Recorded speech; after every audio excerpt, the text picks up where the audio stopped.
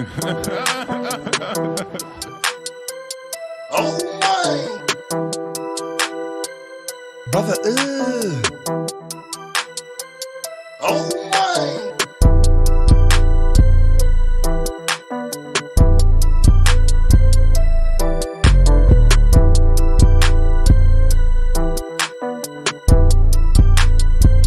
What's that?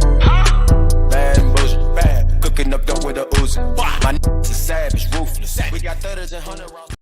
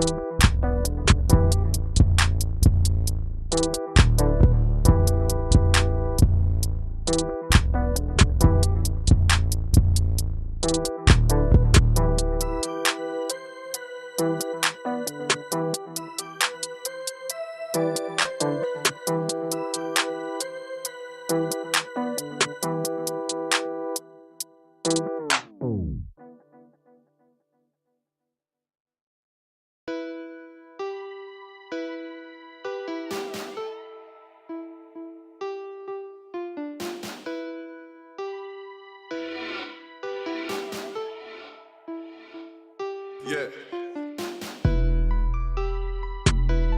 Hey, yeah, royalty kings.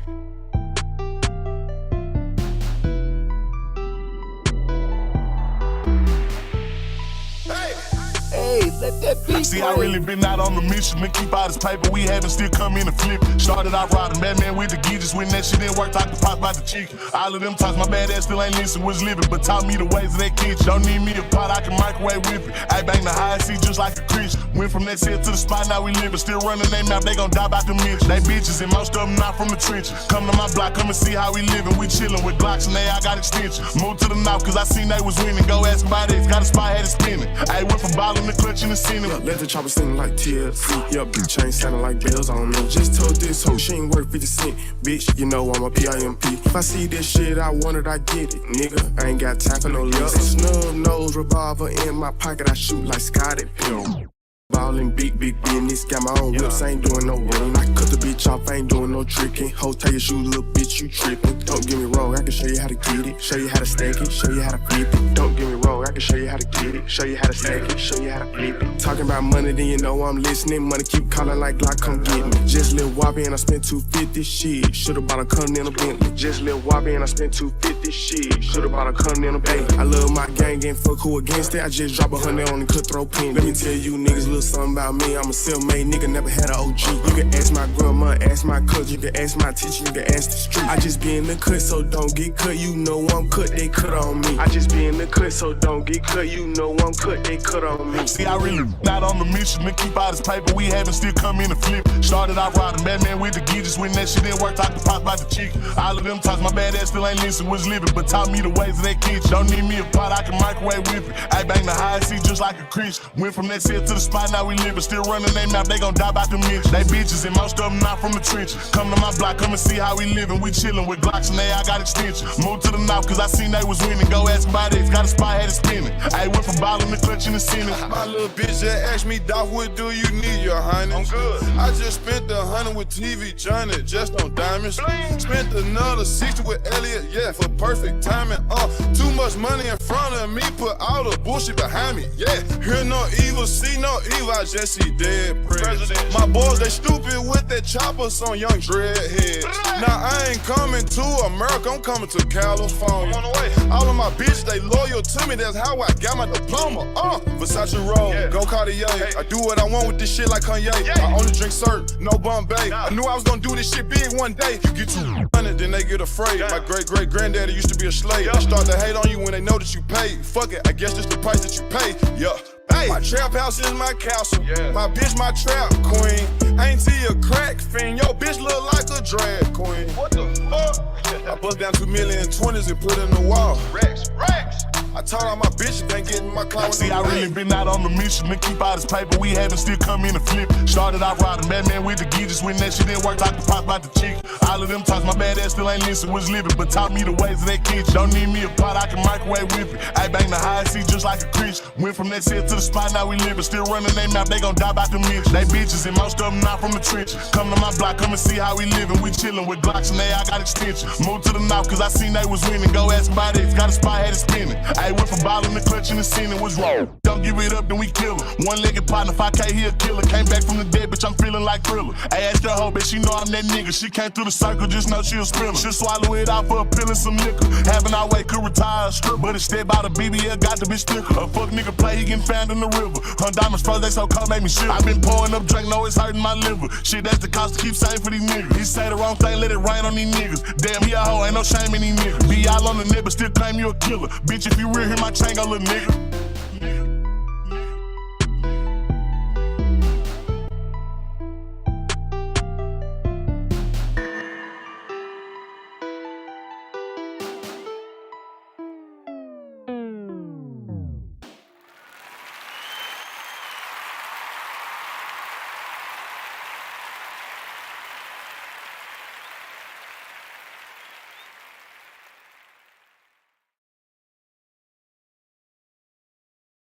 I'm sleepy now.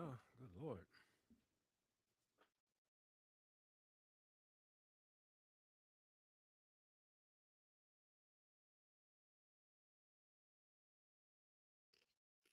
Oops. Let me mute myself.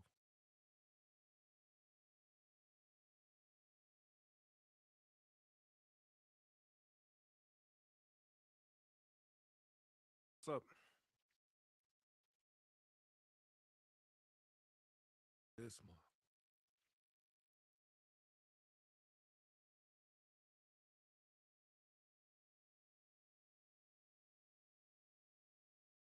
Technical difficulties right out the gate.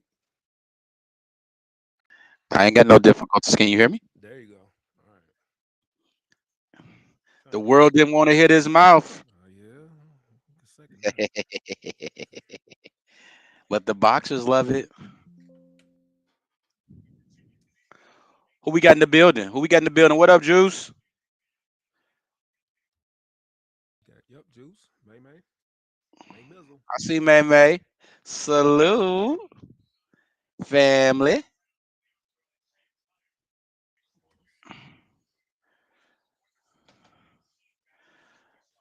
What you doing over there, Mister Mike Check? I'm trying to send this MC Discord link. Productions. I'm trying to send this Discord link, but I don't know what the crap I'm doing. You Let know me what's check my. crazy, man? I can't. I don't have the volume that I normally have.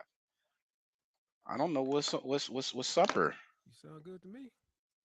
I mean, I always say, bro, but I can't hear me. You mean you're not distorted? Like you I used to can't hear sound? you. You say you can hear me? You sound low. Oh my God. Here we go. That's you. Chat. Can y'all hear me? Put a one on the chat if you can hear me loud and clear, please. Look, they say we can hear you, MC. I'm looking at it right now. It's low.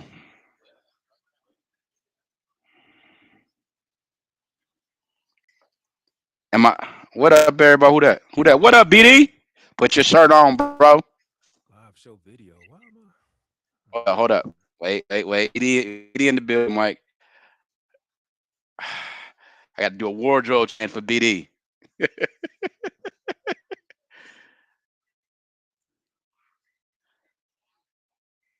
What you doing, MC?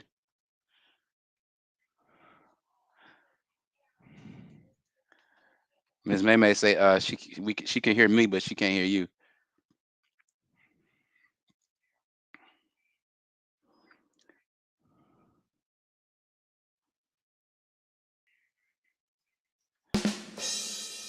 Yeah, that everything else is coming through pretty good, y'all. We apologize for the technical difficulties. BD, wherever you at, put a shirt on, bro. Put a shirt on.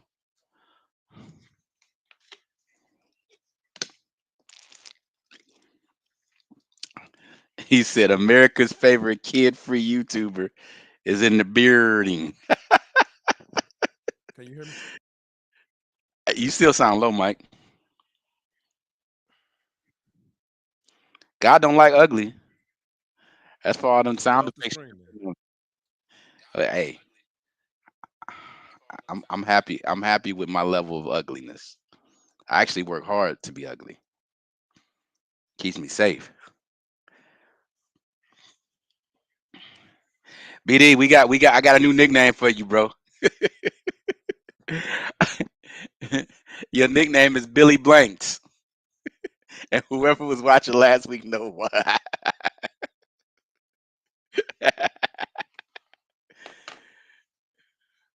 Who else we got up in here? Who else we got up in here? You said he home walking around shirtless.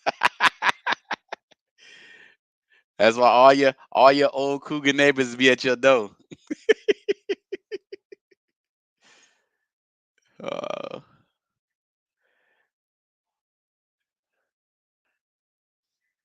you said 0.5.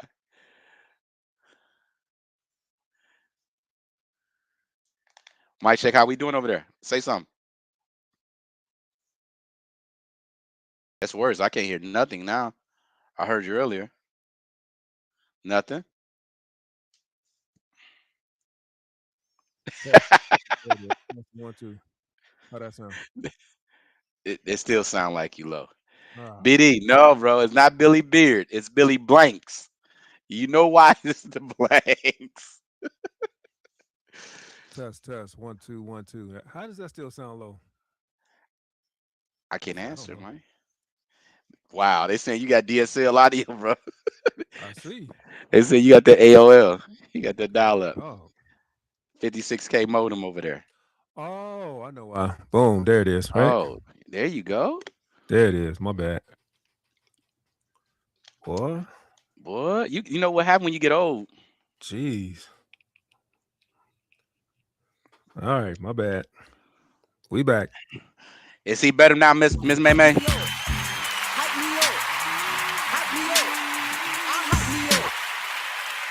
All right. Jeez. Oh, look at Mama say, we can hear you. That's my baby right there. I'm here to tell you right now, we don't care. Let me tell you something. We don't care.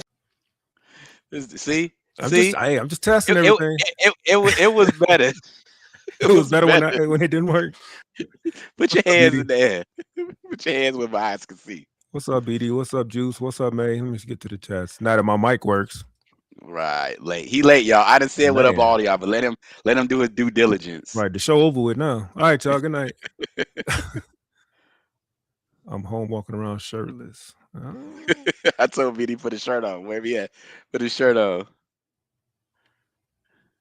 All right. Good Lord. That was Hey, embarrassing. listen. When you apply for your Social Security, you can use this tape as evidence that you need it. I know You that's know how right. hard it is to get your check right. Oh, that's right. I gotta change my name. What's up with that live show video? To see when you go live, crazy stuff happens. God don't like you. You need help? You need me to help you? There you go. Oops, I ain't even mean to do that. I was trying to change it. Yeah, you did. No, I was trying to. Hold on, man. I was trying to change your thing. There you go. Tell the people who you are. What's up, YouTube? I am Mike Check of Mike Check Productions, and that's Productions with a Z. I'm your favorite ballhead beat maker. I'm also your favorite beat maker's favorite ballhead beat maker in the building. Hype me up. Hype me up. Hype me up. Hype me up. Yes, sir. Yes, sir. That's him. That's him. Hey, you know what? I want you to try that again. I got to critique. I want you to try your intro, but I want you to emphasize the your. Okay. Let the people know whose beat maker you are. I think that'll help. Little energy. And action. What's up, YouTube?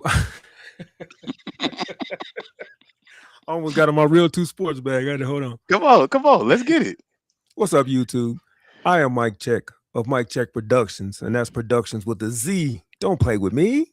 Don't play with him. I am your favorite ballhead beat maker, and not only am I that, I am your favorite beat maker's favorite ballhead beat maker in the building. Give him some love. Hype me up. Hype me up. I hype me up. That better? God, Absolutely. Lord. I love that. I love that. See, that's a turn up. That give me energy. You see what I mean? Well, turn You up feel- then. Let's go. Turn up then. You know what? I'm simply Ken, and I'm here with my favorite ball head beat maker. My favorite. That's who I am. And in addition to bringing him, I got my mantra. If I did it once, I shall do it again. Play my I'm music. sorry. Play my music. Play my music. Hype me up. Hype me up. Hype me up. I hype me up. All right, BD cracking jokes. He says, Mike's background looks like the scene in the movie Boomerang where Eddie Murphy was standing in that dim room playing soft music after Robin Givens fired him. This dude he's a movie buff for real. Too bad he ain't real life buff, but Oh, but at least he's a movie buff. We'll give him that. oh my goodness. Juice, what's going on your channel? Racism train? What's happening? We gonna get into some of that. Do tell, Juice. They're beefing on my channel. What? What And channel? BD, bro, you ain't gotta type that much. You know we can't read that long. Our attention span is short. Next time, give us a summary. He typing dissertations. That's okay. Yeah, all right, Chat GPT in it. What's going on with you? Bruh, In the wonderful world of Ken Dog. man, about to be on that plane. I'm out of here, y'all. I'm headed to New York, man. Yes, sir. Wheels up. Wheels up, wheels up, wheels up, wheels up. So for those of y'all don't know, I have 4 graduates total. 3 graduates this year. My second to oldest daughter graduated last year. Her and then my other 2 daughters graduated this year from Indiana State and Arizona State. And then my youngest daughter graduated from high school and she's going to Grand Canyon University, GCU. So what I am doing is I'm going to be gone for a little bit because I'm taking my youngest daughter. I'm taking her on a graduation trip. We're going to New York. I'm going to be there for the next week or so.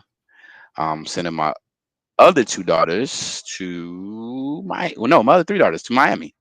Send them to Miami. So normally we do something every Father's Day, but I decided to try to celebrate them all together. So I'm sending them out to Miami the week after me and my youngest daughter get back. But yeah, so what I got going on is getting my butt ready for the Big Apple. About to turn up because the Knicks just did their thing with the NBA Finals. Hey, no promises. I know Mike likes to hold me to my words and let me be real loose. Please. I might broadcast live from the Big Apple. You know what I'm saying? You know what I'm saying, with my Jalen Brunson jersey on. It's the first track when I touch down. But yeah, bro, that's what I got going on. We headed out tomorrow and So you shall got the be Knicks there. in the finals? Yeah, I want the Knicks to win, bro. I mean, I don't like Shea. I really don't. I don't like nothing about him. Oh, so you assuming they're gonna make it? Who? Shay. Well, no. So I was about to break it down. I don't really like Shea. I like the attitude and mentality of the Spurs. I like Stephon Castillo. Wemby is, is Carter Bryant. I took my daughter. We went to. I took him to U of A game. We met him. We actually chilled, chopped it up with him. I'm so proud of what he's doing. Mm-hmm. So I kind of like the Spurs, right? But I like Jalen Brunson, man. He's a player of small stature, right? So I'm partial to that because he playing in a big Because you're man's game. small. So Right. Gotcha. I was waiting for somebody to say I that. mean, hey. So you up 1-0 right now. Yeah. You up 1-0. Uh-huh. But yeah, bro. I'm rocking with. I would like to see him win, and this would be the first time since Isaiah Thomas that like a small guard has led their team to the championship. So I would love to see that, bro. Mm. Well, I'm going for whoever coming out the West because, like I told you, that's the NBA Finals over there. That series is going on right now. What's the score? Because they playing right now. 46-52. So you going for? Whoever coming out the West, that's what I'm going for. I know you're not a betting man. No. Howsoever, we can have a friendly wager, right? That's not outside of the book as long as it ain't no crazy terms, right? Speaking of Knicks, Ken kind of looks like OG. You can pronounce that. I can't. Ananobi. Oh, There that's you go. funny. That's funny. I would say you like Patrick Ewing, but that'd be a compliment.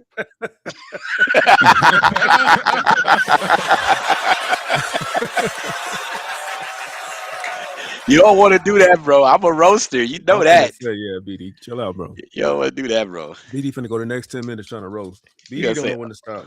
OG Ananobi. Oh yeah. That's my dog, though. That's my dog. BD, my dog. Shirt on or shirt off. That's my dog. Mm. Just don't use none of his washcloths.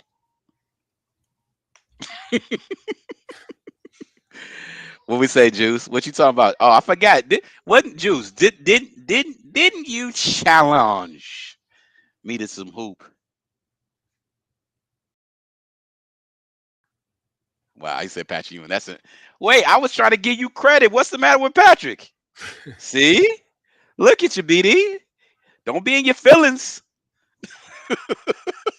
Somebody walked up to you like, dang, bro, you look just like Patrick Ewing.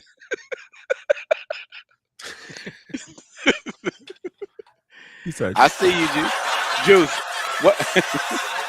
what part of the country you in, Juice? And if we got anybody in the chat that's gonna be in the NY area, I think she let said me know, Kansas City, KC. I think she said.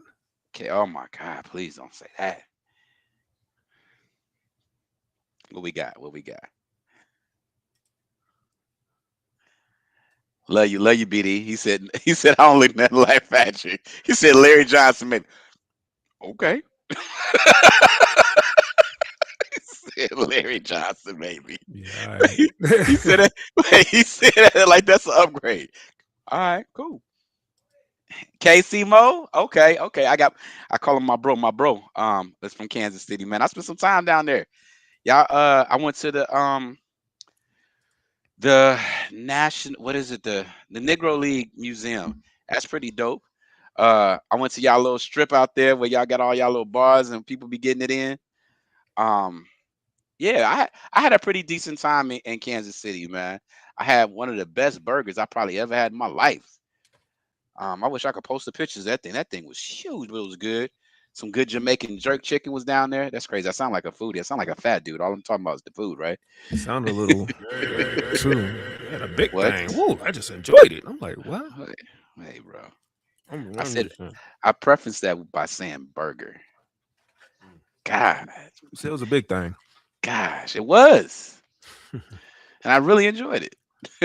Speaking of big thing, What we got? you sent me a video I thought was very hilarious. Oh my goodness. OMG. So okay, y'all. Let me preface that because that's funny up, that you Mo? said that. What up, Mo? Mo in the building. Hey, nah. You know what? Delete her, Mo. No. Stop it. Cut.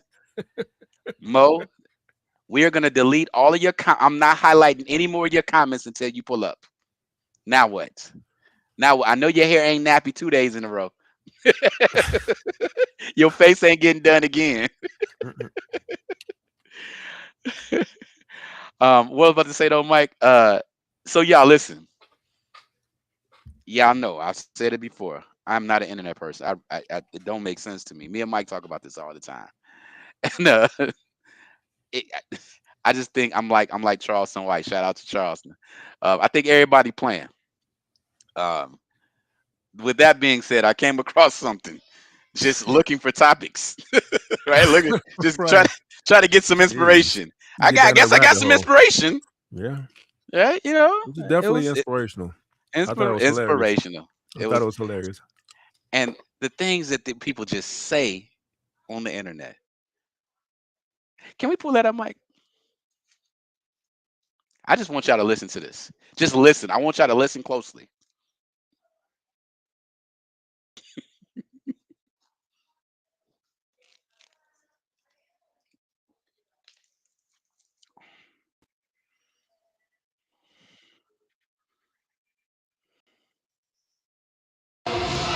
Ladies and gentlemen, change your mind, you change your life. Change your thoughts, change your life. Your thoughts live where? Within your mind. You don't go and just say, I'm changing the body. You change the mind, and it'll automatically change the body. You change the way you think about the body. You change the way the things of how thinking of how you putting things together for the inner work, and then the body will change. You change what's in here first, and then everything around you begin to change. Don't look to change things outside of you. Change things within you. You change you, and everything around you will begin to change because you first began here in the mind. So nice weeks.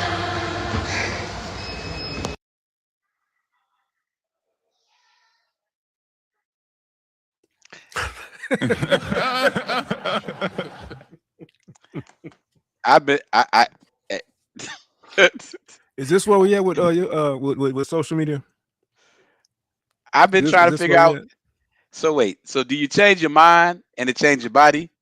You change your body, then it change your mind, I don't know then what it she change your said soul. But you got to change what's in here. How come you don't know what she said, Mike? because I was Could too you busy not hear? laughing. I was Could you not hear or too articulate? busy laughing. The things people do to get online. What was the message? No, seriously, what was the message? I heard a So lot of heavy breathing and change what's on the inside and what's on the outside, and I saw nipples bouncing. That's all I saw. and bro, this like, all right, y'all. I want y'all to please understand this. I think the reason why I enjoy live now more than when I was hesitant was because there's interaction. So that kind of makes sense. It's like a conversation. It's a real conversation. It's like we're bringing people into a conversation. But the reason why I don't like the internet is absolutely exactly that video. What would compel? And I think this lady got to be middle age at least. Definitely. She has some nice grades going on, right? What would compel her to be at the gym, because she looked like she was at a public gym, in that manner, trying to send a BS message?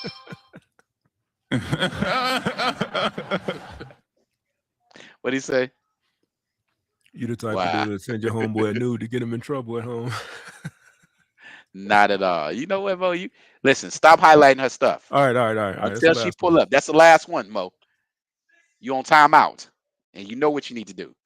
If you go live looking like old girl talking about change your mind, change your mind, we gonna rebuke you in the name.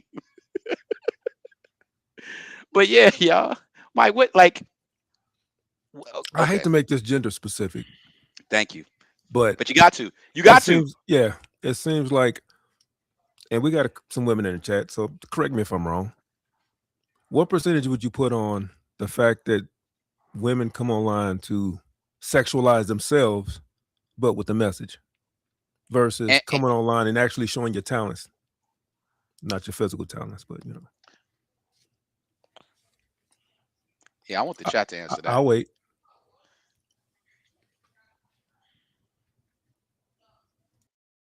What was you about to say? Why they type away? Yeah, while you typing, I like, I don't understand what's the purpose of positioning a camera Yes, what percentage while of you're women? at the gym, right, on a machine, exposing yourself, but trying to send a fake message? What's the purpose for that other than attention?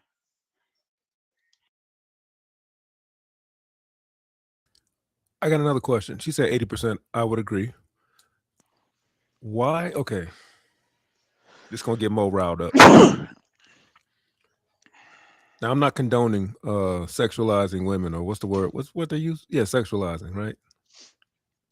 But Why is it that women have such a problem with men sexualizing them, but now the roles are reversed? The women are sexualizing themselves. If it was a problem, why is it not a problem now? Is it because they want agency? I want to be able to do it, not you? Or is it the principal fact of being sexualized? Period. Why is it it's okay if I do it, but it's a problem if you do it? but okay, so watch this. To piggyback off of that, that's a great question. So why is she doing it passive aggressively? Right? The essence of that clip was I'm really showing my titties, but I ain't say I'm showing my titties. Okay, I see what you're saying. They're in your face, Y- y- but pay attention. y- Eyes Yeah, up here now. Yeah. yeah. So this is what ticks me off. For every woman that you know preaches Me Too, preaches respect, preaches all these things, you got 10 of them that operate like this. You see what I'm saying? The internet is filled with that. Attention. But that's what the internet is for, attention. And I think what this lady, Engagement. I, I'm gonna leave that one alone. But I think that what this adult middle-aged woman is doing is probably the most dangerous thing that anybody in that community can do. She's been a poor example. That's a heck of a digital She footprint, ain't it? she yeah, bro, being a poor example, right? She's Her face is out there. So it's an Yeah. embarrassment to her daughters, like anybody in her family I that don't knows know. her. That's bro. Well, let's show lower morals, right? Um, and I think she's playing in the face of women who may have been who are overly sexualized, right? And may have been abused, may have been mistaken, right? Because that visual representation, regardless if we want to acknowledge or not, that visual representation gives someone the impression that there's an invite. You're invited to me. Hey, Chat, let me know if you hear echo. If Ken echoing. Go ahead, Ken. bro, you can't have my. I ain't finna talk about him. That's bad, bro. Just in case the people coming in late don't know what we're talking about, That's crazy. Her daughters and boyfriends gonna want. Are you distracted See, now? come on, man. Let me leave that alone. Th- it- So this is so funny because it's it takes me back. I'm not. Did we have a conversation about the what's her name? Chick that got shot in the foot. Oh, Megan. Meg.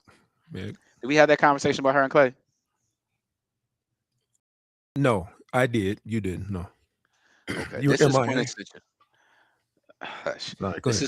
This is quintessential to my position on that. That's what you put out, but you expect to be respected. You expect to have somebody that wants to love, nurture you, and be faithful, and you know what I'm saying? Are you saying that in Clay's position or just period?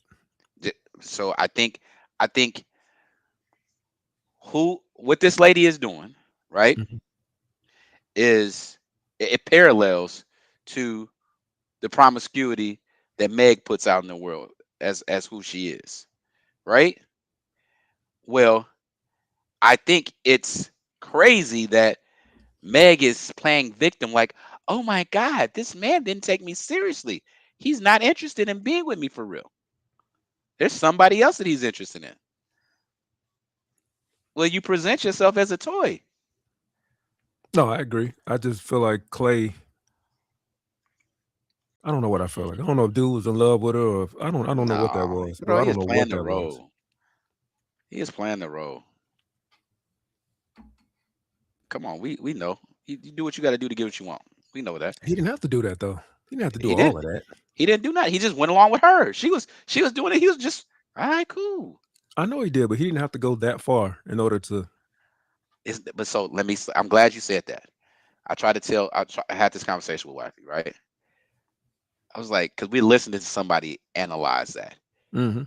He didn't go that far. What we're saying that listen to what I'm saying. What we're saying is that far is based on our situation, our circumstance, and how we're perceiving it.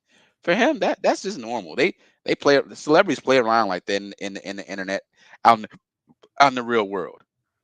Whatever he did didn't prevent him from being Clay Thompson again. I'm not talking about what he did for her financially and buying. I'm not talking No, about I'm none of talking that. about just being in the place and facing the place with her. Mm. You see what I'm saying? Facing the place, being a part of her affectionate tweets and comments and stuff. You know what I'm saying? Being Okay, in the videos. okay. You're describing her as a bust down, basically. She absolutely is. I'm not. I'm Okay, calling her so out. okay. So how many times do you have to mix it up with a bust down before you move on to the next? So 8 months? hold Would you on. spend 8 months with a bust down?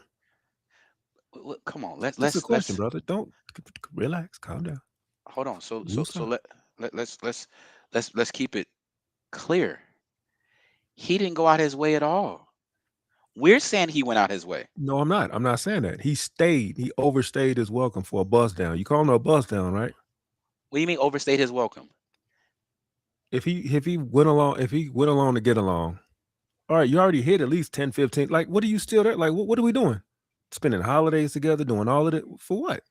If Because she he a bust can. down, if she a Because bust he probably. down, So hold on. So again, what we look at as a BD, as a bust down, right, is based on the means, based on the situation, based on the circumstances. It wasn't nothing for him to chill with a holiday photo. He didn't lose nothing on the other side. You feel what I'm saying? Like, okay, yeah, so yeah. when we talk about in the streets, let's talk about in the streets. When you deal with a bust down, right? He lost You credibility until he well cheated on her. to who? To every man that was worth his salt. To okay, so again, let's back up.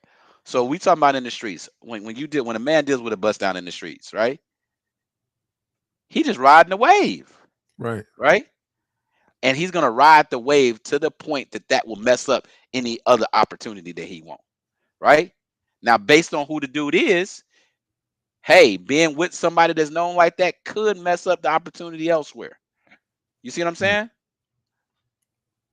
But if Maybe not, maybe I'm projecting. I think I'm projecting right now. yeah, you There's may, no bro, way. 8 months? No. 8 bro, minutes. bro. Listen, I've played around with somebody. Let me shut up. I don't step on no toes, but I can understand being in this situation and it ain't affecting nothing else that's going on. See, when you stay and play too long, that's how you wind up having a baby mama. He didn't. Clay, I Clay. didn't say he did. I'm just saying, Oh, when you stay and play too long, you wind up having a baby mama. I ain't gonna say that. BD ain't got none.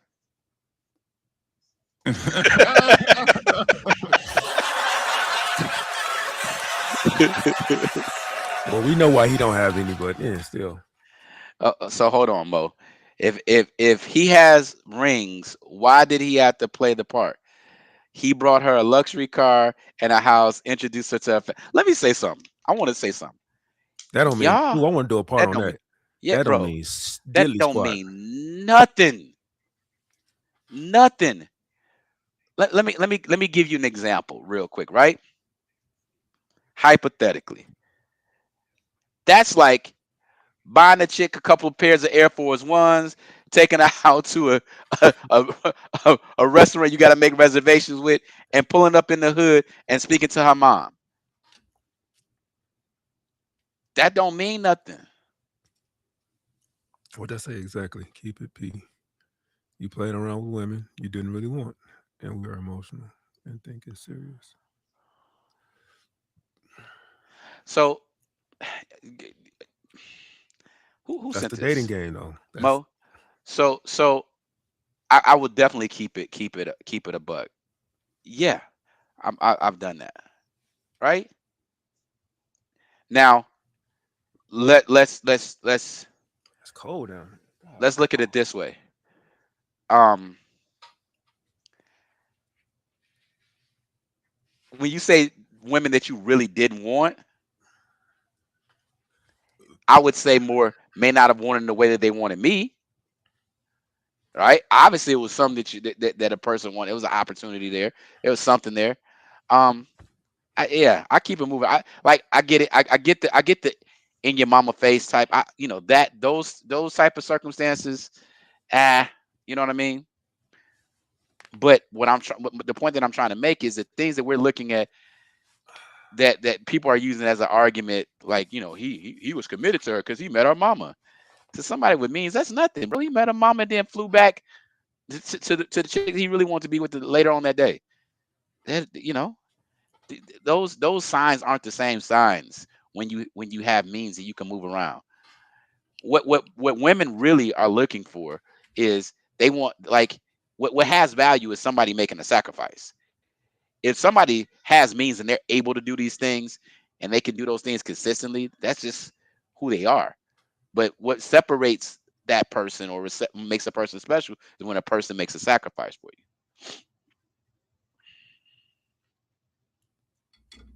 No, she wasn't a public wave for him.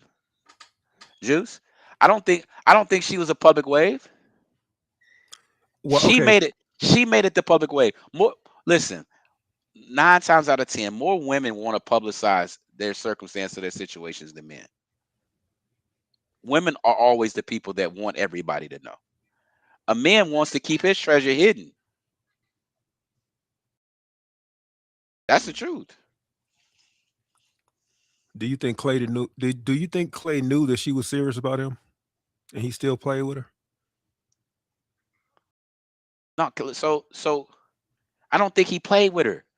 I think they had a mutual interest, but I think in the back of her mind, she thought that she was winning. She thought that Clay was the good guy. Bro, she been with everybody except for me and you. What value did she really got? I'm And not. I could I'm confirm not those disputing two. any of that. I'm just I saying. could confirm those two. Right.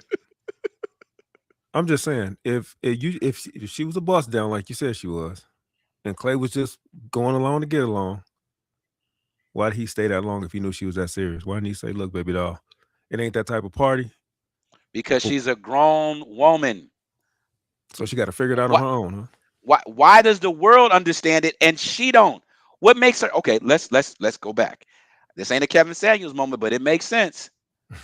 What makes her think in her brain that she had enough value that he wouldn't want anybody else ever?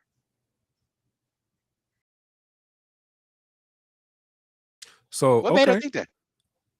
What So made her so think that she was more valuable than every other woman out I'm here? playing devil's advocate, obviously, because I agree. So you're saying that she's supposed to just assume every man that she comes in contact with from here to the time she departs Earth is she just a plaything? No, She's supposed to assume that going in, like, no. all right, this ain't So serious. so based on who she is and where she's at in her life and her career, Mhm. her best bet is to go get her somebody who working at the mill, an electrician, There you go. somebody that move themselves up. There you go. Why you taking shots? You always taking shots at the mill. I'm just You because I'm projecting. trying to get some of the people that can relate to. You know what You I'm saying? projecting. Ken, you're projecting. No, I'm not. Who you know No, I'm work not. at the mill? My brother worked. Oh, you talking about that gate? Boy, sweet booty, sweet. She can have him. She probably have a good chance with him. But yeah, but my point is, she killed herself for a real celebrity man that she want. No, what man will options and high net worth? I guess he's a 1%er, right? When you like, where does she think? Who does she? And she ain't Beyonce, bro. she she I ain't know. she ain't top tier. She ain't even top tier at that level. Hey, beauty is subjective. No, relax. It's subjective, but what I'm saying is universally. We talked about that before, right? I agree. I actually agree with you, but I'm Yeah. just saying somebody might look at it like she all of that. That's all I'm saying. All right, bro. You just said it. You ain't never turned a 304 into a housewife. I'm with you, Mo. You asked another question that was pretty interesting, Mo. I want to address that. I'm gonna go back. Hold on one second. I'm gonna put this on screen. She says, why do men do things when they know that a woman thinks it's serious? So, all right, Mo. I think that's a you may be projecting on that because I think what happens is this. Um, I think sometimes when we, and I say we because it could go both ways. When you get into a relationship, sometimes your internal expectations are unrealistic. Like honestly, and once reality shows, everybody seems like they let down. You know what I'm saying? You talking to me When or when Mo? I, well, I'm kind of answering the question of Mo, but I'm utilizing you as an example. So Oh, okay. I think that Megan was in it. In the back of her mind, she knew she got a crazy body count. She thought that, oh, okay, I'm with Clay. I got Clay now. And again, Clay is the boy next door look. I He was just don't getting ready to say. look. He's not. He doesn't have the same. He have mixed too. He a mixed breed, so he doesn't have the same um background as most of the other people that then ran through her, right? So she figured that he was a safe zone, Yeah, that's why right? she hurt. So Yeah. she felt like she was winning. You know what I'm saying? Whereas, and I use this example, if she would have dated Chris Brown, she wouldn't have had no expectations for that. Chris probably done smashed already, but you see what I'm saying? So Oh, she you thought, said she had expectations because he was the Russell Wilson. yeah, Oh, Russell okay, okay. Wilson-ish, yeah. Yeah, that's And why she hurt because and that's yeah, why she like, that "Well, back I that I got done backfired. by Clay. Right, Oh right. my Yeah. God. That bro, think about this. You think ain't nobody else that she messed with and cheated on? Come on, bro. Come on, bro. She lied to the world about smashing Tory. Remember that? Yeah. Oh yeah. And Until she then had the to go on baby, that witness stand. I was like, uh-oh. yeah, yeah. She lied to Gail. Remember she was talking to Gail? She was like, it's a me and Tori are good friends. She could, bro. How you there? Then the baby was like, yeah, I smashed. Why we lying here? It wasn't even all that anyway. So hold on, Mo. I would listen. Let me explain something to you. Not a poom poom chaser, baby. Not a poom poom chaser. So even if I was there, I wouldn't be speaking on it. Ain't nothing worth speaking about. Just keep it a buck. How do we get to Um. Meg? How do we get here? So we got okay. So let's unpack that. So we got to Meg because I think that what's happening in this situation with the I'm about to say young lady, but older lady Oh yeah. that's throwing herself out here on the internet. If you want to put her back on the screen, you can feel free, Mike. All right. Um, Don't mind if I do. I feel like let's analyze. I want to analyze just this in this picture. This lady looks like she's in her mid 50s, late 40s, mid 50s, in that area, right? So let's run the scenarios. Let's say she's married. I If don't know she's about that married, hold on. Let's run the scenarios. one. All right. If she's married right now, this is a horrible, horrible circumstance for any husband. She's a horrible wife if this is what she's projecting. If she's a mother, We don't know if she is or she isn't. Horrible. Horrible. Can you imagine showing up to 10th grade? I don't know what class it would be Bro, in. And somebody got a picture of your mom's with her nips. bro, I couldn't imagine if I was doing a podcast and this was my mom somewhere right now. That is true. You pull up Imagine. on somebody's podcast and see your mom's on see your mom's on the screen like, Yeah, oh. yeah. So hold on. So let's talk about this, right? So who this woman represents are women 45 and up, right? That's what she's representing, whether she likes it or not. Now, let's go back. If she's single, what is this inviting? Doctors, lawyers, neurosurgeons. Not at all. Not at all. Not at all. Right? If she's dating, who would take this seriously?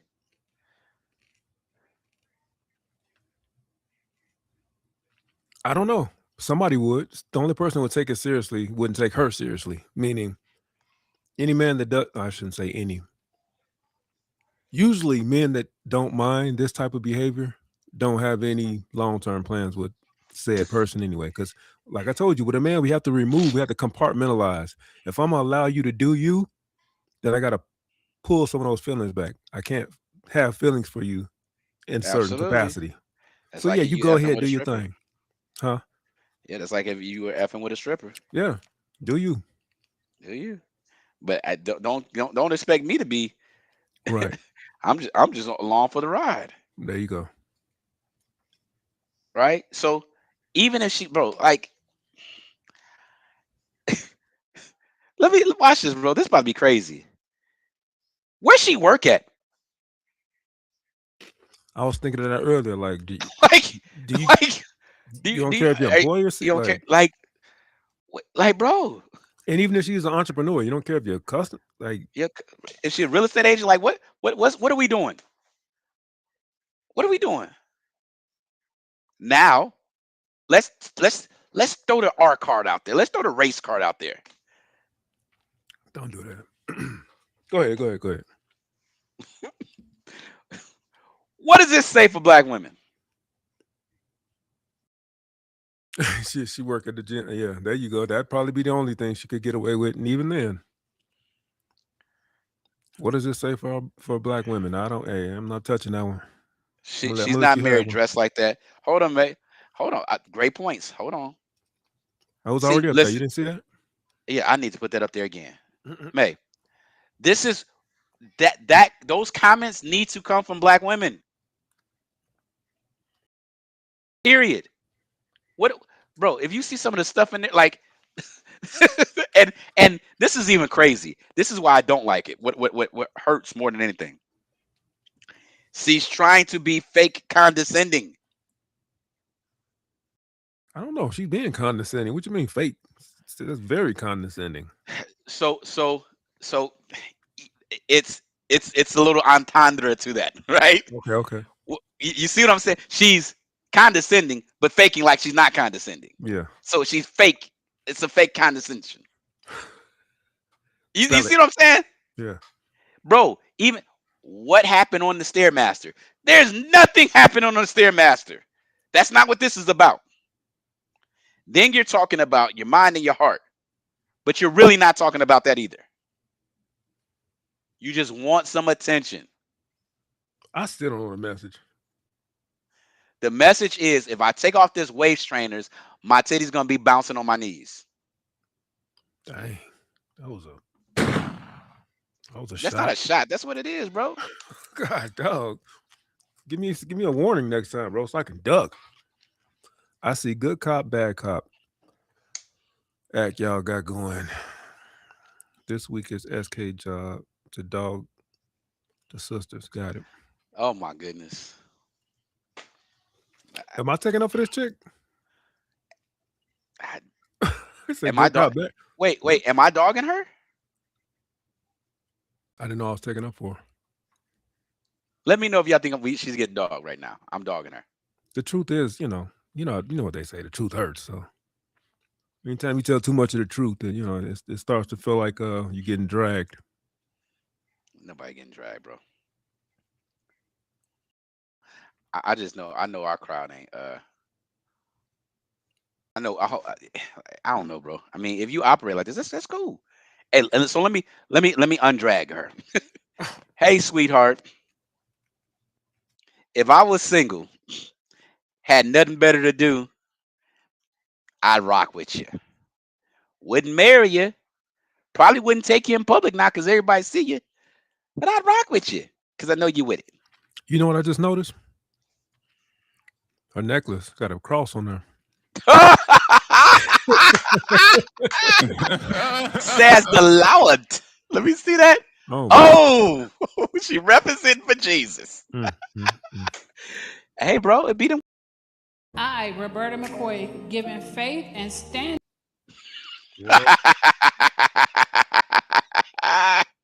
But what I was gonna say is, what if she's just one of those women that ain't looking for a man? She's finding her life. You know what I'm saying? She's doing this for content. She gonna let them things bounce. She ain't got no kids, right? She don't care what her job thinks. She's just out there. I mean, not out there, but just free with it. No, she's out there. There's no she's out there now. There's no judgment, right? And I say that's cool. There's nothing wrong with it. You can't shame her for you can't shame her for her husband. You can't shame her for her kids. You can't shame her for her job. That's why I put all the applicable scenarios, right? All I'm saying is you good. Don't expect to be taken seriously when it comes to dating, relationship, even companionship. She a lesbian. How about that? Hey. What if she a lesbian? We don't know. I don't know. You think Dykes would like that girl to be like that? I don't know. I mean, they do. They do like to put their hands on each other, but I don't know. I'm trying to throw some bail. Since Mo said we playing good cop, bad cop, I figure I play the role then. Play the role. And action. And action. Figure out jump in character. Let me ask the chat. Would any of y'all, ladies, would any of y'all post anything like this? Brawlers on the Stairmaster? Sending a sideways message? Is this fly? Like, again, I'm internet age. I don't know. I don't know what's hot. What say you, Mo? Mo, go live. She said, "You mad? You the good cop." Hold up. I caught that one, Mo. But on this one, I'll be the bad cop. Mike want to be the bad cop too, huh? That's what you saying? Hey, look at man. No, thank you. Thank you. Mo, you said you have before. Whoa. No, so elaborate. Because I don't want to assume. Can we highlight that? I want to talk to us, Mo. What are you talking about? I think that let me say this too, bro. Ladies, if you're in the chat, if you had a friend that just they operate in their life like this, do you still associate with them? Do you talk to them? Mo, stop lying. It was some truth in that. It was some truth in that. It was some truth in that. Look. I was gonna say, send her the link. Tell her to pull up. Right. If she pull up on a Stairmaster bouncing like that, we gonna have a conversation. We're gonna bring it to the front of the congregation. She capping. She said, "Oh yeah, you already know." Especially Derek, right, Mo? I don't know who Derek is. I'm sorry. That's an inside joke. She know who I'm talking about. Is it inside her joke or I'm sorry? I'm sorry. I don't know anything. I'm just an innocent bystander. These are not my shots. She said so. And Mo, you made it. This is a good point. Let me put this out here, Mike. This is a good point. So you would definitely get more views if I did it, though. I know that for a fact. So that's why I don't mess with the internet. Because everybody playing. Because the only reason why she did that is for more views. Right? There's no value in it. That's bro. I wish this thing was regulated. Because I know the origin of the internet had purpose. I know it absolutely did. I know the origin of social media had purpose, but this is what it's become, y'all. Like when I All look right, at this, bro. let's get this Bob off the screen. Thank you. When I look at that, bro, I start thinking like, dang, she laid the outfit out. She had to figure out the. She probably at the gym, at a 24-hour gym, at like 3 in the morning. Like she had to set the phone up right, and think about how many takes she probably had to take to get it right. That's crazy, bro. I'm sure she turned the camera on first, and then was bouncing to see if it was Yeah, bouncing right. yeah, yeah. Okay, perfect, perfect. Look, made sure they was hard too, Ugh, because yeah, that ain't always the case, that's a good point. bro. Can you This imagine being in the gym? You look over, you see somebody doing this. so I say this. What does that say for women that have been SA'd in the gym? SH'd, harassed. You see what I'm saying? I'm gonna let you have that one. I'm gonna let What that does one that die a say? natural death.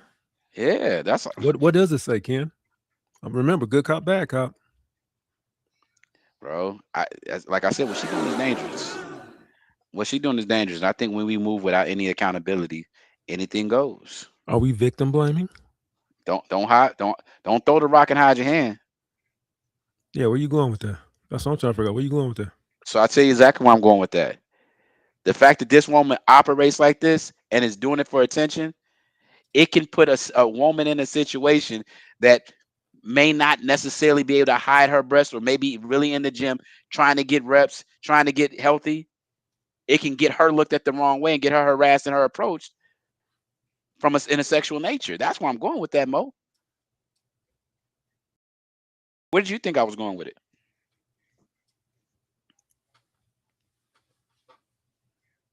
I didn't know where you was going with it. That's why I didn't touch it. I'm like, I don't know where your I, brain is.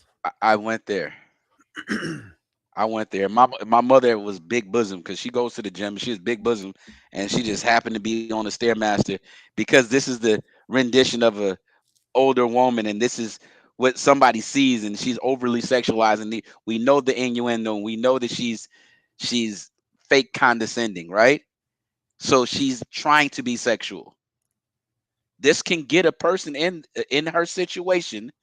This can get her looked at the wrong way. Like, bro, I'll be honest. Even with older people, this internet is weird. So these things are trends, right? So somebody that's looking for some action can see this and think, oh, this is what they doing in the gym. Let me go get me one. Bro, I'm just keeping it. So what in that video that we saw her bounce on the treadmill? What in that video let you know that she was down for whatever?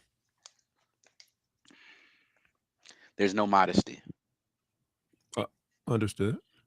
She positioned her breast. She put a waist trainer on so that her breast can fall. I don't know about that one, bro. I think you're stretching with that one. I I'm don't think stretching away. that's a green light for somebody to just do whatever just because she acting stupid on the camera. Well, no. Okay, so let me back up. So I guess I heard your question incorrectly. I'm thinking you're talking about what messages it's sending, but what I'm saying is the sexual undertones can be misconstrued as an invitation. Okay, how does that apply to another person that's just well-meaning, then they just trying to get their steps in on a treadmill? How does that translate to them now being a target because you got one person that's being overly sexual? Because this is an interesting thing. What we do impacts our community, impacts others. That's why it's very important that we be socially responsible. Because people Yeah, can, I agree. For her yeah, personally, but I don't know that one person's action should, it shouldn't, cast but a it spell on does. every. Oh wow, okay. It shouldn't, but it does. So let me ask you a question. When you go into a strip club, you see very minimally clothed women. And what happens in a strip club is that's an opportunity to sexualize women. So when a person sees someone that operates outside of a strip club, like they tend to operate with, like that, as women typically do inside a strip club, it can send a mixed message.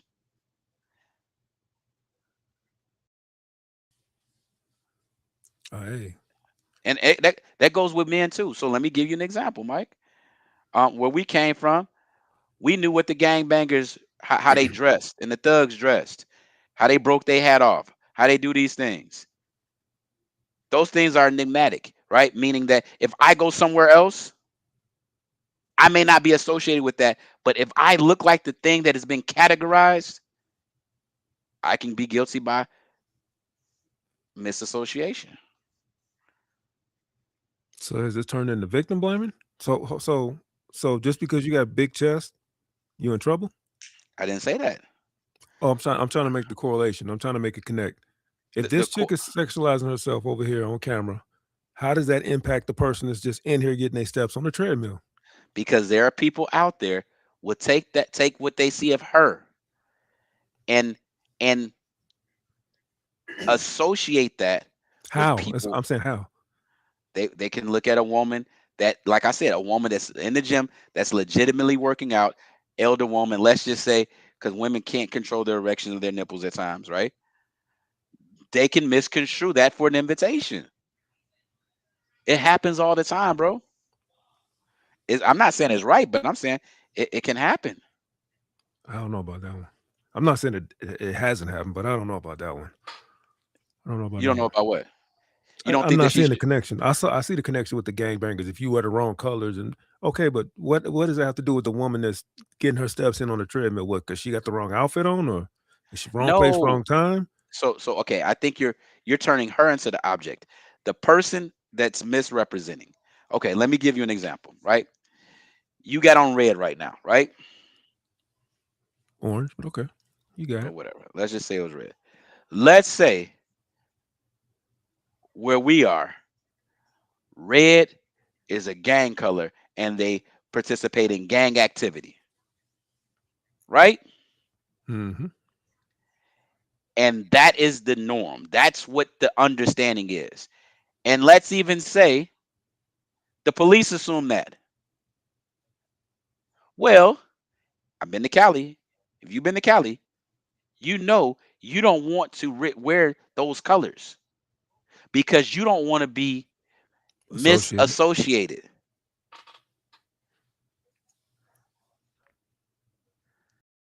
Does that make sense? That makes sense. I'm trying to see the woman on the treadmill make sense. And How is she mischaracterizing herself to be caught up in the shenanigans? no. So what I'm saying is, I'm okay. So I'm not talking about the innocent person on the treadmill. But that's I'm what not I'm saying talking she's an about. issue. But Yeah. I know you're not. I So know it's you're not not her saying she's the problem. issue. It's not her problem. But because they're I'm telling you that the person that we're talking about on this treadmill, this chick that died on the treadmill, is dangerous. That hey, no argument there. I'm just saying, how is the innocent bystander now a victim because of her actions?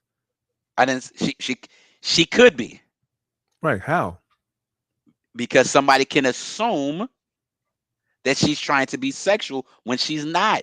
It can cause her to get approached, just as if you're wearing red, Nah. bro. Hey, Go to Cali. Go to Cali and wear red. hey. You see the Somebody, banner? Do you see the banner? Agree we could. to disagree. We beating That's a dead fine. horse. You got it, brother. That's fine. I don't. I'm not seeing the connection. I see your example, your connection to one example, but I'm not. I can't link it to the I innocent tell you bystander. this: if you go to LA right now and you wearing red I, and you're in the blue area and you have no idea what the gang territory or the gang culture is, and you get approached aggressively, it has nothing to do with you or who you are. It has everything to do for the goofballs that been shooting up people that wear red. Same scenario, bro. come on, how you just gonna end it like that? Same scenario. It's the You same. It's the same. articulated that side of the argument, but then when it's kind of connected, it's the same scenario. No, I connected it. I said it's the same situation. An innocent Right. person who has no gang affiliation who goes to Bro, California stop it. Stop with it. bright red Stop on. talking about gangs. Stop it. I got that. It's the Stop it. truth. So I'm just saying, You're titty not gang. articulating It's the the gym. TGs. It's the TGs. He The said the titty horse gangster dead, bro. disciples. TGD. CDT. All right. My man sent me another video. He wanted to get off into the politics. It's not politics. I mean, politicians. Go for it. Politicians. Thank you, All Mo. right. At least y'all get it though. Don't walk around. Don't be on the treadmill with your titties out. Right, because then the Simple. next chick gonna pay for the sins of this bop. Absolutely. And wonder why the old lady's getting hit on at the LA Fitness. All right, It's your mute up, fault. mute up, mute up, mute up. Go ahead.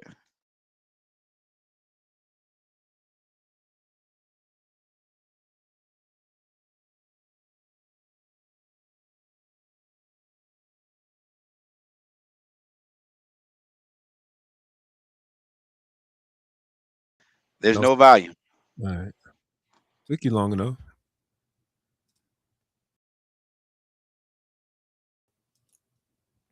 You supposed to be the Scottie Pippen, man. Come on, man. You got to be a little quicker than that, my man. I was distracted by the nips. I'm sorry. Nipsey Hussle.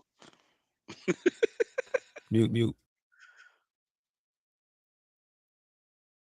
LA, I can't say it's New York. I can't say that. Chicago, which has basically the strictest gun laws in the United States.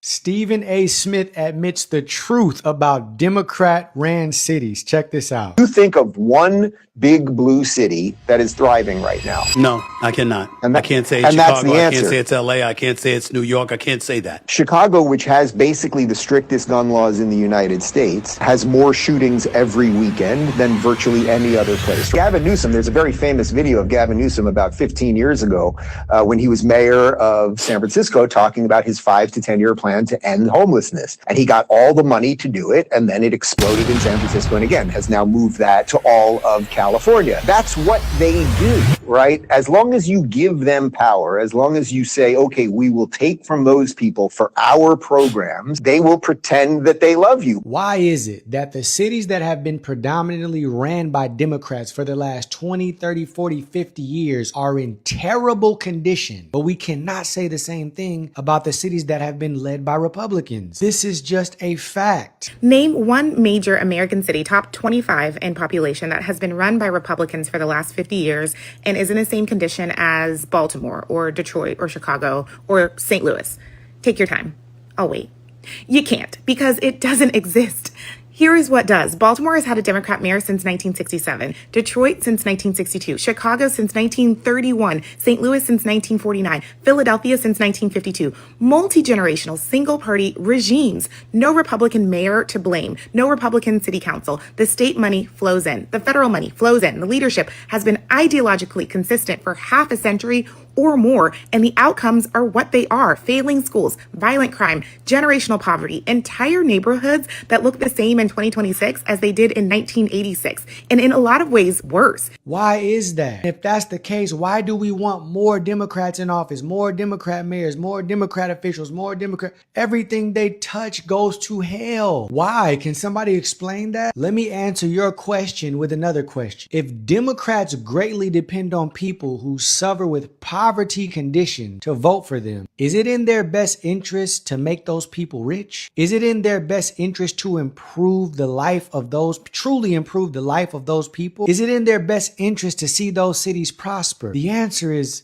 no. So why would they? Why do you think the black community, a large part of it, has been suffering for years and years, and it has never gotten better, but it's only getting worse? It's because it's designed to be that way by the party that we've chosen to affiliate ourselves with. And things have been going downhill ever since we realigned from the Republican Party to the Democratic Party. I talk about this in detail in my book, how the Democrats won the blacks from physical to mental slavery. The fact that it was a huge mistake for us to realign to the Democratic Party is clear. If you want the true history that you were not taught in school, my book is available now for order on Amazon. You can find the link in my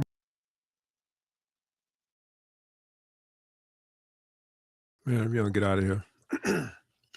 No free promo. That's what happened when you got a good producer. What are your thoughts, bro?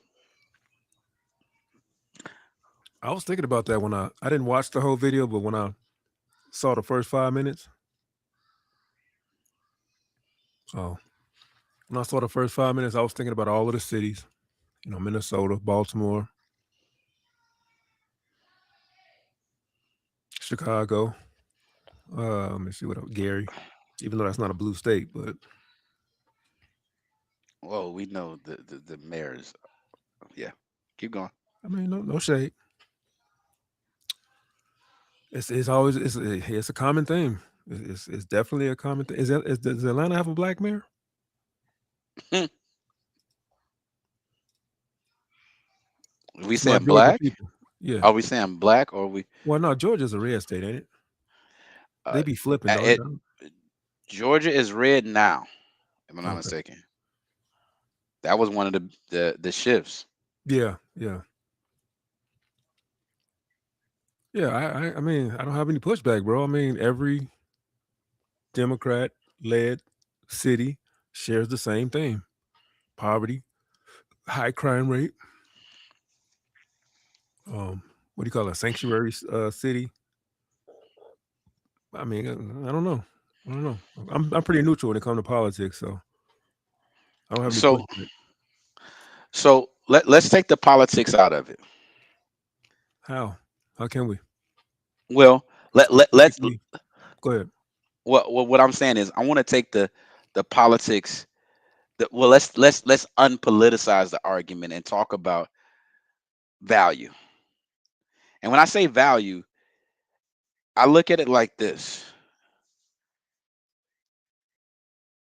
The reason why it's like that and it stays like that is because people who vote Democrat typically don't really care about the ballot. That's the easiest vote to get.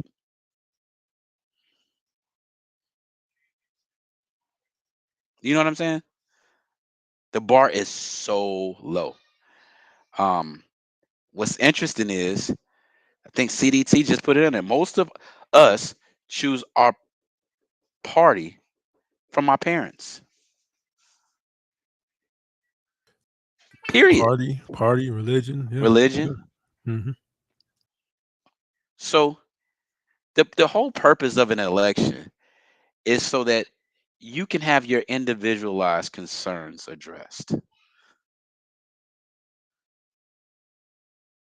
If you just keep voting because that's what you're supposed to do, it's what my mama did, and you keep voting and we vote straight ballot, we don't really address the issues. This is what happens. And again, being in the capitalistic society, the Democratic Party capitalizes on the ignorance of the Democratic voters. I think the Democratic voters are waiting for a Democratic savior. But with that's never coming. But yeah, they think the Democrats are the savior. Right, they're waiting for somebody to for one of them to save them. Yeah. That's Well, why they vote blue no matter who. No matter who. No matter who. No matter what. Let me say what capitalism does. It creates the problem so it can be the solution. Think about that. If they fixed it, what are they going to campaign about next year? Next election. Yeah. But wouldn't be handouts. Yeah. I don't know. Bro, all you have to do to secure a Democratic vote is say we're gonna put more money in the schools, we're gonna get some additional unemployment, we're gonna give $200 more in food stamps. It's sad. I'm gonna take your word And for it. and Chat, is he lying, and chat? and we gonna march for the violence. I'm gonna give safer schools, safer, but there's never really a plan for that.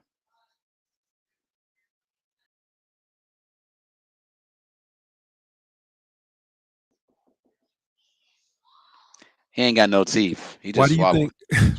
Why do you think Democratic-led cities share the same theme as far as violence? Truthful? Mhm. Because violence is commerce. Ooh, big business, huh? Ooh, Big business. privatized it. Ooh, talk about it. Big business. I told you what I tell you my next investment is gonna be. Privatized prisons. Yeah. I'm God, in it. dog. I'm in it. Like if you were a businessman, right? I would invest in prisons, especially in those communities. So what's Period. what's big business in white communities then? If capitalistic big business is privatized prison and prison to pipe, or school to prison pipeline. Okay, so what's the white people's plight? So hold on, bro, and don't make it about color. I'm That's I'm not making it about color. Just answer the question. white people go to jail too. If we talk like That's I not don't the want to common make it theme, color. though. That's not the I common don't. theme. It's well, more white people go to jail than black people. We know that. That's not But the common theme in Republican-led cities. So what's their downfall? That's all I'm asking. I'm not making a white and black thing. explain. Okay, explain what you mean. Okay, you just said violence is what you say was capitalism. It's capitalized. They capitalize on it. They make money off of it. Hmm? That's a good point. Yeah. All right, so the government has no. Uh, the government's colorblind. Capitalism is colorblind. Hmm. Capitalism takes advantage of everybody. So that's why I'm asking you, what in white communities are they being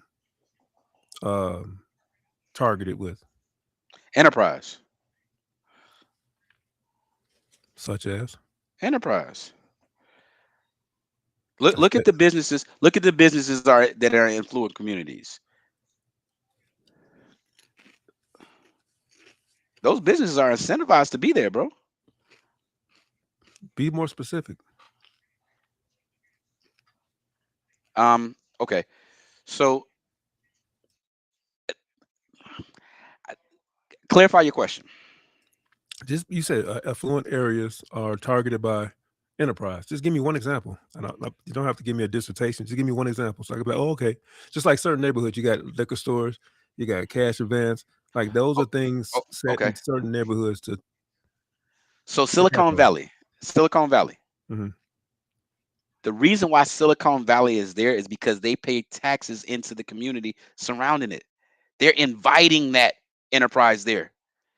So the communities around it thrive because of all that money those businesses are paying in taxes.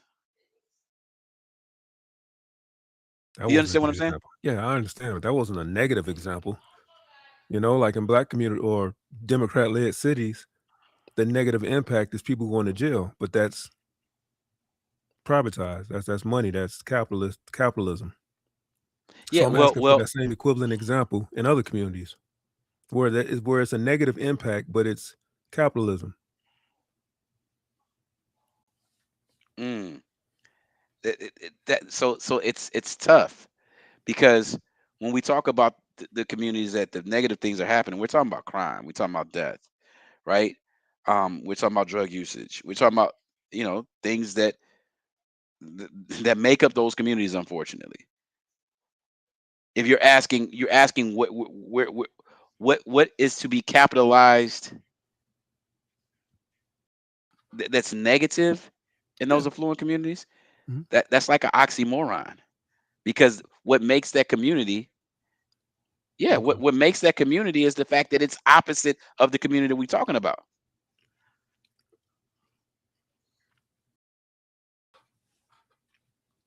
If the crime rates are less, right, in these communities, where's the capitalization? I mean, there's still capitalization, right, That's what I'm off of asking. crime.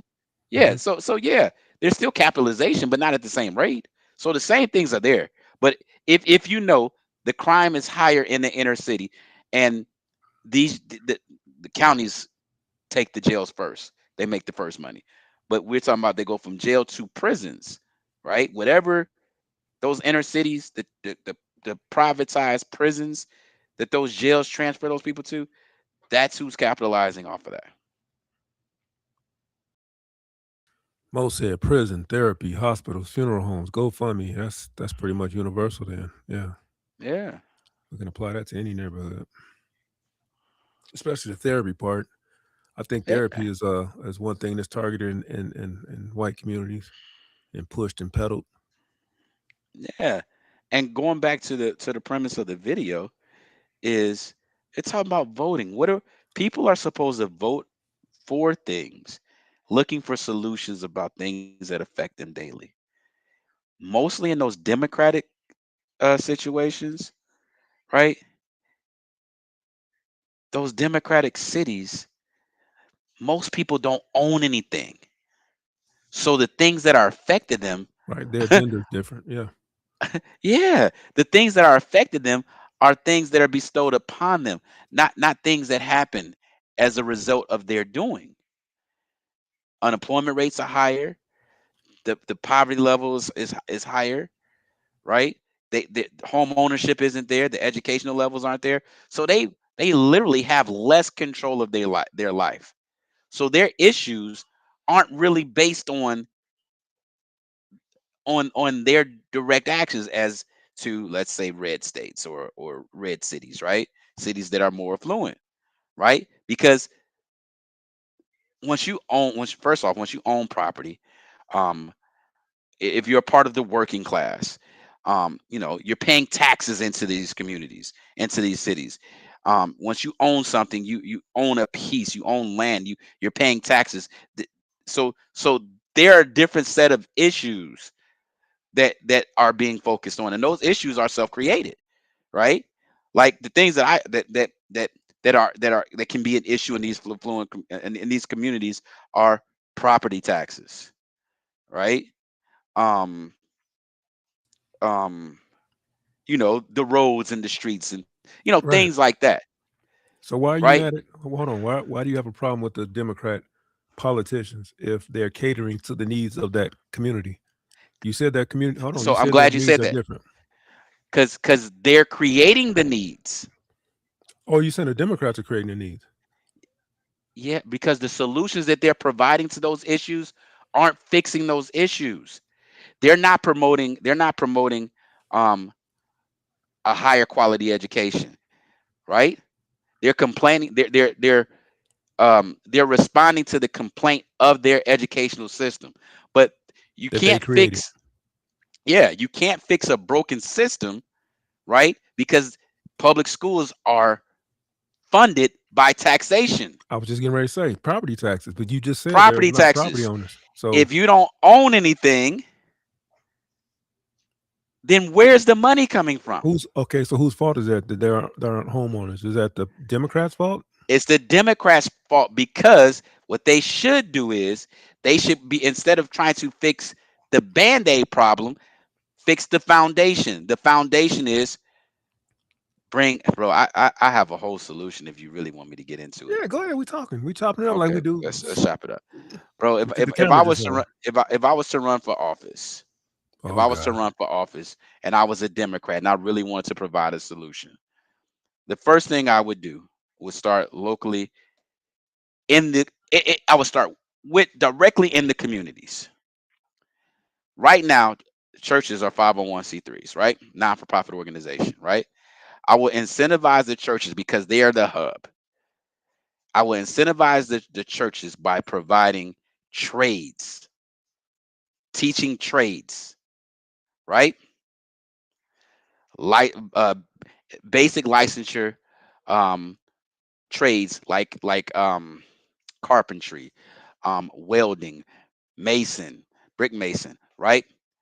I would start there, right? I would change welfare. I would put welfare on tiers, but I would incentivize it based on you finishing a trade, graduating with at least a 2-year degree, right? You have to stay in high school, you have to finish high school.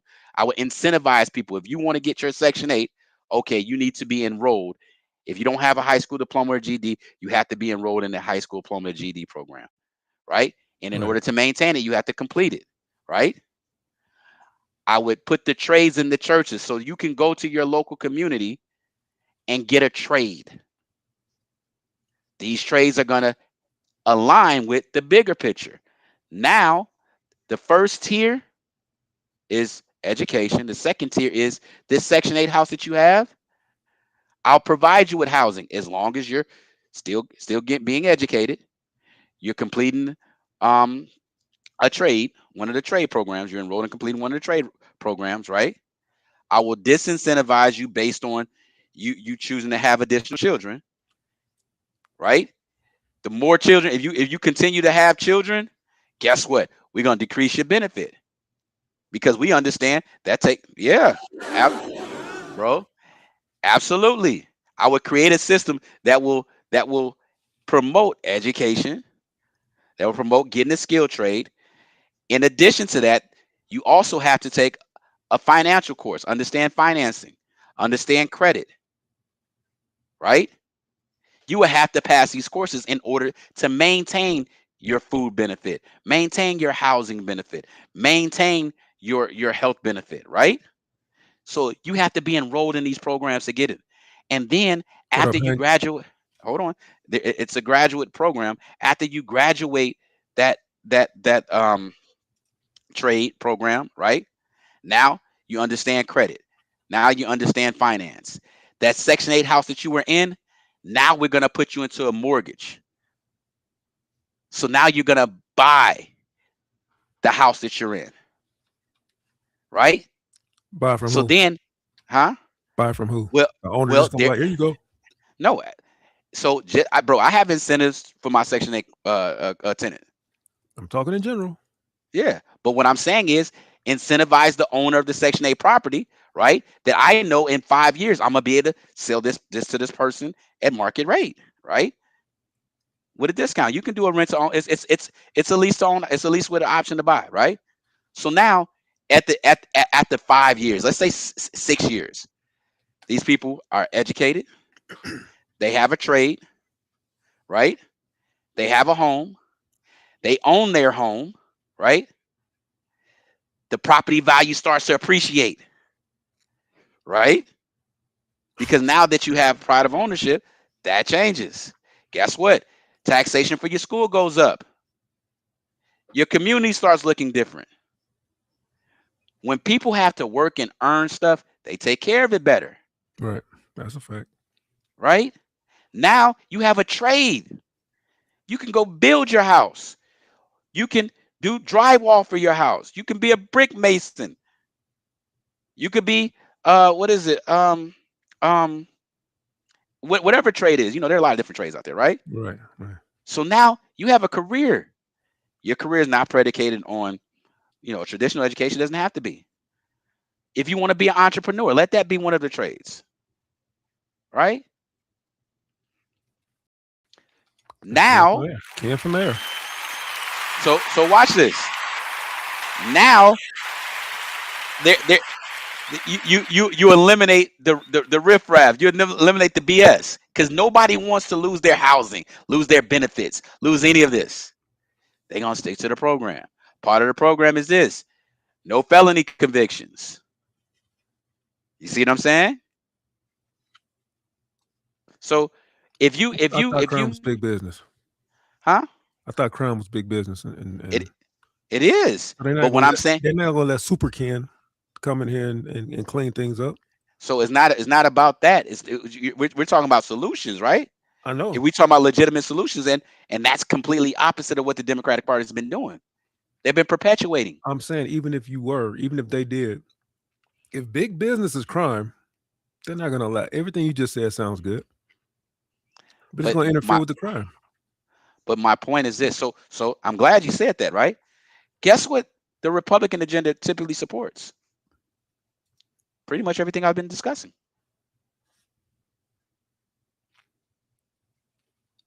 Just keep it a bean, bro.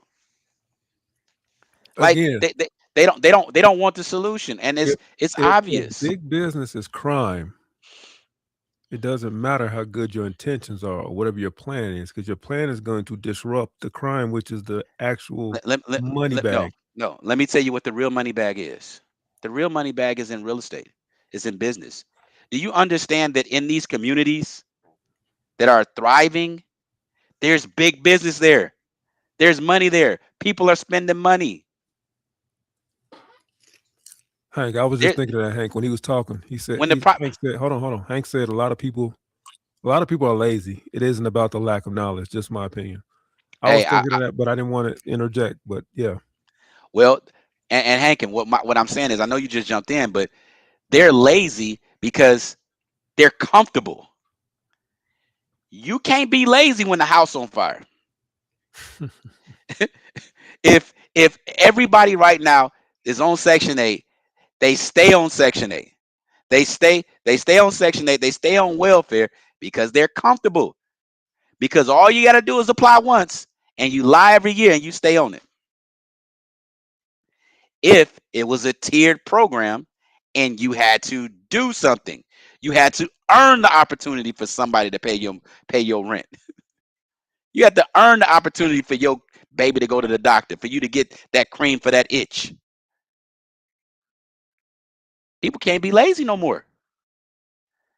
If you told somebody that you know that was on Section 8 or on welfare, hey, if you don't enroll in a trade program and finish it within X amount of years, you gonna lose your aid. You gonna lose your house. You gonna lose your WIC. You gonna lose your food stamps. Hey, is this program effective for single parent households, or is this Absolutely. plan only effective with 2-parent households? Absolutely. But guess what it's gonna do? If you de-incentivize babies out of wedlock, right? That's gonna affect your money. Let me tell you, you know what happens in China? You can't have more than 2 kids. That ain't the Republican way. I, Republican is against government, right? I'm not making the Republican versus Democrat. We You talking about just what the did. You Democrats just aren't said, doing. hold on, stop it. You just said, No, no, I did that's the not say. Republicans. That's the No, you Republicans. were talking. No, you were talking about. You were talking about. If crime is big business, what's big, bro? What's bigger business than crime will always be enterprise. Will always be real estate. Why is it okay for you to invoke Republicans, but as soon as I do it, it's wait, no, bro. You Hold just on. What you said say? What you saying? Hold on. Hankin is talking. Relax. Digress for a second. We said 1 out of 10, Hank maybe bailed him out. 2, we're willing to earn it. Others are going to find a way to beat the system, and that's the problem. And you think Democrats don't know they out here beating the system, bro? Let's keep it a buck, y'all. How many people y'all know that was on welfare, and it's a generational thing now? I know chicks that they mama taught them how to get on welfare. That became the plan. You think these super smart people that create AI and understand statistics don't know that people think they're beating the system? You're not beating the big system.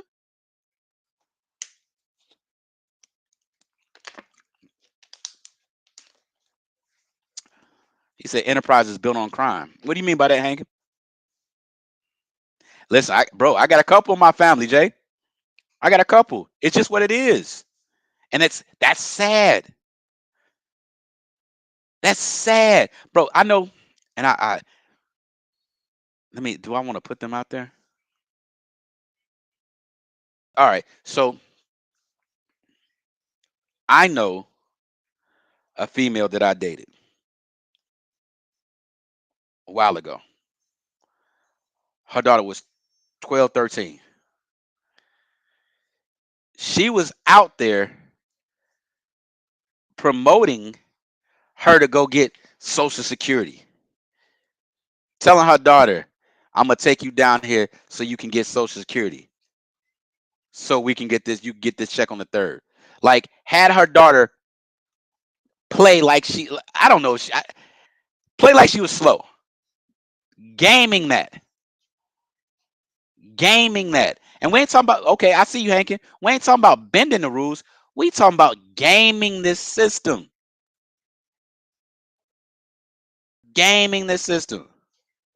My son's mother had, when I went and got custody of my son, I found out so much crazy stuff.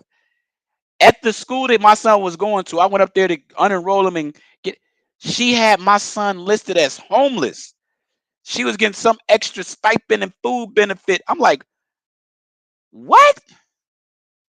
It's called McKinney Vento. I'll never forget that. So my point is that these blue politicians, they know this. They know this. But if you solve the problem, then what issues are they addressing? Who are they talking to?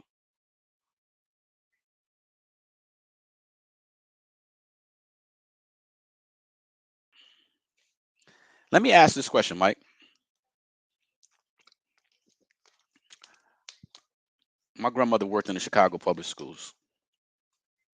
And I remember every year, every 4 years, whoever was in office, they had a big thing to bring computers and technology to the schools. We're going to add some more money. Bring money to the schools. Bring money to the schools.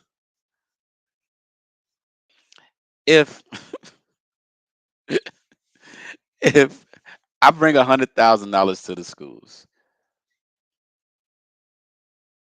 and the property value continues to dwindle, nobody in the community owns anything. Teachers are still vaguely underpaid. What the heck is those computers going to solve?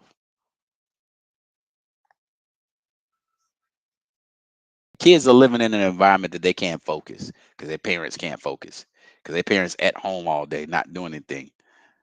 Horrible examples. Computers in the school going to really help?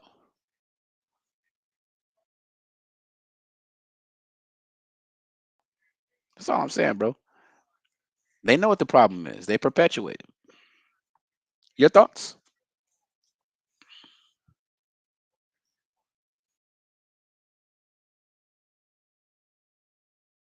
Swallow your popcorn. My bad. Am I off punishment? Go ahead. You told me to digress. So. Oh, thank you for digressing. But I didn't swallow. hear nothing you said. What was the question? That's what you are. You said digress. You the problem. You are the problem. I told you to digress for a minute because I saw Hankin had a question. I'll let you have it. So you had your solo content moment. See, I told you could do it. I told you could do it. At least I do it when you were on camera. I don't know what that means, but okay. I'm just saying, you just go solo by yourself. But anyway, no, but for real, bro. What do you think? Why do you think Democrats or Democratic candidates, why do you think they don't really address the issues? I answered that already. Crime. We answered that already. Big business. Crime is big business. I don't think anybody can answer that question or anybody can answer that solution. So let's take crime out of it. Well, hell, if we take crime out of it, then yeah. So you think that? So are you saying they really don't care?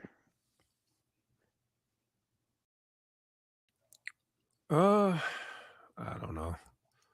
I think Democrats usually like to address the Band-Aid and not concentrate on the actual origin, like you brought out in your dissertation, your monologue.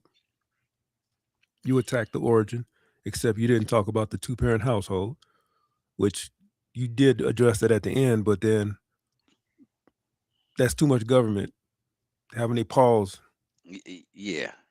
That'd be a little bit monolithic. Yeah. So that would be the true way to solve things, but too much government is not good. So what do you mean by that? Talk about that. Talk about the true. That'd be the true way. What up, Tina? I ain't Oh, seen Tina them more Moore, for what's sure. goody? Yeah. She said because they benefit from the manufactured need. Yeah, Democrat. Yeah, that's what Ken was talking about earlier. Yeah, they do just enough to keep us or to keep the communities that they are over, that they govern, needing a handout or needing to be spoon fed or whatever. But Okay.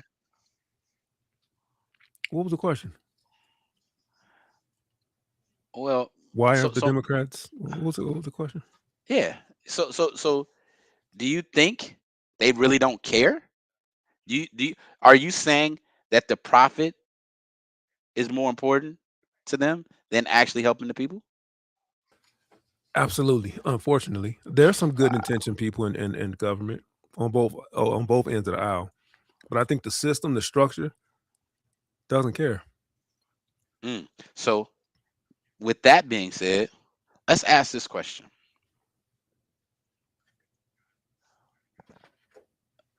When we look at these communities, the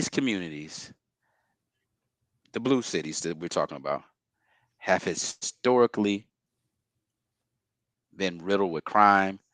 They've suffered. They haven't been thriving, right? Right? What's up, Tina? Mm-hmm. You hear me? Mm-hmm. Yeah. Every 4 years, there's an election. So let's say, well, we in our mid 40s, Mike. Let's use our city. Let's use GI, right? 30 years ago. Hell, let's do 40 years ago, right? I'm in my late Before, 40s. yeah, let's do 40 years ago, before we Mhm. even able to vote. The issues that were pressing our community were prevalent then. Every 4 years, that means it's been an opportunity to have 10 different people represent that city. They've all been uh tip for the most part blue Right. led, right? Right. For the most part. And they still have the same issues today. How intelligent how does that speak to the intelligence of the voters? It speaks a lot to the unintelligence of the voters, but it speaks more to the system. Just like Hank said, because it'd be peeling off the what did it say? Let me put it on the screen. Peeling off the kickback, the people don't get it at all. And this is what Gary went through. Every mayor got caught in the cookie jar. Every mayor. It was always a scandal. Always a scandal. They did a little bit, but then their hand was in the cookie jar over here. That's what I'm saying. The system.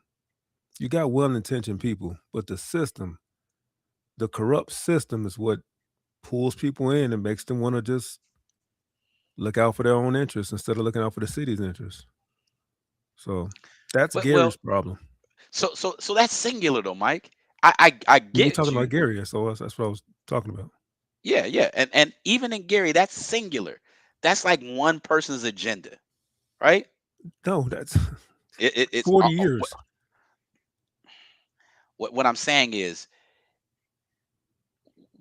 we've had 10 different people. Let's just say every 4 years, 10 different people represent. We can't say everybody is backhanded like that.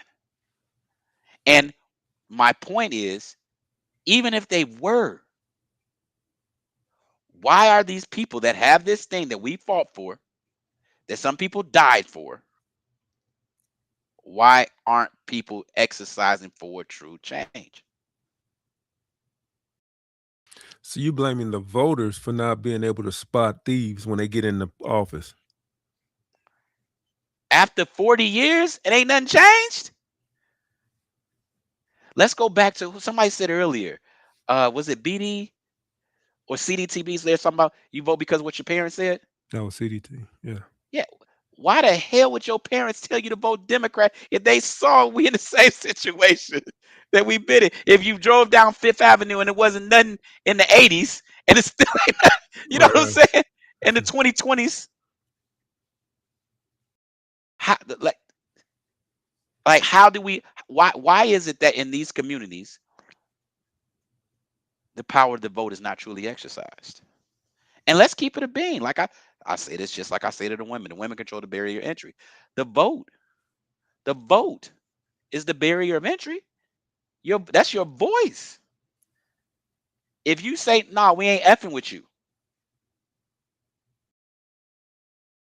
guess what they have to do? They got to change the game up. Because guess what they want? They want that vote. They want that vote. But they know you're ignorant. What's your solution? You're hypothetical, because it's not going to happen. But hypothetically, everybody vote Republican? Nah. The truth? Give me something fake. Yeah, I want the truth. The kill welfare, restructure it. Can't be permanent. It's gonna hurt some people initially, but it's not helping anybody long term. Any system that's designed to help you to be a transitional system that you have people on with no end date, it's not working. It's not working. If you cut it out, you drastically change it, there are going to be some people in the interim that is going to be discomfort. But long term, you start getting the changes. What type of changes? Crime? Crime's going to definitely change.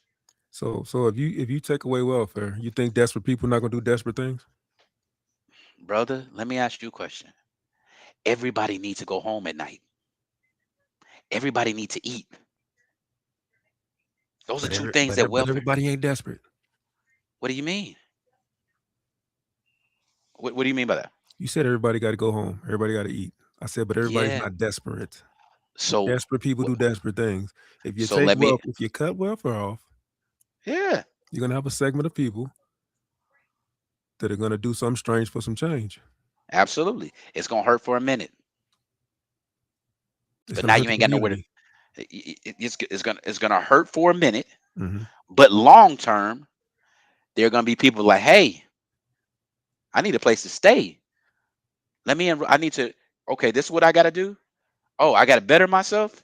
Oh, I got to continue to better myself. Oh, I can't be out here. People are going to change because it affects their way of life. Hey, Tina Mo just asked. I mean, not Tina. Yeah, Tina Mo just asked a question. And then I'm going to put Mo's up there next. What are we talking about? Hold on. We talking about this one. Is that Tina Mo? The issue of poverty? Oh, I just had it up there. Literally just had it up there. Put it back. How does voting affect change today? Are there any tangible or articulatable solutions? So, how does it affect change? So, I can give you an example. Tina. So, my personal focus is on the local election, right? When I look at the ballot, I look at my city, what is actually the town of, right? And I see what's on the ballot. And I look at what's important to me. I remember 10, maybe 12 years ago, the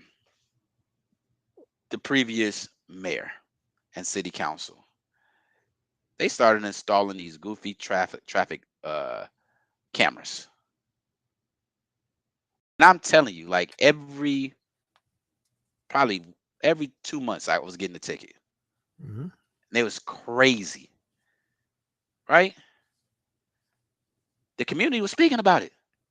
I go to the HOA meetings. I went to the city council, one of the city council meetings. I watched it virtually a couple of times. I because I want to see what they talking about. When I saw the people was on a whole different page for that, got it. That was an issue. There was an issue when we were talking about so within our city, I don't know if you guys understand, the city boards, they even talk about the planning for the city, like what businesses, what type of organizations are going to be brought to the city. Before you go build in the city or try to establish a business in the city, you have to apply. Mm-hmm. So by me going to those city council meeting, I saw who was trying to come in our community. There were like 14 different payday loan and check cashing places that wanted to buy up space. Oh, the community wasn't with it. We vetoed. We turned that down. Section 8. Group homes are a big thing. People just have group homes everywhere, and they be bringing kids with all different backgrounds to your community. Mm-hmm. Right? So while everybody's thinking about this presidential election, I say that's important. But when I went down there and saw what we were talking about locally, I said, oh, okay. I'm voting for people who wasn't supportive of those thoughts. Like, let me kind of explain to you this. Hold on. As a homeowner. Hold on, real quick. Don't lose your thought. Yeah. You said you vote for your personal interest? Yeah, and my interests are based on the things that that makes the community comfortable. Okay, that's what I was wondering. Do you Yeah, base it on yeah, the yeah. community's interest or Yeah, just yours? the community in strictly? mind. Okay. Right? And voting majority rules, right? Mhm. So we voted on how many rental properties are going to be out here, right? Well, what people don't know is that rental properties and the rental rates per city are voted upon. Mhm. We wanted to make sure that the rental tiers were at a certain level because we don't want to decrease our property value. Mhm. We wanted to make sure that these apartment complexes that they're building out here, the apartment complexes, they have to be luxury apartments. Right. They have to have certain aesthetics. They have to be planned in a way where they're To convenient to keep the certain market things value. and Yeah. to keep the market value, Mm-hmm. right? The amounts and the percentages and all these things that affect the local community, these are things that are tied into these ballots and tied into these candidates. So when I voted, I had an understanding. So that's how voting changes. Oh, with the speeding tickets, new candidate, Grayson. I think his name was Grayson at the time. That's who was on the bill to remove the traffic cameras, right? Because it was a revenue dump. Guess what? Ain't no more cameras. We voted out every time. Somebody want to bring that in as a way to generate revenue. Guess what? Guess what people said? Increase the property taxes, but I'm not going to keep paying for these tickets, these dumb tickets. That's how the votes. That's how voting changes your community. They tried to bring those speed camps to Gary. I remember that. They gone. Quick. They gone. Yeah. Quick. Only And think Chicago about it. you can get away with that. And so let me say this too. Well, Chicago is owned by the city. They did that. They did that to push people out. But So the suburbs too. yeah. Go ahead. So going back to what you said, when you own, right? These people are talking about how they spending your money anyway. That's why people who own, you want to know where your money is going. How are you going to use my tax money to install cameras to bring revenue from me, to penalize me? Listen, I want y'all to know, bro. We had a school zone. There was a school zone that was too long. We doing 25 miles an hour, a half a mile down the road. right. Getting tickets for it, right? Right. Guess what? Stuff like that is on the ticket. We voted for that. Bro, we like, people don't know this. You can vote for local policing laws. Your city council works with the prosecutor's office, works with the people. Like, I remember, like, just the basic civil fines and civil penalties. You're voting for people who look at that stuff and they have to answer, because this is my tax money. I'm bringing this money into the community. and what I said goes back to home ownership, goes back to owning where you live. Guess what happens if you don't do what I want you to do on that ballot? We pick up, we take our money, and we leave. So do you think That's in the these power. cities they actually have these town hall meetings where they discuss these issues and people are actually involved? Bro, you want me to keep it a buck? Yeah. I don't own any properties that I rent in my city. I don't care about what's going on in the cities where I'm renting at. I'm not talking about you. I'm But talking about the actual residents of that city. Do so you think so they're involved? Because you're saying so that's all you got to do is just go to the town hall meeting. So do you so think so they're let me explain it again. In areas where the residents aren't the owners of the property, their voices aren't being heard. Hmm. If you don't own, you're really not You don't have a in say? tune with that. You really don't have Hmm. a say. You do have a say, but because you're voting based on where you live. But if you don't own, if you're not paying taxes, if you're not getting MIP, if you're not invested, how invested are you with what's really going on? You see what I'm saying? Yeah, that's messed up. That's messed up. If But that's it's the true, I don't truth. know. I don't know. So let me ask you a question. Let's talk about inner cities, and let's say 85% of this city, whatever city we're talking about, is low income poverty, um, um, subsidized Section 8, right? Let's say the home ownership is 20%. 80% is subsidized in one way or another, Right. right? Do you think those people are more apt to take their rental money and look at it as an investment and say, hey, my rent money is going to the landlord, which is going to these street cameras? No, they're not invested. It's just like it's the reason why the ghetto are identifiable, because the people there don't own anything, so they don't take care of it. They don't value it. Ghettos don't start out raggedy. I get that. No, I get that. But so are you saying that voice doesn't matter? I'm saying it absolutely does matter, No. but I I'm know I saying know it matters, but I'm saying to the town, to the city, it does not matter. Are you saying, is that what you're saying? Like if let's just say this ghetto, this complex of renters, right? They all yeah. marched down to City Hall and they had complaints about a certain issue. Are you saying their voice is ignored because they're not invested in the community as an owner? No, their voices are heard, but that doesn't typically happen, bro. You can go down to the community, but I'm talking about at the ballot. You do Mhm. it at the ballot. Yeah, you can go complain about what's not right. That happens. But you make the changes at the ballot. When you cast that vote, that's where you make the change. Well, yeah, but you go to the town hall first. Those are more frequent than every 2 years and every 4 year voting. So it starts there. And if you don't Yeah, get your what complaints met, then you make your voice known at the ballot. yeah, well, so let me explain how it happens. So what you're saying happens, but you're saying it backwards. Mhm. So what happens is this. Before I started getting involved and started getting a better understanding of what was going on in my local community, right? There are things that I didn't like.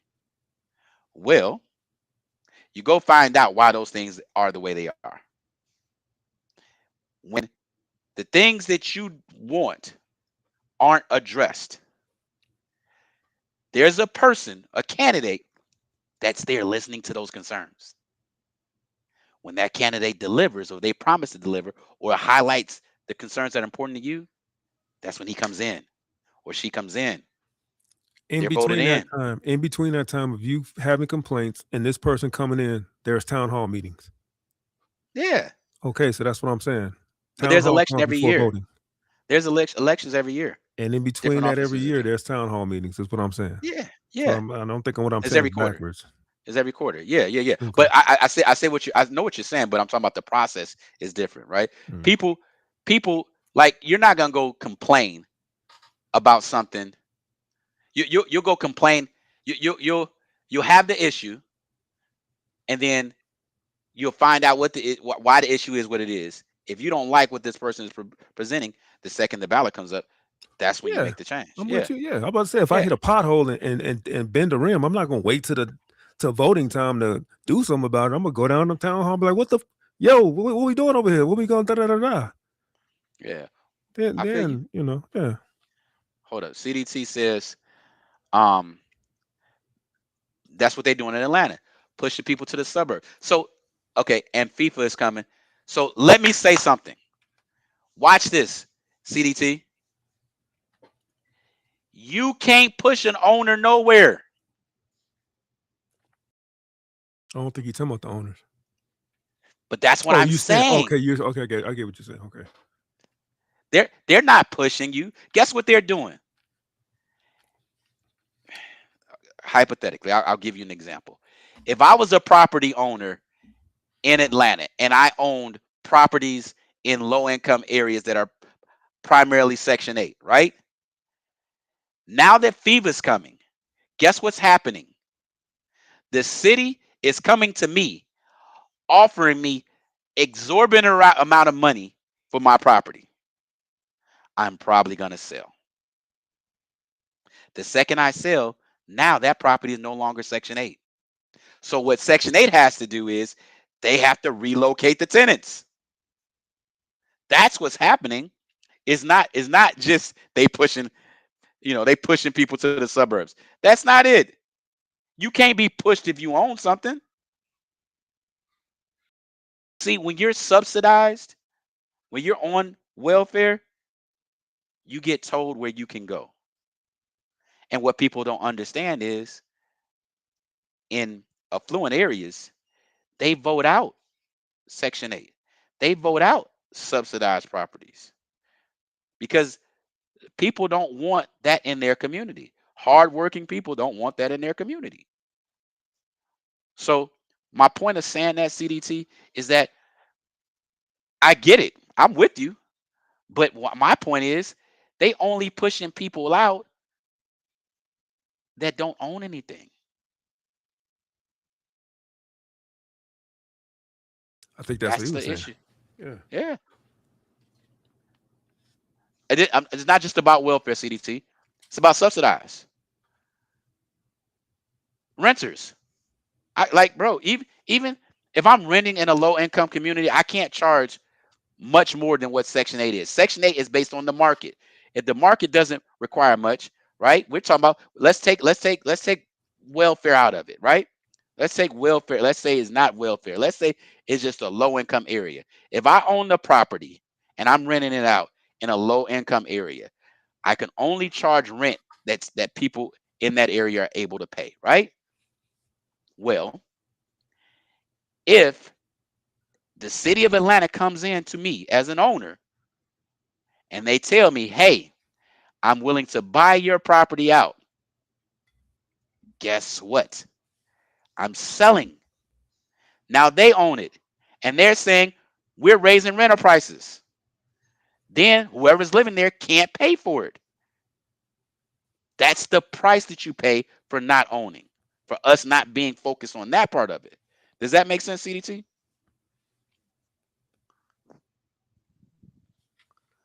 I don't want the comment to be just about welfare.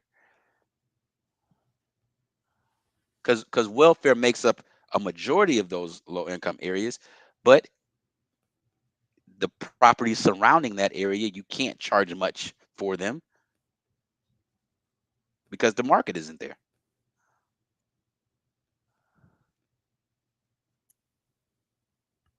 Yeah. So hold on. I hear what you're saying, but that's not pushing me out. That's profit. That's the whole purpose of real estate. Do you think the people that own the property that in these low income areas, do you think the owners of that property are renting that property out just because they want to rent? They're looking to profit. That's the whole purpose of investing.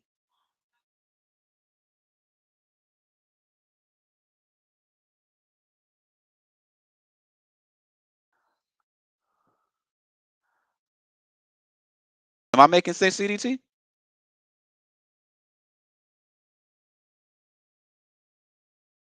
What do you say to that, Mike?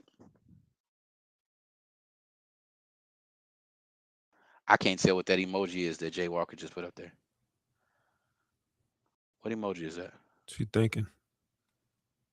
Oh, okay.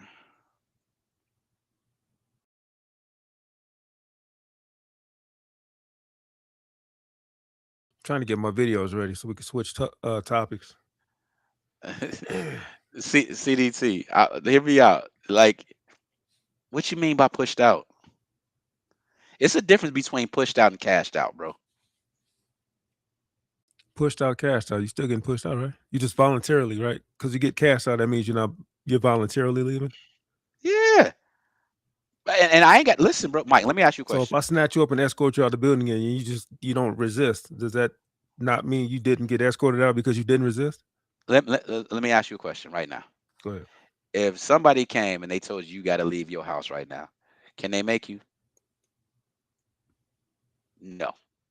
I mean, if they're gun or something, well, you know what I mean, because Yeah. you own it, right? Because you own it, right? Now, if I come with the right price, come on, y'all, let's go. Yeah. Back it up. look, lead it. Why the live is running? Why the live is gotta go. They said it gotta go. So cashing out and being pushed out are two different things. The whole purpose of purchasing is so that you can't be pushed out. You know what I'm saying? Mm-hmm. Can somebody let me ask you a question? Can somebody tell you where you got to go live next? No. They can tell me whatever they want to tell me, but no. That's unfortunately what happens when you don't own, and that's what puts us in these situations. And again, back to the original conversation, the Democratic Party perpetuates that.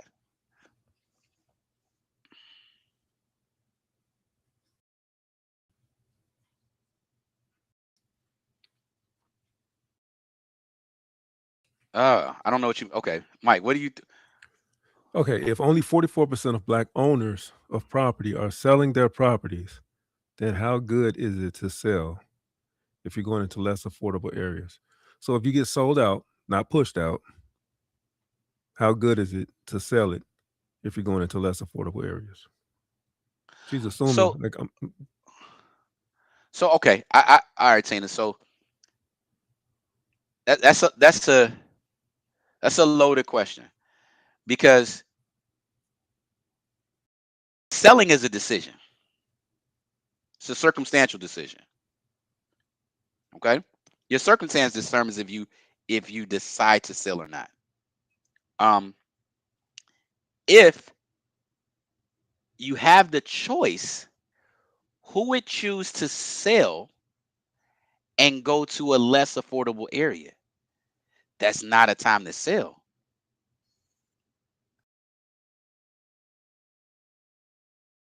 And CDT, what are you saying? Not necessarily true, bro. You saying it's not necessarily true that there's a difference between cashing out and being pushed out?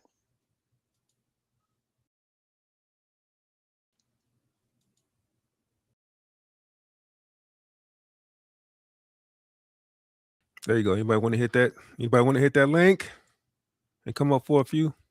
Yeah, pull up. Somebody pull up. Pull up. CDT, pull up. You got good comments. You put the link in there, Mike? Tina Mo, yeah. There it is. Mo. Come on. Tina Mo, pull up. You ain't got to turn your camera on. You ain't got to turn your camera on. You ain't got to turn that on. We just want to hear you. It's quicker for the It's dialogue. quicker. Yeah, it's quicker. Hey, both of y'all pull up. I'll let you in right now. I don't care if you're driving or what. It's better to pull up than get pushed out, right? F your job, Jay Walker.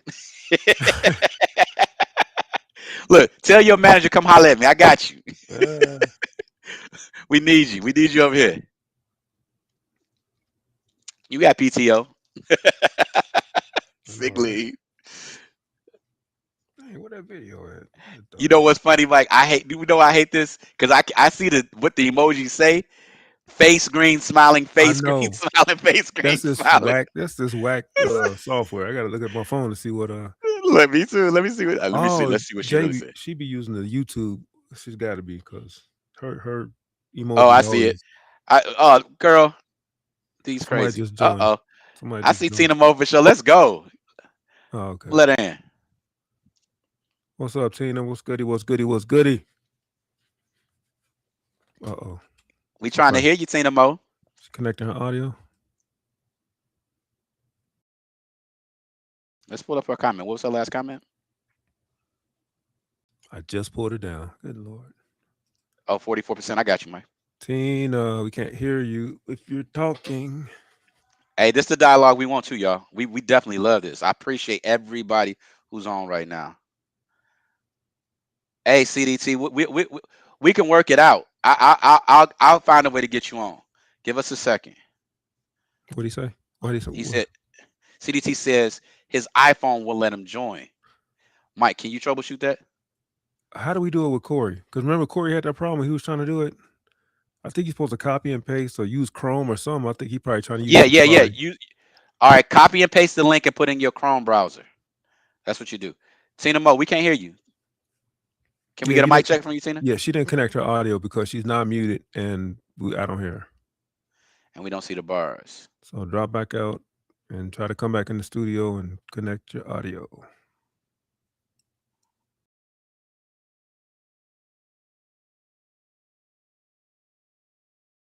Yeah, I think that, but the point of what I'm saying is, Mike, the things that we're talking about, just to be honest, these are things that obviously these parties know. The analytics are there.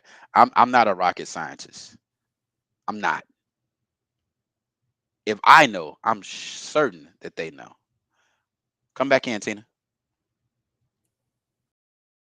And I like I said, Mike, I think that, and you say that it's more about the profitability, which I hear that, but I think it wouldn't be able to be that way if the voters demanded more.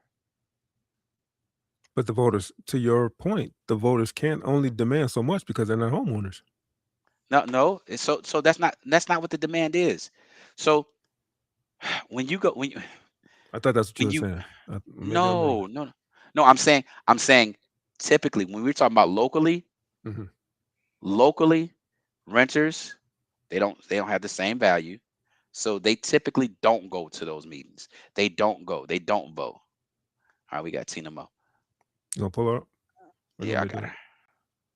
Tina. Okay, I see the bars. Yeah, I see some bars. Okay. There we go. Good. Welcome. Hold on. I got something for you. Let me give you a little reaction. Hold on. We got Tina Mo for sure checking in. Hype me up. Hype me up. Oh yeah. So affectionately, how are you doing, sweetheart? I am doing ever most wonderful as usual. How are you fellas doing? Man, Doing amazing. Can't complain. I don't have a complaint. No complaints, and you don't care about my complaints anyway. You're just gonna say, "Oh, I'll be all right." So, what would you like to add to the conversation, Miss Tina? I saw you was texting away. I'm glad you use your voice instead of your fingers. Pause. Absolutely. It's a lot easier. I tell you that much. Yeah. One thing that I'm noticing is that I believe that the black vote is almost being bought. And I say that based on what you said, Ken, about the fact that when you don't own anything, your vote doesn't necessarily count. But if your vote is being bought, meaning you take the buyout, you cash out, so to speak, as you said. If I cash out, what do I own now? And if I do decide to purchase, I'm purchasing now at a higher rate than when I originally bought the property. Okay. That's what I meant by less affordable. Now we're not necessarily talking about swap for swap. You know, I'm moving out of a place because they offer me so much money so I can move into a place. Because if that's the case, then of course I'm moving into a less affordable place. Because I'm not going to get the prices of which, especially if they're paying the kind of money that they're paying for the establishment or the house or whatever it is that I have currently. That means that if this is the low end, I'm moving to somewhere higher automatically. I'm attempting to invest into something that is going to be more expensive than the uh cost that I would have accrued or the cost that I would have had to pay out in the area that I already had. So my Okay. question is that not um on the back end now squelching that dollar per vote power dynamic? Okay. So before I answer that question, I want no, that's a good comment. I want to make sure that you're not conflating two different points that I was making. Okay. Okay. Hmm. So if we're talking about voting power, right? Yes. Hmm. Regardless if you own or rent, you still Hmm. have a vote. Okay. Hmm. So you can't buy the vote. The vote is there. You got your voice. You can vote. Point blank. Period. So we clear with that. I don't Hold want on, to. hold I on. don't Wait. I need some clarity on that because you said you can't buy the vote. because that's what you said. You said vote. You believe the votes are being bought. Well, that's what I mean by okay. You said you can't be forced out. You can cash out. I'm going off of what you said. You Yeah. can cash out, meaning if you take the deal of what they're offering you for the property in which you own, Yeah. whatever district you're in, whatever area, environment, or whatever that you're living in or you own, you Okay. I have get what you're power talking in that space. about. If Okay. you So no longer there and you no longer have that power because you own the area, you now have been pushed out, or the power you had in one area you no longer have when you go somewhere else. okay. I get it now. Yeah. I get it now. Hmm. So great point. First off, Tina, great point. Let me clarify. In these areas that we're talking about, I want you to understand only 15 to 20% of those areas are actually owned by the people living in those areas. Mm-hmm. Mm-hmm. And those are typically legacy people, people that have been there for generations, Right. Right. right? That's Mm-hmm. only 15%. Mm-hmm. We're talking about the other 85%. The other 85% of those areas that we're calling the hood, they're owned by people who don't live in the hood. Right. So Mm-hmm. the 15%, because they live there and they've they own those houses in the hood. When the city comes in for a big event like that, Mm-hmm. right? Well, whatever they're offering those people to leave is going to be exponentially more than what they would ever get because the area around them doesn't have value and it will never get to that value. True. Okay? So Mm-hmm. let me give you an example. Let's say Gary, Indiana. Um, Hypothetically, Gary, Indiana, this is where we come from. Mm-hmm. Let's say in 1980, my grandparents bought a house in Gary and they spent $15,000 on that house, right? New Mm-hmm. bedroom, two bathroom house, $15,000, and they owned it. This was before Mm-hmm. Gary was what we know it to be today, the murder cap and all that. Mm-hmm. Although the cost of living has went up over the last 40 years, Mm-hmm. in those areas, the appreciation of the property rate hasn't met the expectations of the cost of living. Right. That, Mm-hmm. that- that's why when the rest of the country has been appreciating at an average of 3.5, 4% year on top of year on top of year, Mm-hmm. a $15,000 house that was purchased 20 years ago or 40 years ago in an area that's now considered the hood, that house may be worth 75, 80,000. Where that same $15,000 Mm-hmm. one area is $300,000, $400,000. So when Mm-hmm. So what I'm saying is those people that have bought those houses and own those houses and they still choose to live in this community that's impoverished, Mm-hmm. once somebody comes in, and I want you to think big picture. Uh-huh. Let's say that person didn't sell. Okay. They still own their house. Mm-hmm. The 80% around them, right? That community is going to change around them because those people got to go Mm-hmm. because they don't own anything. The Mm-hmm. owners, the 80% that own those are investors. Mm-hmm. That's the payday they're looking for. So they're not getting pushed out. They're cashing out. If I can buy a property right now, I'm an investor. If you know me, I'm an investor. If I can buy a Mm-hmm. property right now for $80,000, right? And somebody want to bring the Olympics to that city in 3 years, and they give me $500,000. That's exactly what I was looking for. The people who you're talking about, they're getting pushed out, so to speak, but it makes no sense for them not to leave because they'll never get that value for their house anymore. And Now, if they do mhm. stay, they benefit as well because now the values around those houses are going up. That neighborhood's not going to look like it used to. That corner store ain't going to be there. That liquor store ain't going to be there. Them churches probably gone. It's gentrification, gentrified, but they're welcome to stay. You see what I'm Now, saying? what I still consider is what the young man, I'm not sure who was saying it, in the who made the comment about people being pushed out. CDT. You were talking about investors not being pushed out. Because if you're an investor, if you own something, that's your cash out. That's fine. But now you're talking about who's being pushed out actually is your legacy is being pushed out.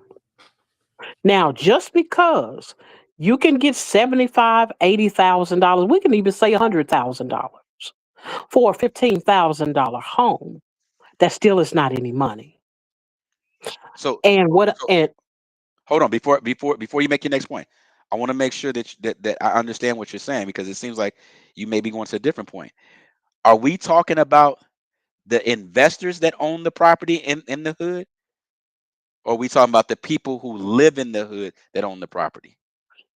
the question that I had was about the comment that was made, what you were rebutting about people that own property being pushed out, because you said take welfare off of the table. Yeah, So let's if say. you're taking welfare off of the table, who's left is legacy. You have legacy and you have business owners or property owners that do not live in the community. So it's the people in the community Mhm.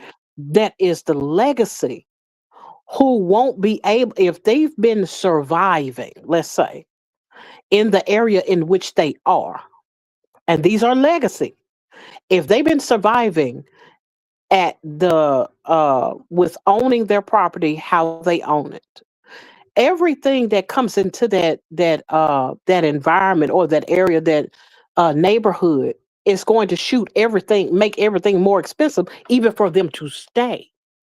Absolutely. Property taxes go up.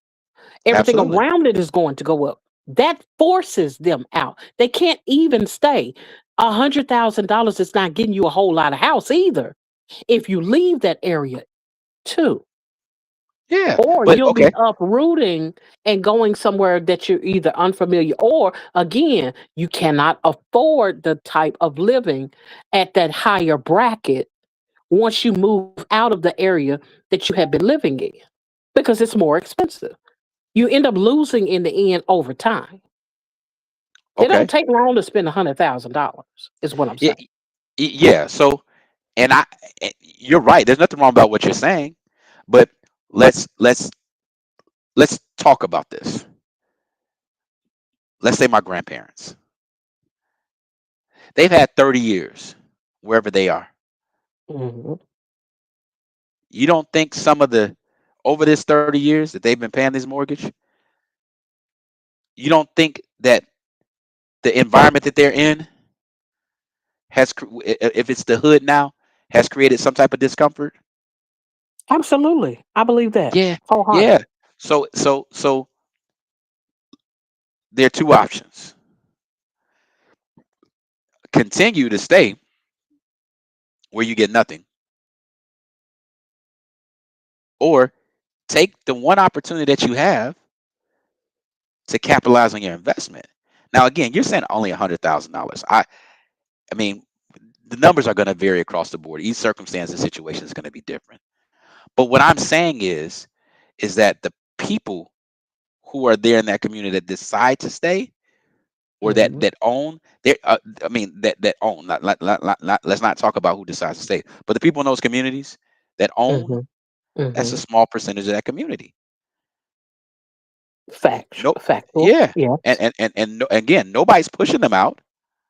But what you have done over the last 30 years, that's going to put you in a situation where you're going to get priced out, and that I happens. I see it still from the vantage point of it being a lose-lose situation for the individual who could only afford what they purchased when they purchased it. Hmm. Because regardless, if that person is haven't has not okay, let's say that their biggest or most major investment that they've ever made was their house. Absolutely. Now, of course, from our perspective, that will be considered a liability because you live in it. Unless you turn that over into maybe rental property of some sort, where you can have turn it into some kind of income or inflow of revenue, then a lot of times I mean, even when it comes to renting, it's going to be some things that you're going to have to pay for. But when you're living in the space, you're not making any money off the place that you're living in.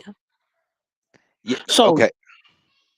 so So I'm looking at it from the perspective of the individual who essentially without this windfall of money coming in, they were broke to begin with. They would have left long time ago I, if they I, could have afforded it.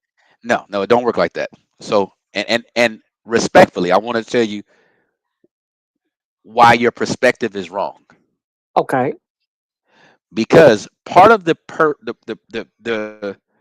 of the premise of purchasing in a house Hmm. is so you can reap the rewards of appreciation. That's the purpose. The reason why mortgages are 30 years, right, is because the rate at which that you're paying an interest, you get to a point that you're at 3%. About, if you check the numbers, about 3.5, 4% is the average annual increase of property value, Hmm. right? I agree. So the goal of you purchasing something and waiting 30 years to pay it off, making small little bits of payments, is because it's going to be worth exponentially more in 10 years than it was when you first purchased it, in 15 years than it was when you first purchased it, right? And I believe in Well, that. well, However, wait, well hold on. but this go ahead. I Go ahead. want to make my point, and I'm not Hmm. discrediting you, but I'm trying to Hmm. give you the perspective that you're missing. Yes. Why isn't it? Why isn't it appreciating at that rate? You know why? Because your neighbor don't own theirs. The neighbor across the street don't own theirs. The one behind you don't own theirs. But okay, See, see, that's my see. point. Yeah. So guess what? They probably should have. And let's say this. And I'm now I'm giving financial sense and knowledge. But I'm fine with that because I would love to have a segment on that. So whoever lives in that house that paid Hmm. $15,000, when they Hmm. saw the neighborhood, because guess what? Our neighborhoods used to be, we used to have to own to get into our neighborhoods, right? Right. Hmm. It used to be a community filled of people who owned. They should have got out when that started to change, but they stayed. You're saying they couldn't afford to. Well, if the Olympics don't come and nobody offers them anything, they're going to stay and they're going to die in the hood. I'd much rather have them get a return on that investment that they made 30 years ago and take the bag. You may not be able to go to Beverly Hills, but if you take the bag and you go to an area where home ownership is prioritized, you're out the hood. Yes, if you can afford the terms of agreement in the next place. So you had 30 years to prepare, right? If you've had 30 years to prepare, 9 out of 10, you what, 50, 60 years old? Yeah. You're as close to retirement as you ever gonna get in life, Yeah, and for the most part, so if you're and not already retired. okay. So my point is you're going from the premise that a person in that 30 years they watched this place that they paid their hard money for deteriorate, and they had no they at some point, let's look at it like this. In 30, Mhm, if you stayed there for 15 of the 30 years, right? mhm, And your place is going to appreciate at an average of 3% per year. That mhm, $15,000 house is worth about $150,000 in 15 years. mhm. So if and you start to see, that's why, okay, and that's why people move now. When you start to see you're starting to lose your money, you cash out and you transition. And You one don't thing you that you don't stay so long that it goes to the ground. okay, but that's okay. That's the issue that I've been having with this discussion is there's no other factors being taken into consideration for the person who is already living in it. I got you. I feel you. But Because your there are so situation, many other factors that you've talked about tonight as it yeah. pertains to politics, as it pertains to home ownership, as it pertains to neighborhoods, your neighbors, who owns what around you. Mhm, And with that, you only have a small percentage of people that own the houses in the first place. As you said, 15%. mhm. In that, it is a force out. I so I agree with you, but I'm going to disagree that that force out is more circumstantial than anything. My Because thing is what would you say is the percentage of those that reap the benefit of the cash out versus those who do not? okay, from my professional perspective as an investor, Hmm. um, I purchased property from legacy people, Hmm. and I pay market price, Hmm. and typically they did zero mortgage, right? I paid 15,000 above market for a situation like that in Northwest Indiana. So I think, I see what CDT is saying. Hmm. yeah, I think that so I don't want to come off as insensitive to those circumstances, because those circumstances do happen, right? And I'm not saying it doesn't,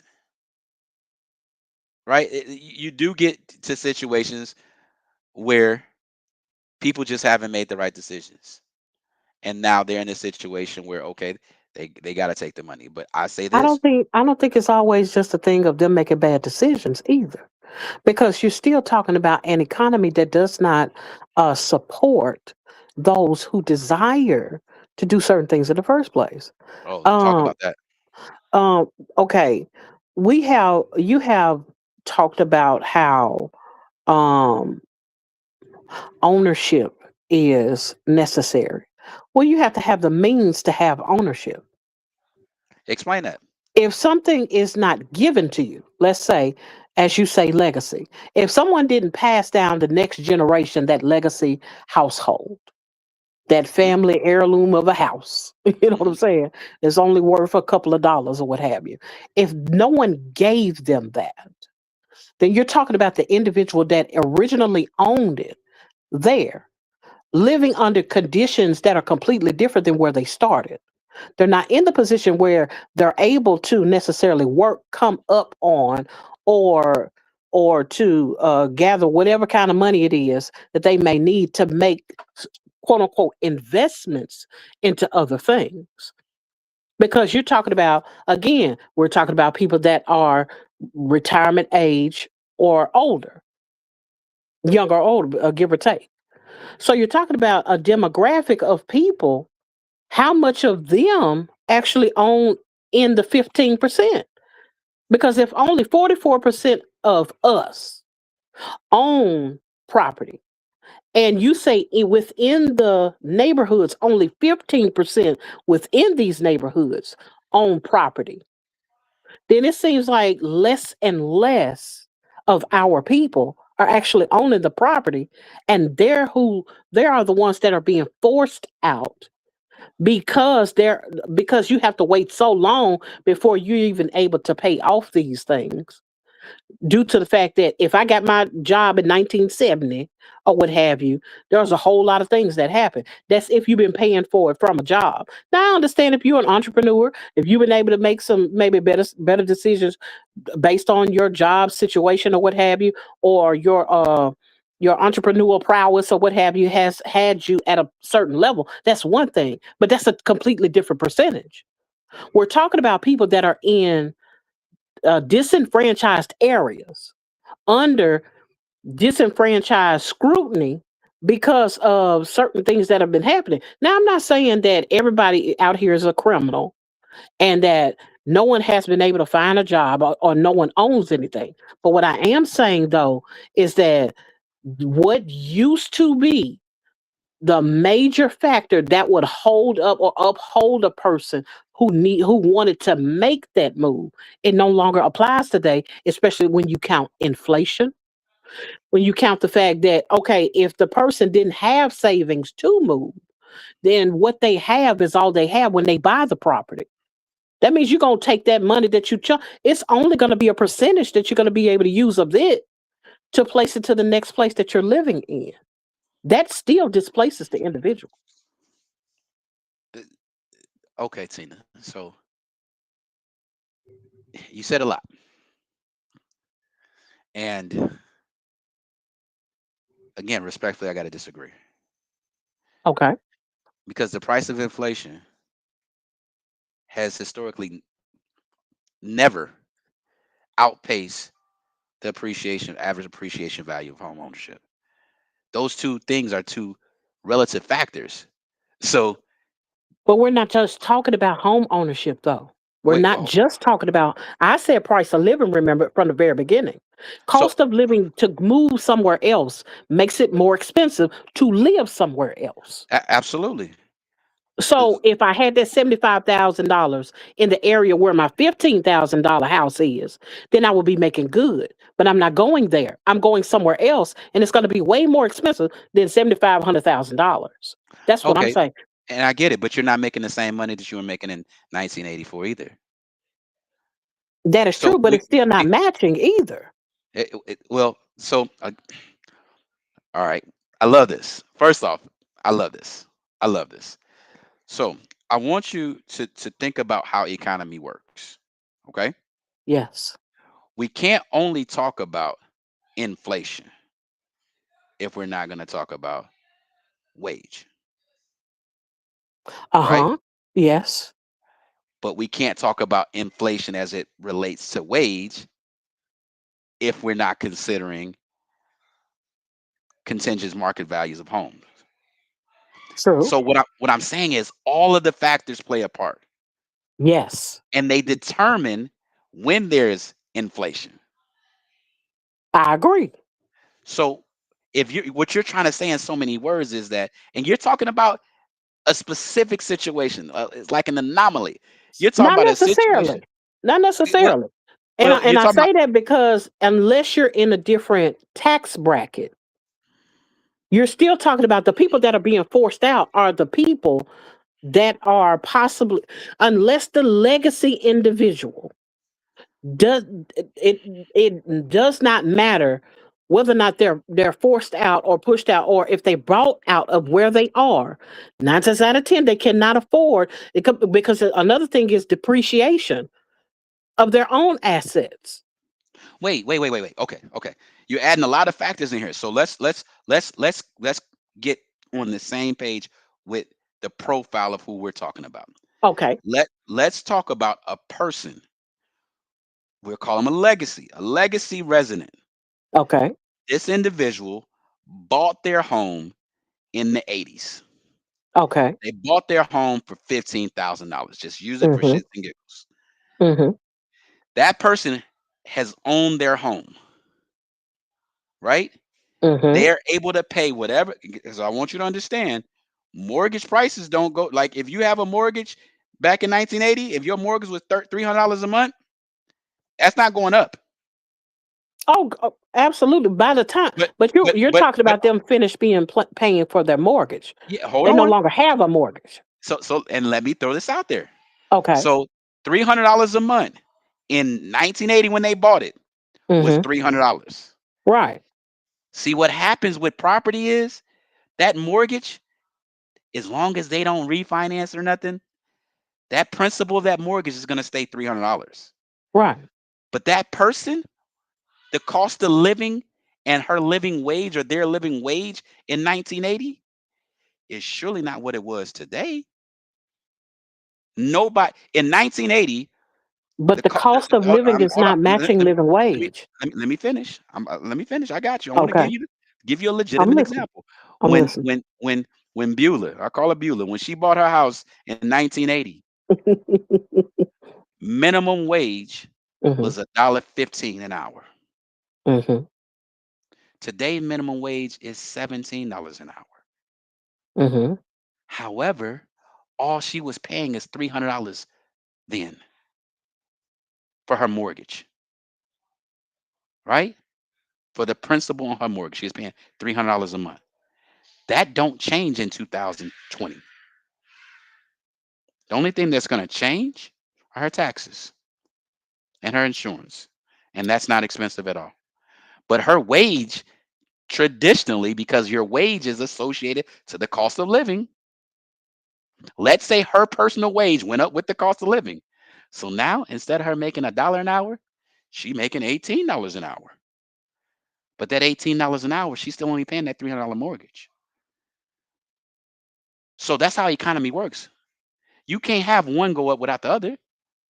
So when you say this person, they barely making it, well, what's your excuse for barely making it? Because I don't know nobody in like the federal government and local state government control the minimum wage.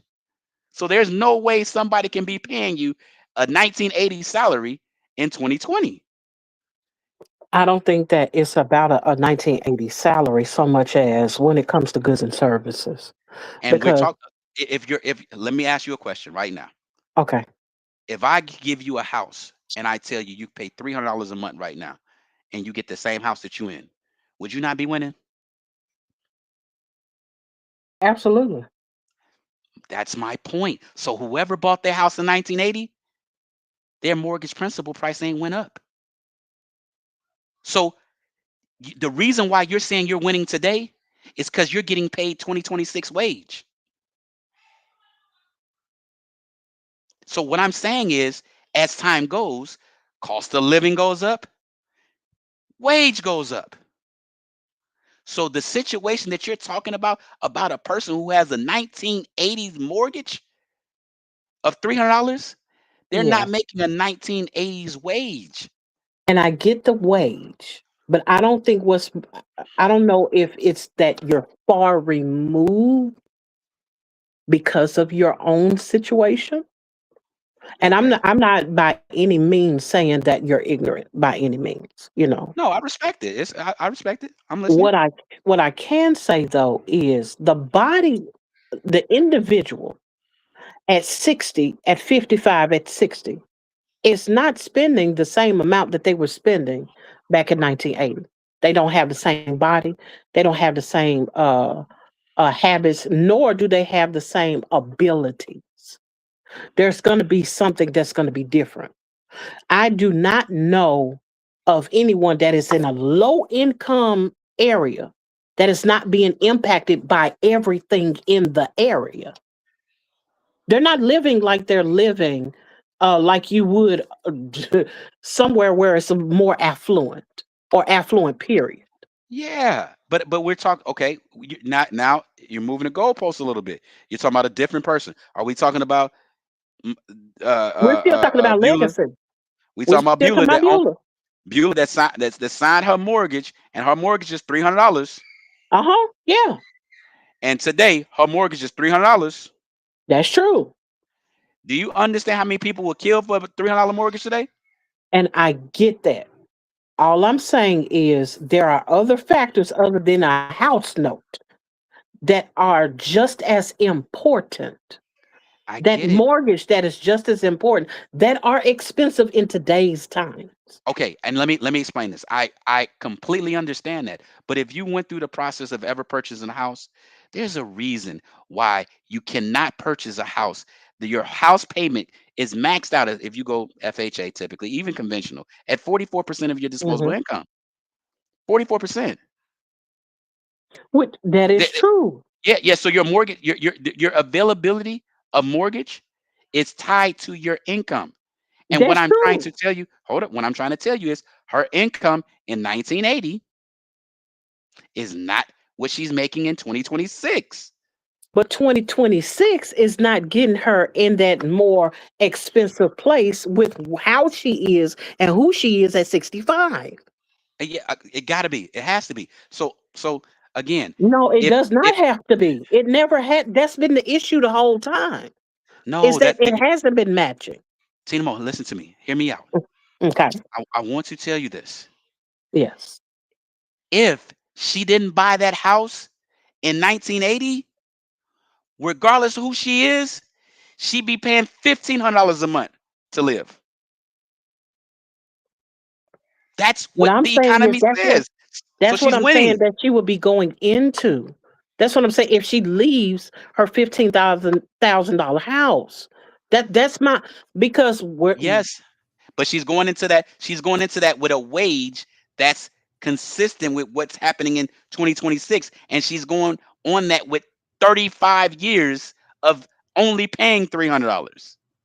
okay. So she's winning and she's cashing out. That's the whole purpose of purchasing a home. Michael, can I ask you a question to interject? Do you expect to pay? Well, how long have you owned your home? 10 years. 10 years. The mortgage price that you paid 10 years ago, right? With the appreciation of your house. Do you expect that mortgage to impact you the same way today? I mean, the same way 10 years ago as it will 15 more years from now? The mortgage, no, but then you got your, property taxes, Yeah, homeowners insurance, that kind of skews the number. But the mortgage itself, principal, no. not at all. Because guess what? The mortgage principal is staying the same, right? Hmm. Has your wage increased from 10 years ago? Absolutely.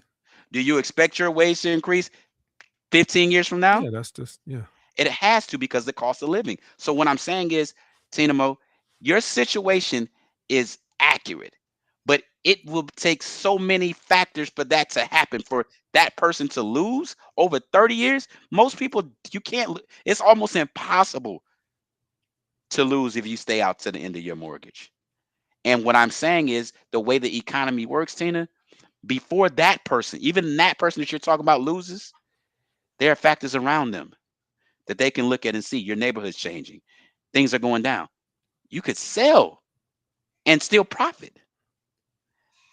That's what I'm saying. I thought the argument was, or the issue was, when that That person sells and gains the profit, when they turn and leave the district or the suburbs where it's more expensive, hmm they would have a hard time That's the point I was making. rehousing. and Not the and fact that they didn't gain a profit from where they left. Yes. and my comment to that is the issue that you're saying they will have rehousing is going to be because they're expecting to pay for something a 1980s price.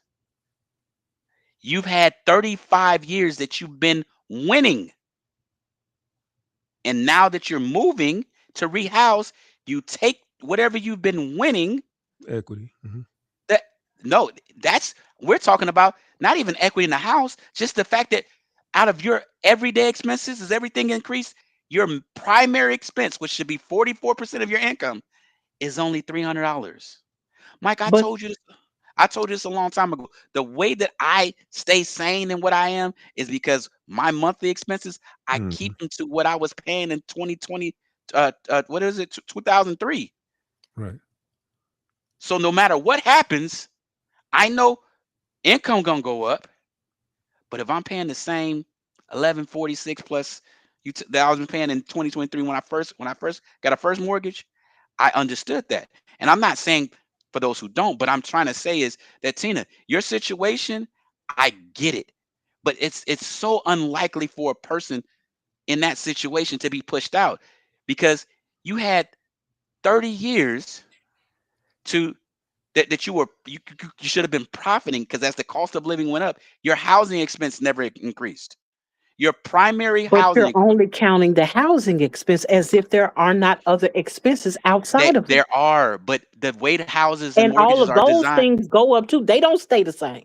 I get you, Tina. But what I'm saying is the way, Mike, when you apply for your mortgage, when anybody applies for their mortgage, your mortgage is predicated to be your largest monthly expense. There's Mhm. a calculator. You can only go to 44%. Some mortgages are 38%, right? And my, So my issue was what they're walking away with because you're talking about they're going to give them $75,000 for their house, $100,000 for their house. They're not going to be able to take that, go to the next more expensive place, even at the rate that they can afford, okay, and still be able to live I got you.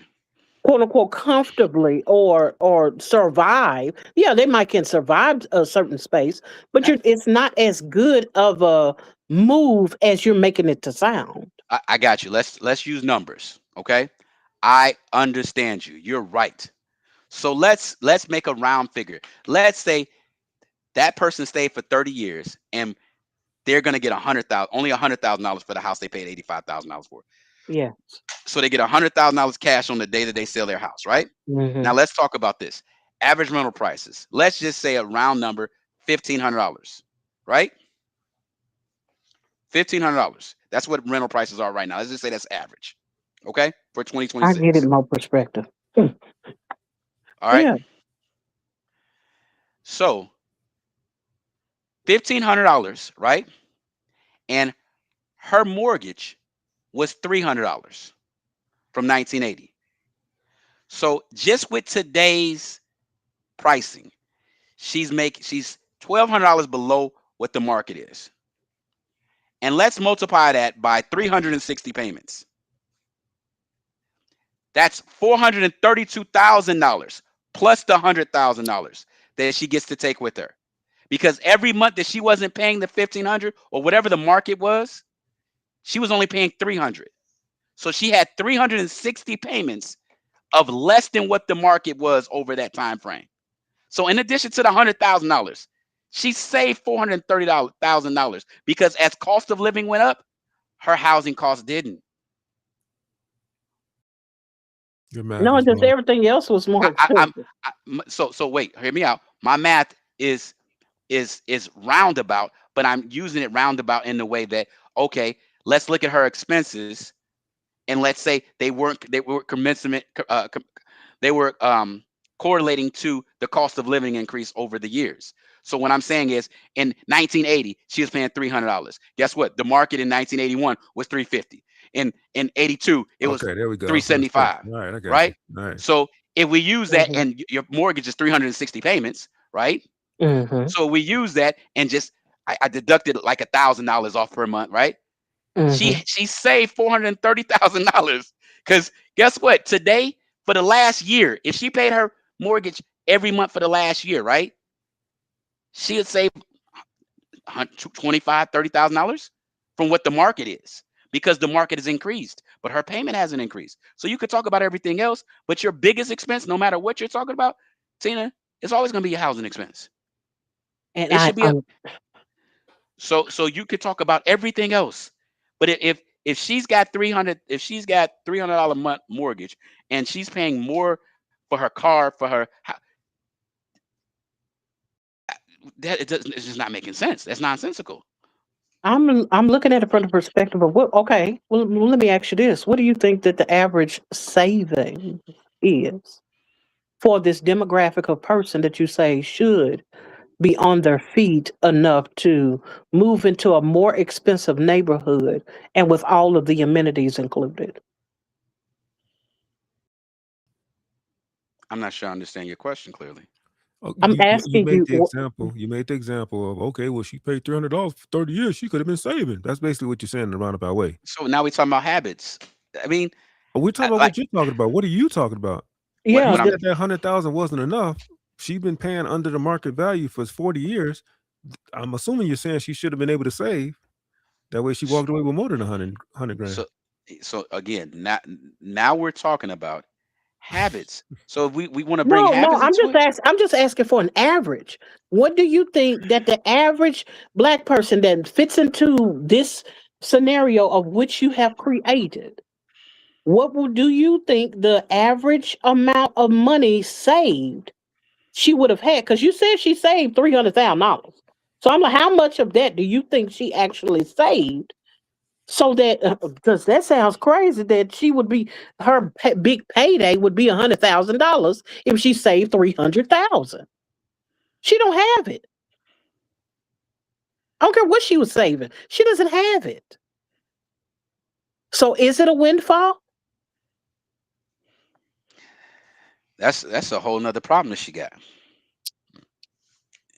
I'm saying it's most Americans. It's most Black Americans in these little rural area. I mean, or urban areas. This has been what the issue has been. See what I'm saying?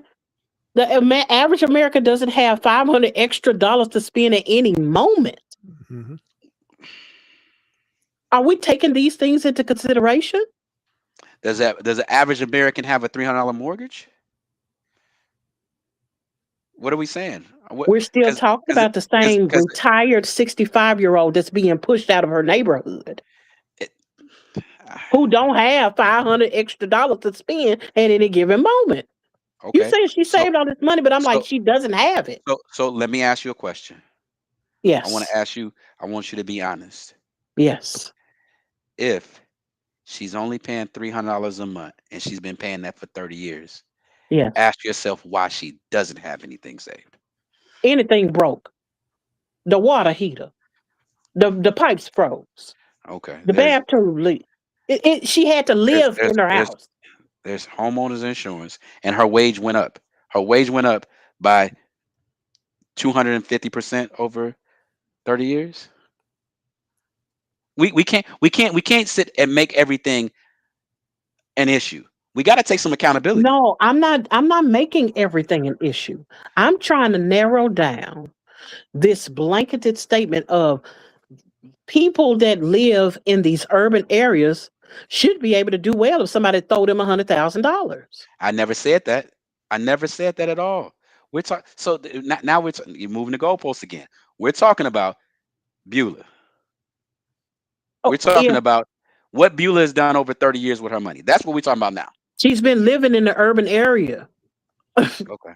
She's been living within the means of whatever she could afford during that 30-year period that she had been paying for her house. And are we talking about her wages appreciated at the same her wages appreciating? If she was making minimum wage then, and she's making minimum wage now, now. you know they're not paying. They are not paying no one in accordance to the price of living just about anywhere. What kind of job does this lady have that she can keep up with all of every pricing that you have mentioned has gone up to with her check?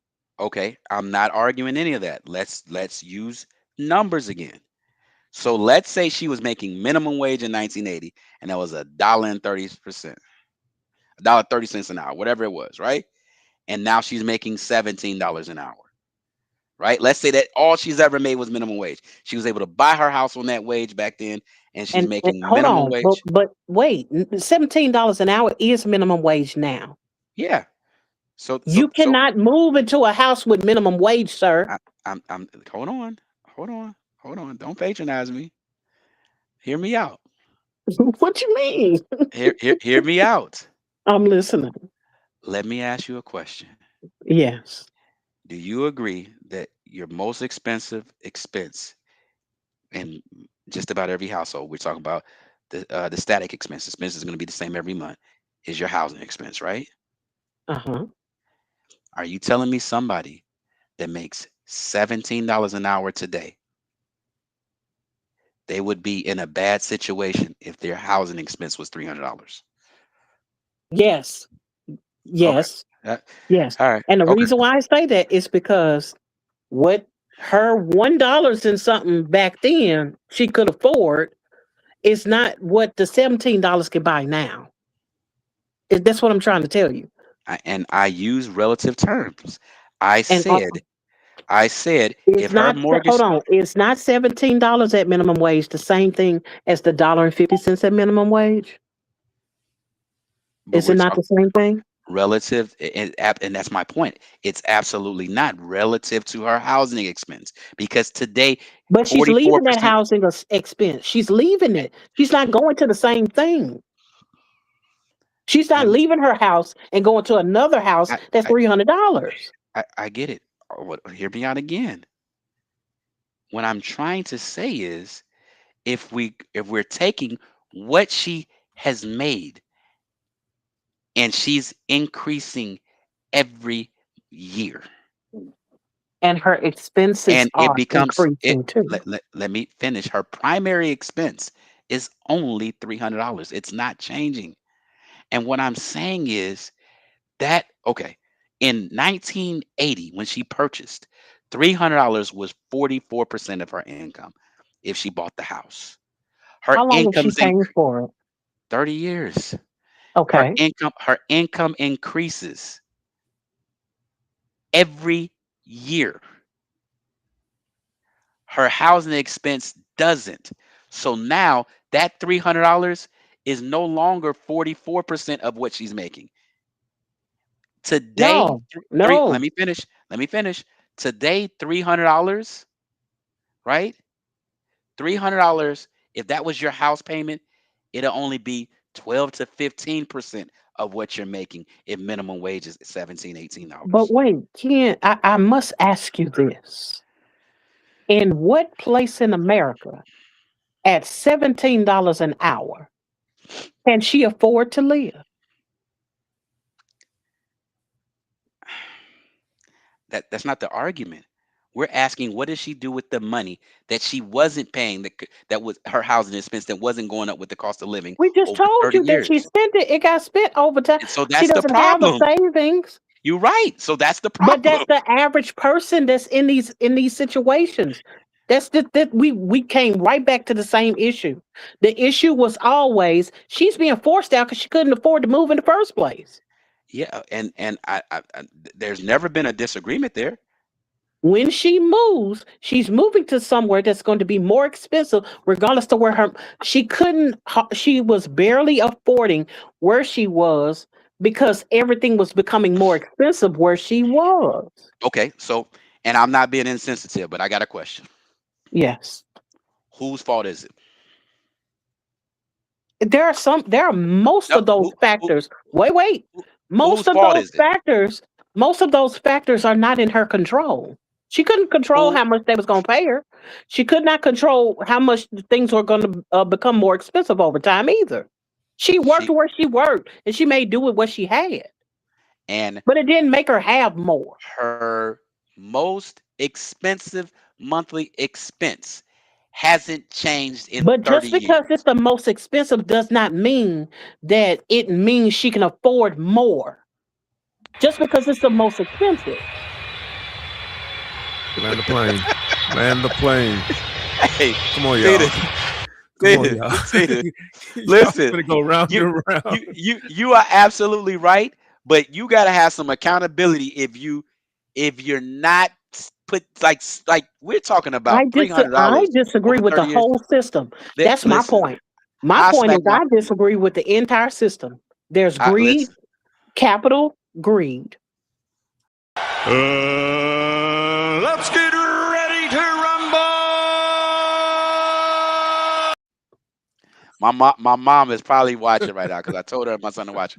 Mama, listen, I smack you for a $300 mortgage right now. You probably would you probably wouldn't have a problem with it. But listen, Tina, I agree with your frustration and your pain. And my perspective was not to discount or discredit any of that. My perspective was to just shed light that it makes sense. It always makes sense to own. When you own, you get more control of your destiny. Period. The conversation came from being pushed out.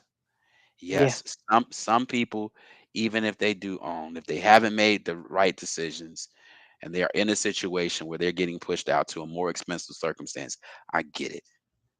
I get it. That can happen.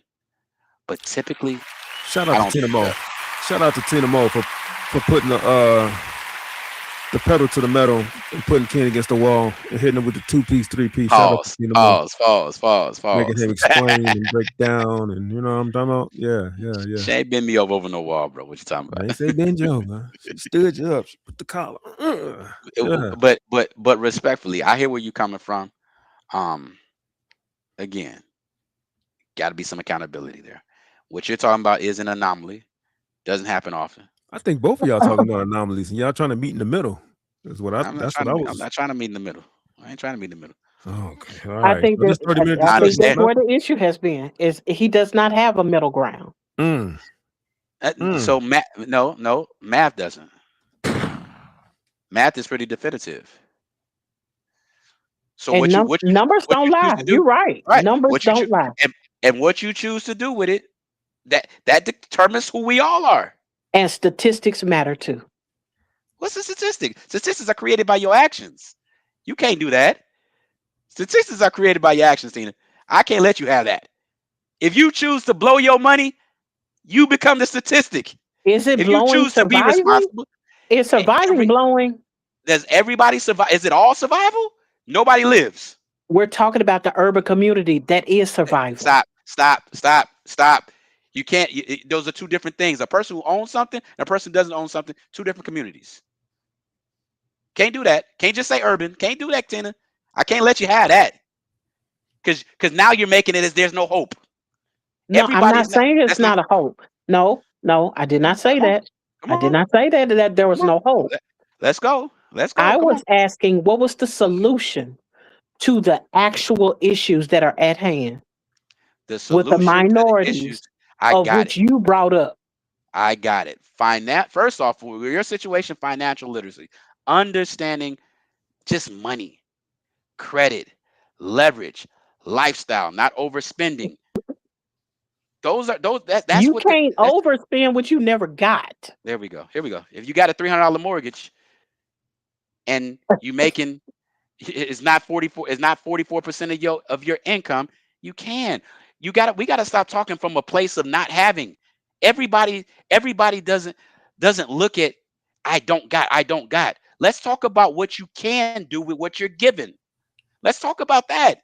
Let's talk about the mistakes that people legitimately make along the way. Let's have some accountability so there can be some correction. Because if we come from the perspective that you're coming from, Mo, everybody gonna be broke forever. There's No, no hope. I don't There's believe in no that hope. So either. okay, No, so I don't believe in gonna that ask this either. question. I'm gonna ask this question. I'm gonna shut up. What's your solution? Okay. I agree with you that it does take literacy, but it also takes community. And I don't know any one person that could do anything by themselves. There are factors that have to be taken into consideration when you're talking about those that have been marginalized due to the circumstances. Because at the end of the day, everyone does not have the ability to do what you've been talking about tonight. Yeah, I agree. Make better decisions. Yes. Thank you. I haven't spoke about anything but making better decisions. Because if we keep talking about what we can do, and we're not holding ourselves accountable for turning up when we should have been saving, then you're not helping nobody, Tina. No, I wasn't saying anything about that. I was asking the question about the original point, which was about the people being pushed out. That's it. Yeah. And I'm telling you, if you guess what? The come up of a lifetime is to get a $300 mortgage and still have a $300 mortgage in 2026. You had a 30-year come up. Let's be accountable.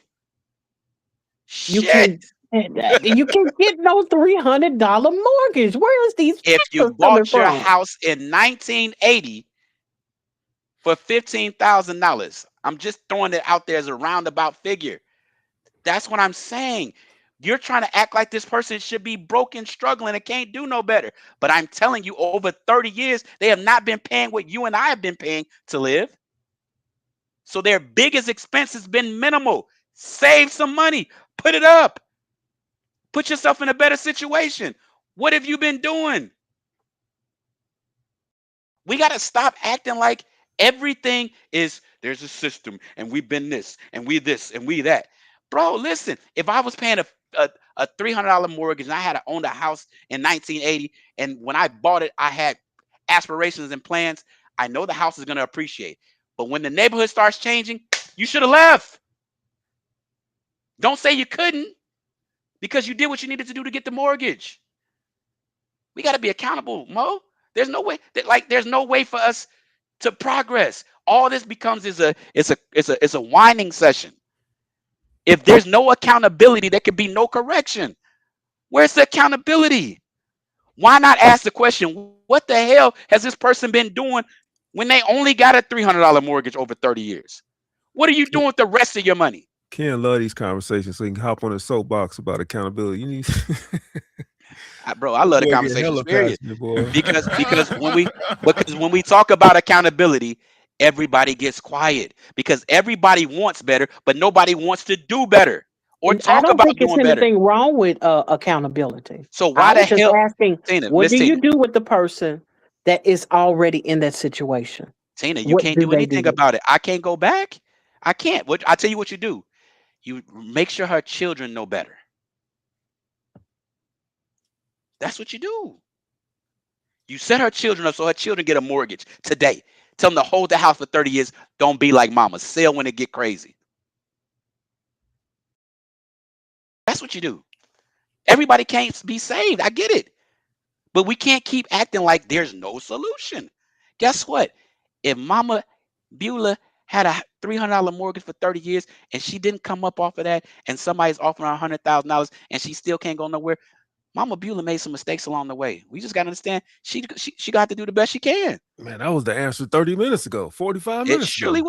was. So why do we take Because there was has there ever, with the other conversations, has there ever been any accountability on the homeowner, the person who for some reason can't figure it out?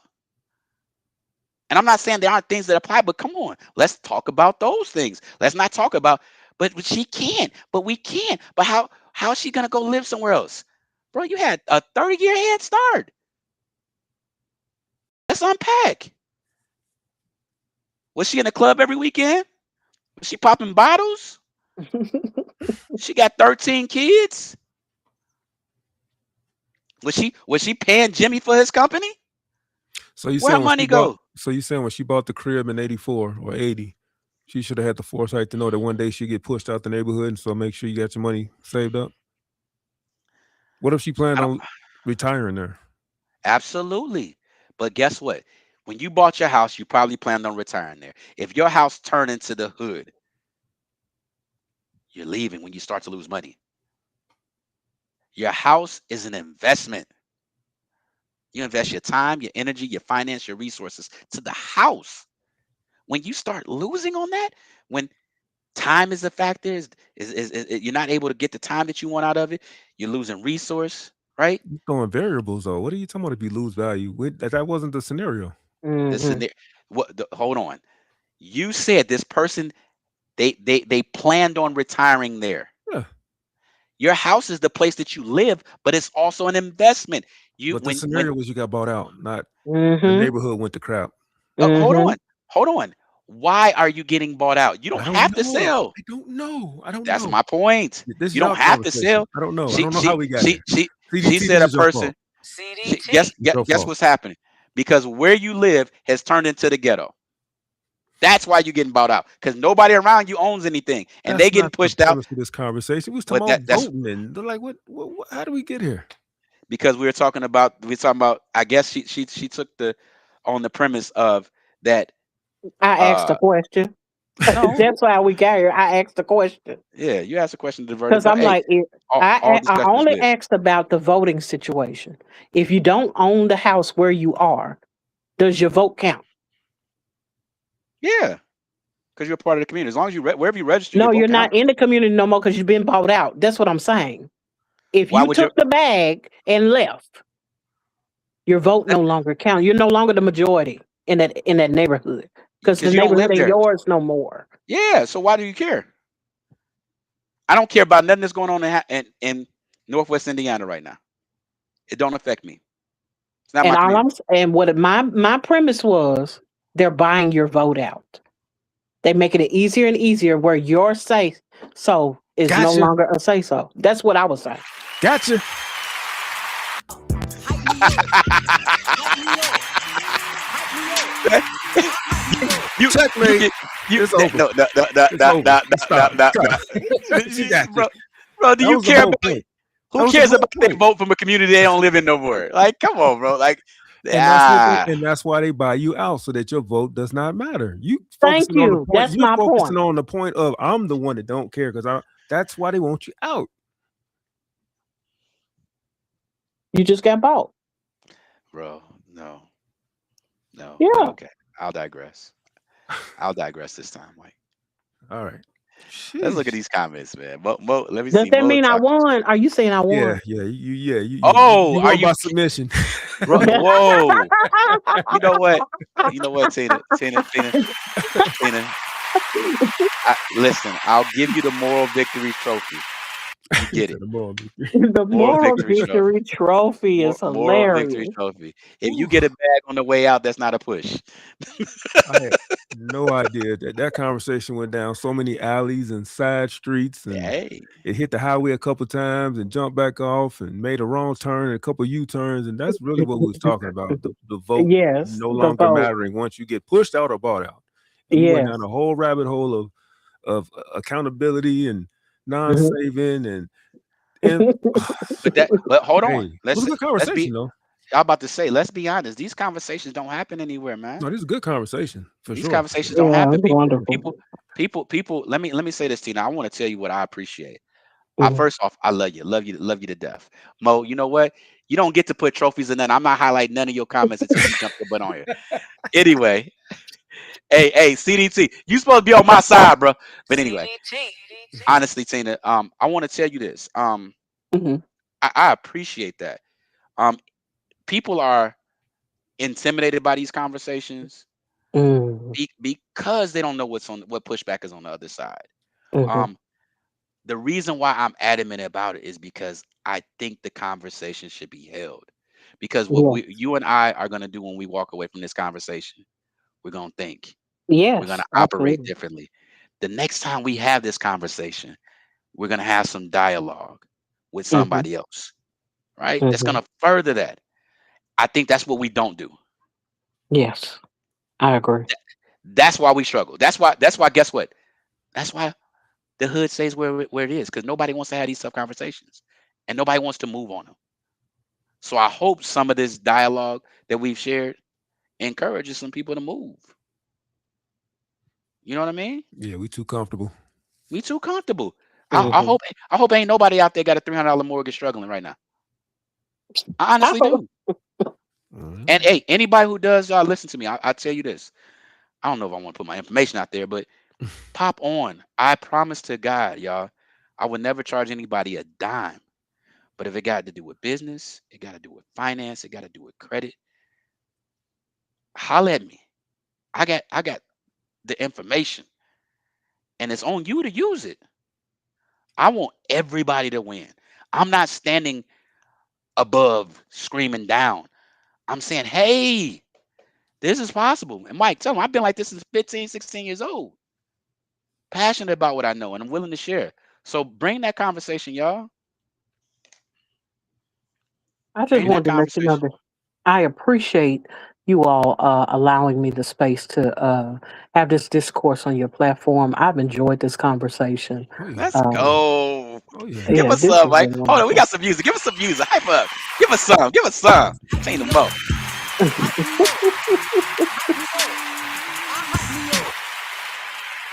Just so you know, Tina, that was our whole purpose. Let me say this. It's such a pleasure having this conversation with you than arguing this big gray face dude. Oh, come on. Hold on, bro. Hold on. but in all honesty, this right here is the whole premise of us doing what we're doing right now. Because this is what we talk. We've had these conversations. That's why Mike was quiet, because Mike knew what was coming. No, I was waiting for you to get back on task. I was just because I knew this conversation took a left, right turn, a U-turn, and back on the highway. I'm like, but the main point was, but I just let y'all have it because it was a good conversation. You know, y'all was gonna talk over me anyway, so it didn't matter. So.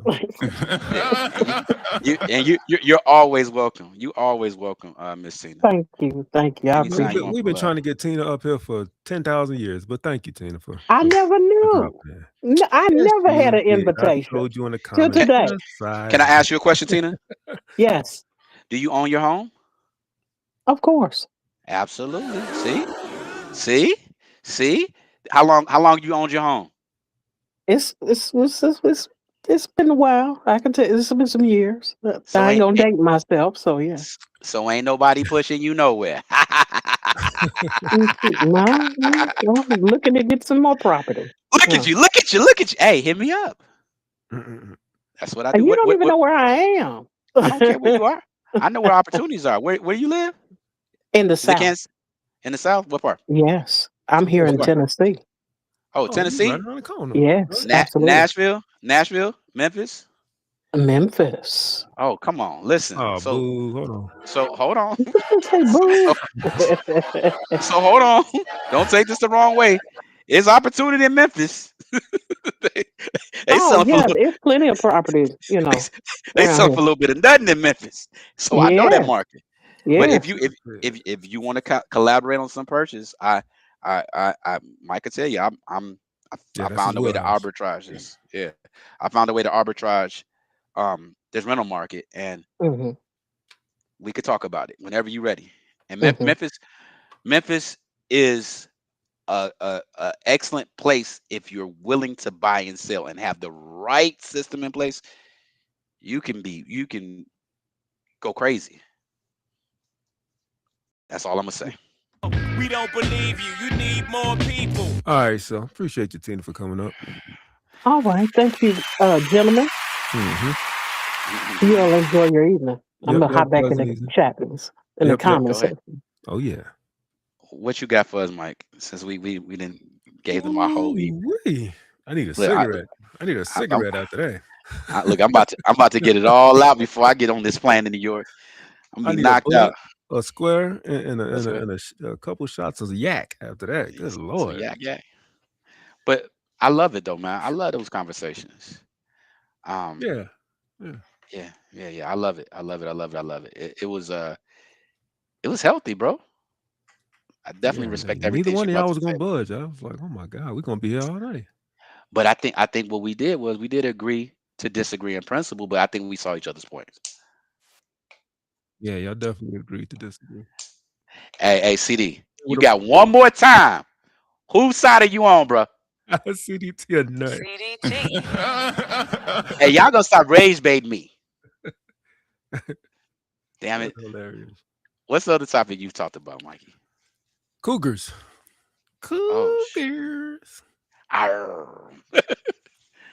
Did you say 2 piece of the biscuit? Leave me alone.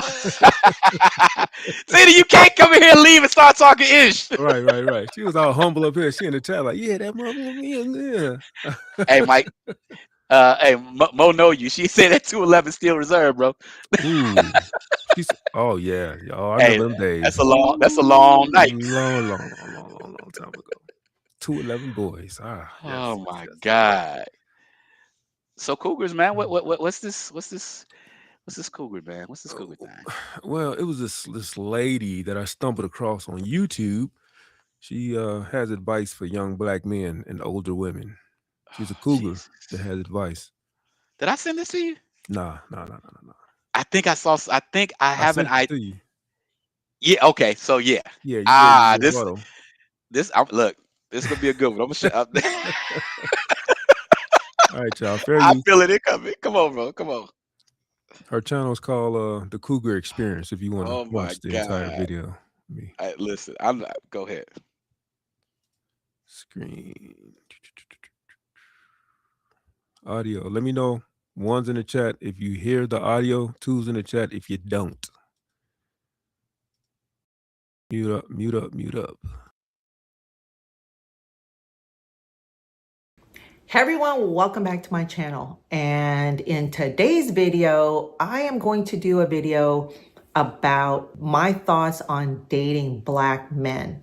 And do black men have a chance with cougars? Because one of my subscribers suggested that topic. And if you want me to do a video on a certain topic or issue, just leave it in the comment section below and I will do a video on it. So if you're interested in my opinion or my thoughts on what it's like to be a young black man dating cougars, stick around.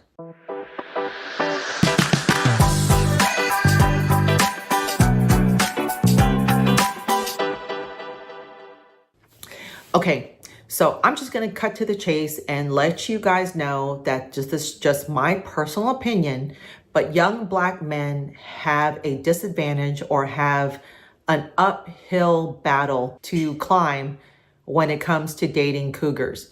And let me tell you, it ain't got nothing to do with skin color.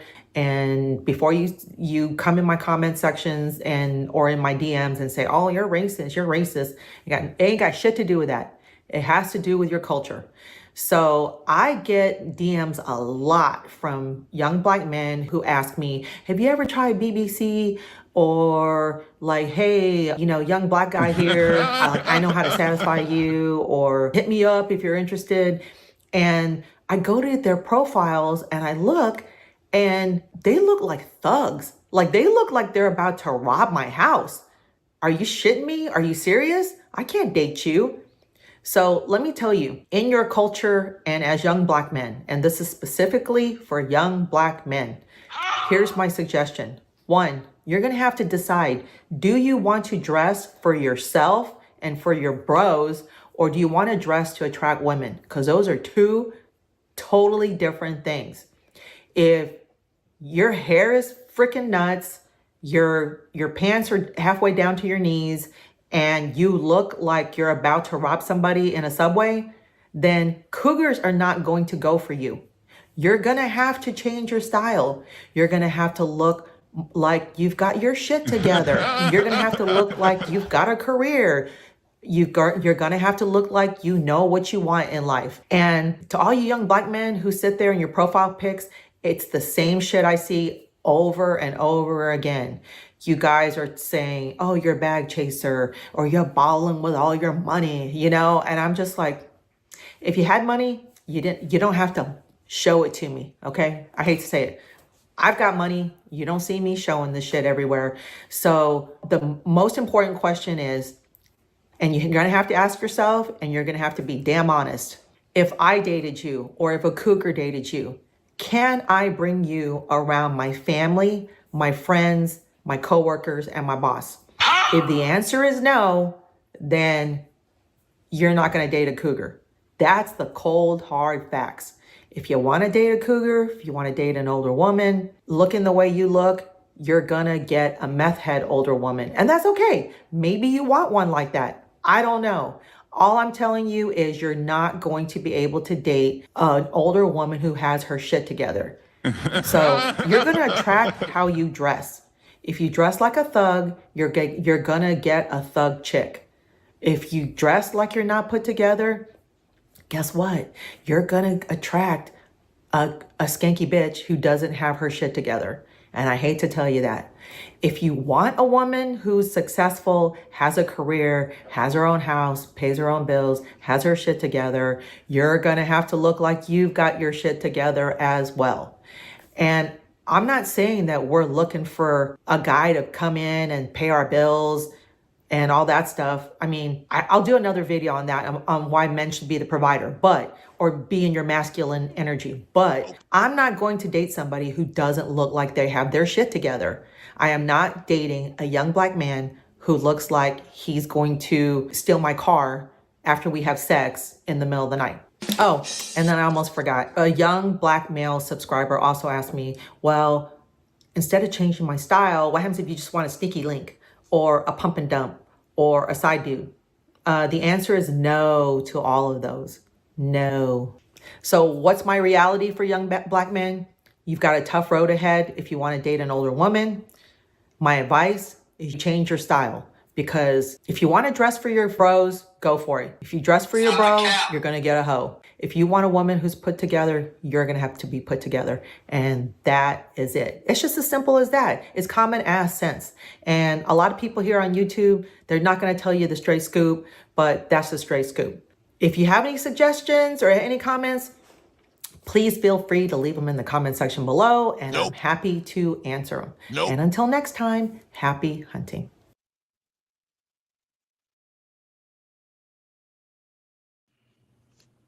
All right. All right. Ain't nothing like a crusty old white woman trying to tell a young black man how to push up on her. Huh? That was that was rough on the ears.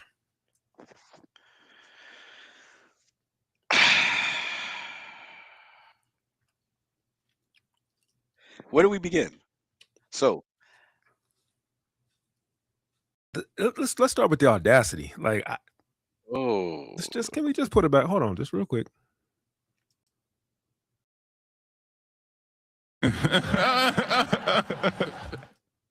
Bro, what? Hey, I don't know, bro. So can I ask know, you a question? What's up? Can I? I just want to ask you a question. How do you like your burgers?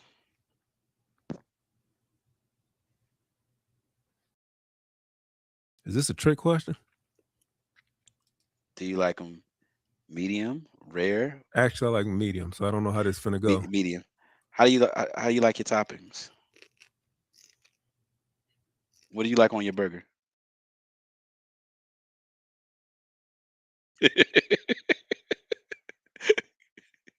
Swallow. Go ahead, swallow. Don't choke on it. Ketchup, onions. Ketchup and onions. Okay. Yeah. Pickles sometimes. So. No mayo. Okay. So do you like a well done burger? Absolutely not. Do you like a well done burger with sauerkraut on it? No. Okay. Where they do that at? Okay, with sauerkraut and mayonnaise. Oof. So what you're saying in your reaction, he said at least can't compare that to car parts. What is she talking about? Mom, pull up. I'm so tired of looking and reading what she said. I need this real time. But anyway, so you see the disgust that you made about what you don't like?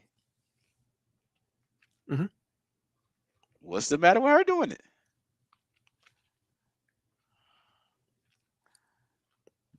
Nothing. I just think she's wrong, first of all. Oh, okay. So you got experience. So go ahead. You can speak. I'm listening. Yeah. I don't think she's talking like cougars have this stringent list of what they do's and don'ts of what they're gonna put up with and not put up with. I totally disagree. Hold on, bro. I wish Corey was here. Wow. That's all he do. Oh, right. He's a cougar catcher. Bro, so let me say this. I disagree with you. All right. Yeah. I'm gonna tell you why I disagree with you. First, man. You speaking second. Go ahead. I'm speaking second. Very close second. Very close second. Second hand. So it's not about if I agree with what she says or not, because I think it's very subjective. But what I want to tell you is this. That market is big enough to justify her having that video. I can say this.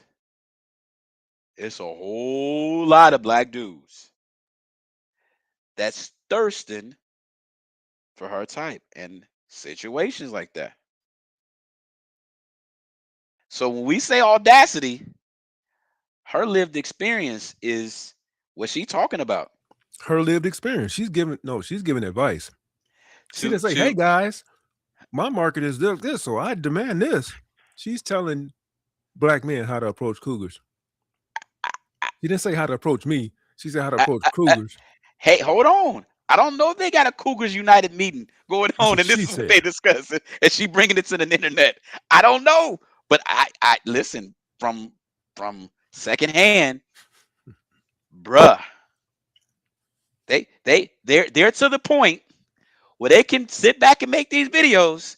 And let me say this: it's some dudes that been thirsting in them inboxes. They're gonna try to change their game up to get on that train. I don't disagree with that. Yeah, I don't disagree with that. Tina must say that woman ain't. I don't disagree with that. Hey, listen. Let me say this, Tina. Every hole shall be filled. That's all I want you to know. Don't let these dudes out here think that they got real standards. See, that woman is a payment for a target scam. I mean, for a target for a payment scam.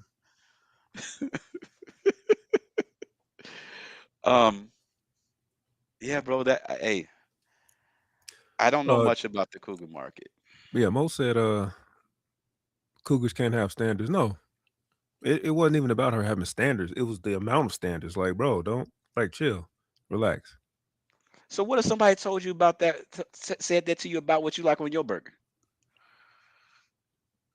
That's saying, my burger. I'm not telling you to feed me a burger with this on it. I'm just saying this is how I like my burger. Well, don't you think it's a little it's a little what, disingenuous? What? I'm not gonna use that word. Don't you think you're moving the goalposts a little bit by taking because she's coming to the internet. You're making the assumption that she's telling people what to do. I think because what do you mean? But she's speaking from her experience. Everybody kind of does that. Like, so she's the one moving the goalposts, not me. And I know. Listen, you can't impose your standards on everybody else. She did. I know a lot of cougars. I think she was speaking third person about herself. If you want me, don't do this. But she doesn't have to say that. Just because with your opinions, you could get on him like, not a burger with sauerkraut and mayo. Don't eat those burgers. You saying that we know this because you know what you don't like. But you said where they do that at. That's the same thing that she's doing. Bro. We got to play. I don't want to play a video. I really don't want to sit through that again. But she personalized it. I never heard her say I. She said, don't step to me or cougars. She was including herself. Listen, she may have a group of friends. Or cougars. Now she's speaking for other people. So what if somebody else likes sauerkraut and mayo? Okay, so do you speak for black men when you speak? Hold on. Don't move. Don't stay put. Do you speak for stay put, Ken. You say you the bald head beat maker. Do you speak for other bald head black men? What? That's like saying, hey, my name is Mike. Do you speak for all other black men? Is all other black men named Mike? Come on, hey, bro. Mike. Stop it. Who want to drop the link? CDT, hit it. Put it in there. I want to hear. I need to hear somebody's perspective. He probably got a cougar. Oh, we know CDT. A cougar club. Oh Lord, he probably got a cougar club. That's his lane right here. He finna jam. Oh, he said he had his first marriage. His first wife was 34. He was 19. Oh Lord, yeah. Remember Come that? on in. Listen. we need a specialist in this conversation because I'm about to digress like a mom. Look, Tina, you're gonna be happy. I ain't saying ish. I don't do the Cougars. I like the Cubs.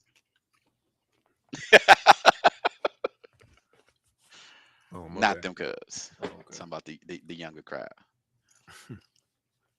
Look at Tina directing traffic and won't say nothing. You say you like the Cubs, huh?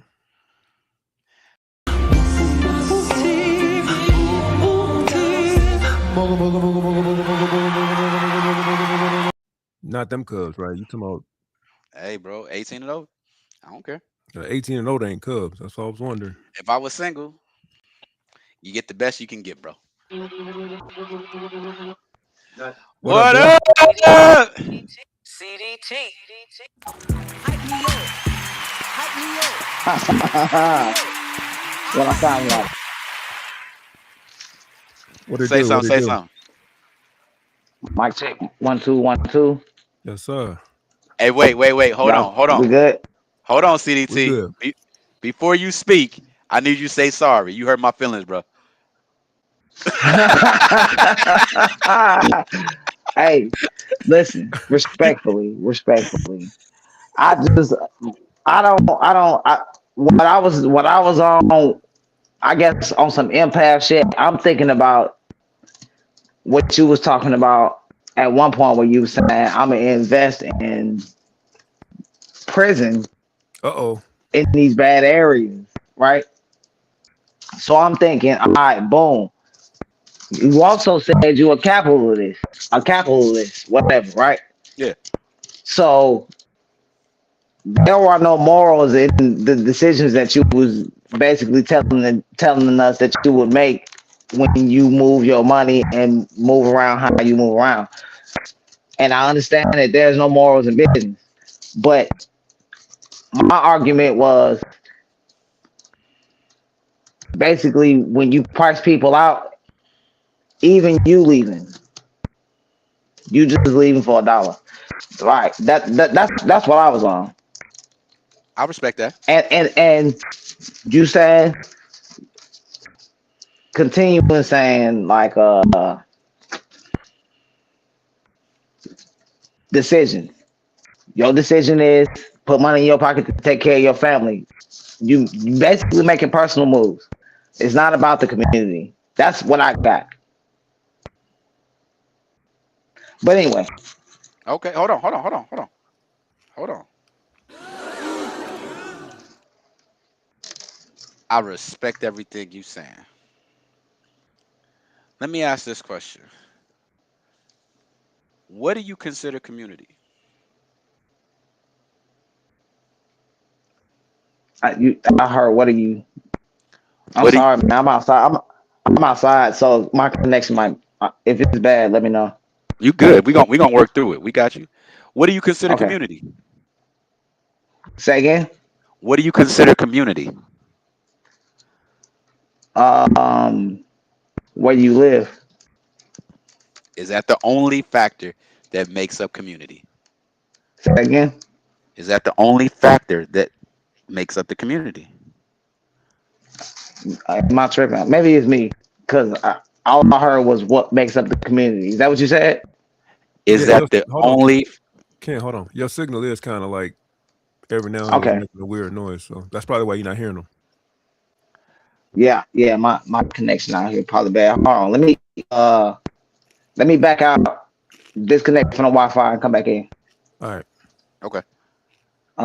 Let me see how to do that though. This is so dope, bro. I love it. I love these conversations. I Y'all love seeing. look, cause y'all made me y'all made me pull up, and Yeah, I don't know how to work this shit on this. Oh, got it. All right, boom. I can hear you. Can you hear me? Oh, he stepped out. Um, so he want to go back to that conversation. I'm definitely gonna go back to it with him, bro. Um, don't bring it back. We was making progress. Mo, listen, Mike, don't highlight nothing else that Mo say. I see it, but I'm not even gonna put it up there, Mo. You hurt my feelings too now. You are hurting my feelings. He said he using that that Giraffe on the Wi-Fi. Hey, y'all some funny MOs. Mofos. Let me say that. I want to say I'm trying not to curse and get us whatever Mike call it, stricken or whatever.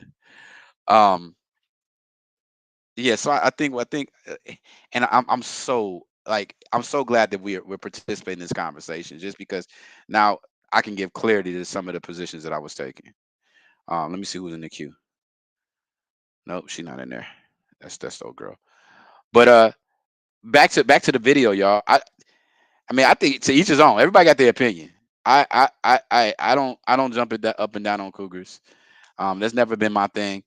I think everybody should have a standard.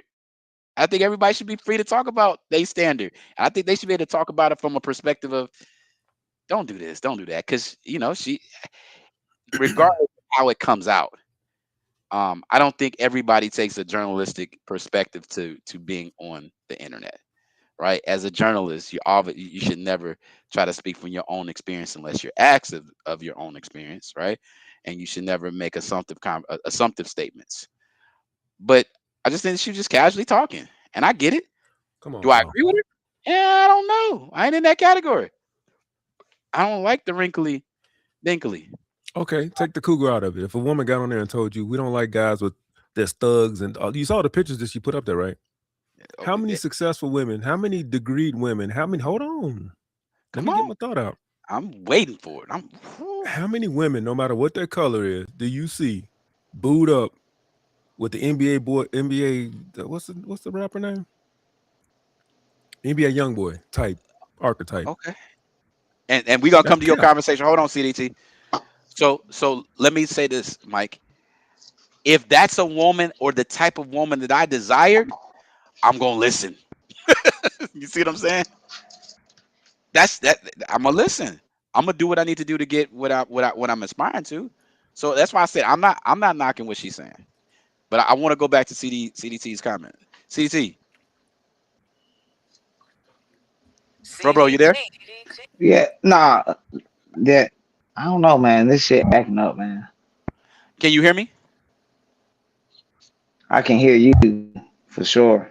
Okay, so I want to make sure that I'm addressing your comment. You were talking about what is community, and my question is, you said where you live. Is that the only factor Right. that we're using to legitimately make up our community?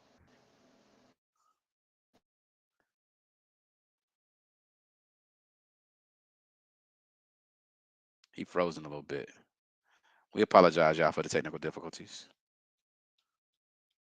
Dang, CDT. Come on, Jesus. Bless him, Lord.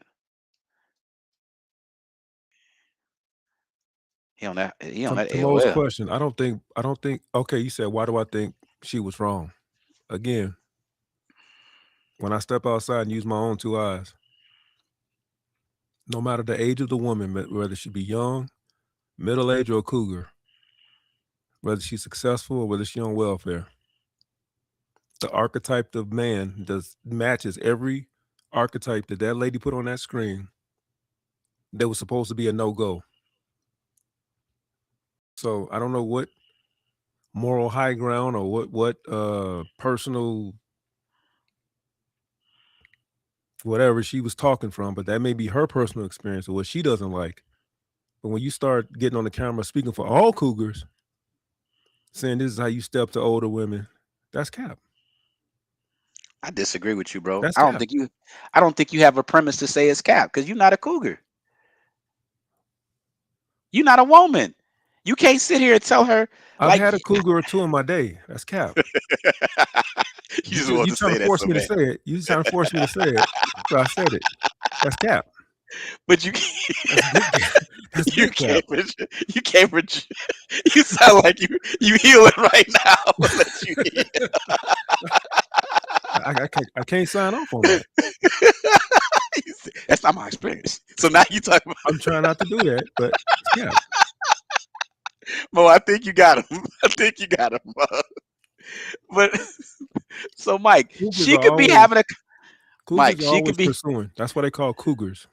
Mike. She could be out there saying, "Hey, ice cream man, don't come through these neighborhoods with only bomb pops.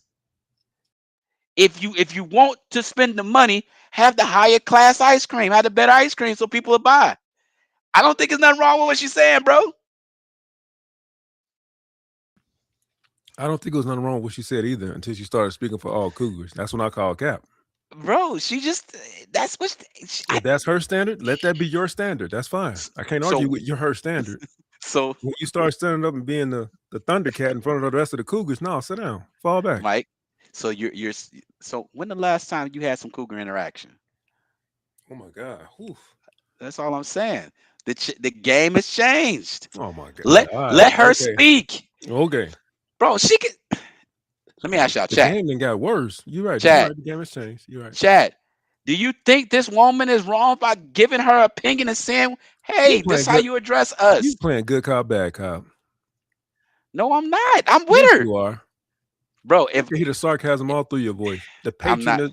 Come on. No, it's sarcasm because I know your situation. Where's that same spirited conversation you had with Mo? You all giggling and wait, hey, this chicken say, what you want to do? And man, go ahead on, bro. Good Mike cop, was bad scarred, y'all. Mike got Cougar issues too, in addition to daddy issues. Yes, she was. Oh, she was the wrong spokes. Yes, absolutely. She was the Like, absolute. Do I need no, to put bro. it back on the screen? No, you can't say that. Yeah, Bro, she's the wrong spokesperson for. Mike, Yes. do you think the people who are aspiring to Cougars? I approve this message. Go said ahead. that. Said that. Do you think, bro? I don't see anything wrong with what she said, and unfortunately, I absolutely agree with her because that must be her experience. She's the only Cougar that I know. Is anybody in the chat? Any of y'all Cougars? We're having two different conversations. I didn't say I disagree with her, so we're all in agreement with that. I'm saying, why can't she be speaking for the Cougars that she knows? Bro, this is probably a Cougar website she on or something. She could be the Cougar president. I don't know. Team Cougar. All right, bro. You got it. Bro, she's speaking with conviction too. And listen, she gave some specific examples. So I think she got enough experience to quantify her to have this conversation, bro. What do you mean? She What do you mean she got enough experience with the wrong type of guy? So now she knows she don't want the wrong type of guy? She's probably getting experience. Yeah. And she's probably trying to make it clear for those who don't get it. All right. Are there any Cougars in the chat? Jay Walker says she was back in the day, right? What she said, guilty of shit. She said she was guilty of that. So I don't know what that means. Guilty of what? What was you guilty of? Being a Cougar? Ain't it? Listen. Hey, I look at it like this, bro. I think a Cougar is winning. You know how hard it gotta be? That's not cool. Yeah, I guess you could say Cougar-ish, but they ain't no Cougar now. How old were you, Jay? Juice? When this happened? 8 years. That'll let me know. You said 8 years. Mm-hmm. No, I'm saying how old was she? Oh, you don't have to tell her age?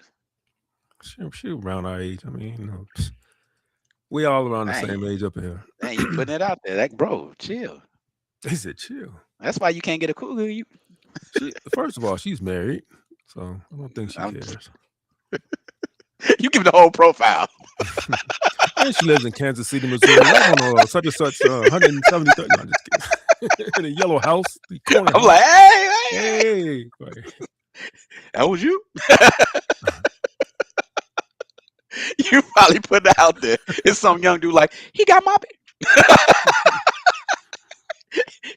I used to mess with her. She was 34. He was 26. No, that. I don't see that. You see it in there? Hold on. I'm a little behind. Yeah, it's a little cougarish. Okay, Jay, can you join? If I drop the link, can you join? Because it's gonna take too long. Ain't nothing to be ashamed of, Jay. I want to talk about this. Did you approach him, or did he push up on you? Oh, we had this little conversation, didn't we, Mike? Mm-hmm. Oh yeah, I want to hear that. Cause listen, y'all, I don't indulge. I don't like old box. Oh my God, I'm 46. I'm not ashamed. Exactly. Thank you. So she right in the middle of us. Well, no, you 46, ain't you? Don't do that. Don't do that. You said your name. You said your age how numerous old do times. I look, bro? I don't know what you're talking about. You see this? We see them enhancements. Get out of here, man. 27. Just on the edges, bro. Right in these corners. You see that right in the corners. I'm telling you, my next trip gonna be the turkey if it goes. Look, I got about 0.6 centimeters more. I've been looking at 1,000 graphs. We got the pamphlet, the research on the flight. Yeah, I want to hear Jay what she had to say because y'all was sitting there going. You and Tina was going at it, and she was just like, "All right, I gotta go." Don't say that. Stop I don't projecting. mean That's not. going at it. I mean, y'all was having a good No. discourse. You're projecting like she walked out because of that. She was a busy No, she at person. work. She Yeah. got things that she needed to attend to. Dang, she at work. How much you know? She said it. She literally said it. She's at the Mo, this ain't hospital. no damn man unit. Are you retarded? Are you retarded? Don't be hating. Don't.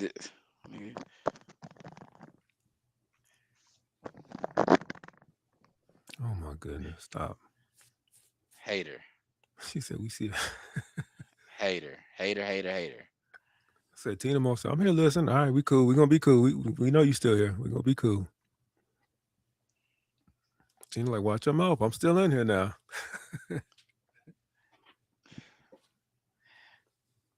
What you mean? I missed that one with Tina Mo. What she talking about? I was talking about how y'all was going at it. No, listen. I love that, and we wouldn't listen. Peacefully going at it. I don't mean, I'm with the shiznits. I got so much respect for people that would love to have the dialogue instead of just sit because you back with and the shit, that don't mean you're right. You know what I'm saying? Just because you're loud and passionate does not make you correct. Just wanted to throw that out there. name something that I spoke to wasn't a fact. So what? That's all I'm saying. I just play facts. There's no opinions. Sorry. My argument is not opinions. I'm not trying to convince nobody or nothing. I'm spilling facts. Are you trying to bait? He trying to bait me again, y'all. You see what he be doing?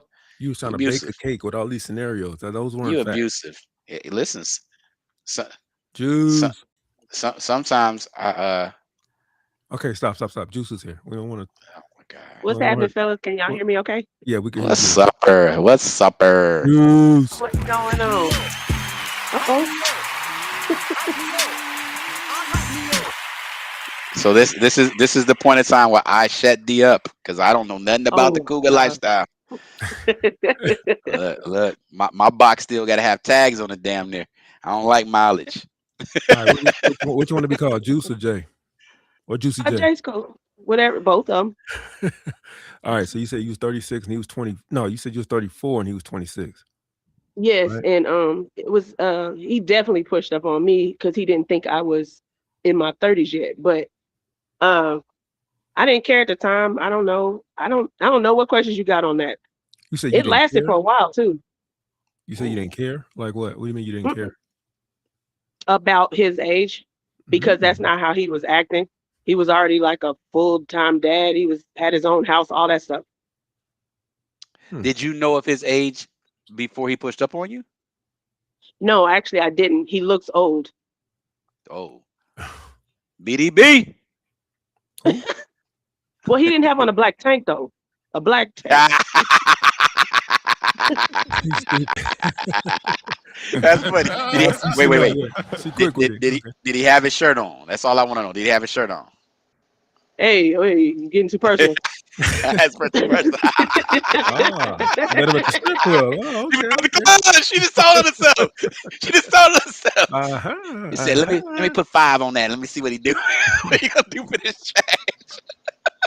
Nah, it was just hot that day. Hey, look, I don't know what to tell you. Hey, did you hear what she said though? She said it lasted a long time. Yeah, how long did it last? Let me see. Till 2000 and how many years is that? Wait, hold 18. on. Don't incriminate yourself because your new boo might be listening. Like, Wait. wait. Get the timeline right now. Don't make the time. You ain't got to put specific dates. There you go. Just give me the years. Look, we are not accountable for any DV charges. Ain't nothing about to happen. No, there was no crossing streams, if you will. Let me see. That's a good way to put it. No, I'm pretty. I got some couth about me, so no, it wasn't none of that. And after that particular relationship, I did take time off before I then got remarried. So I took time to get myself together because I think it was a combination of both of us on why that relationship messed up. Plus, he wanted more children. He already had 3. I already had 4.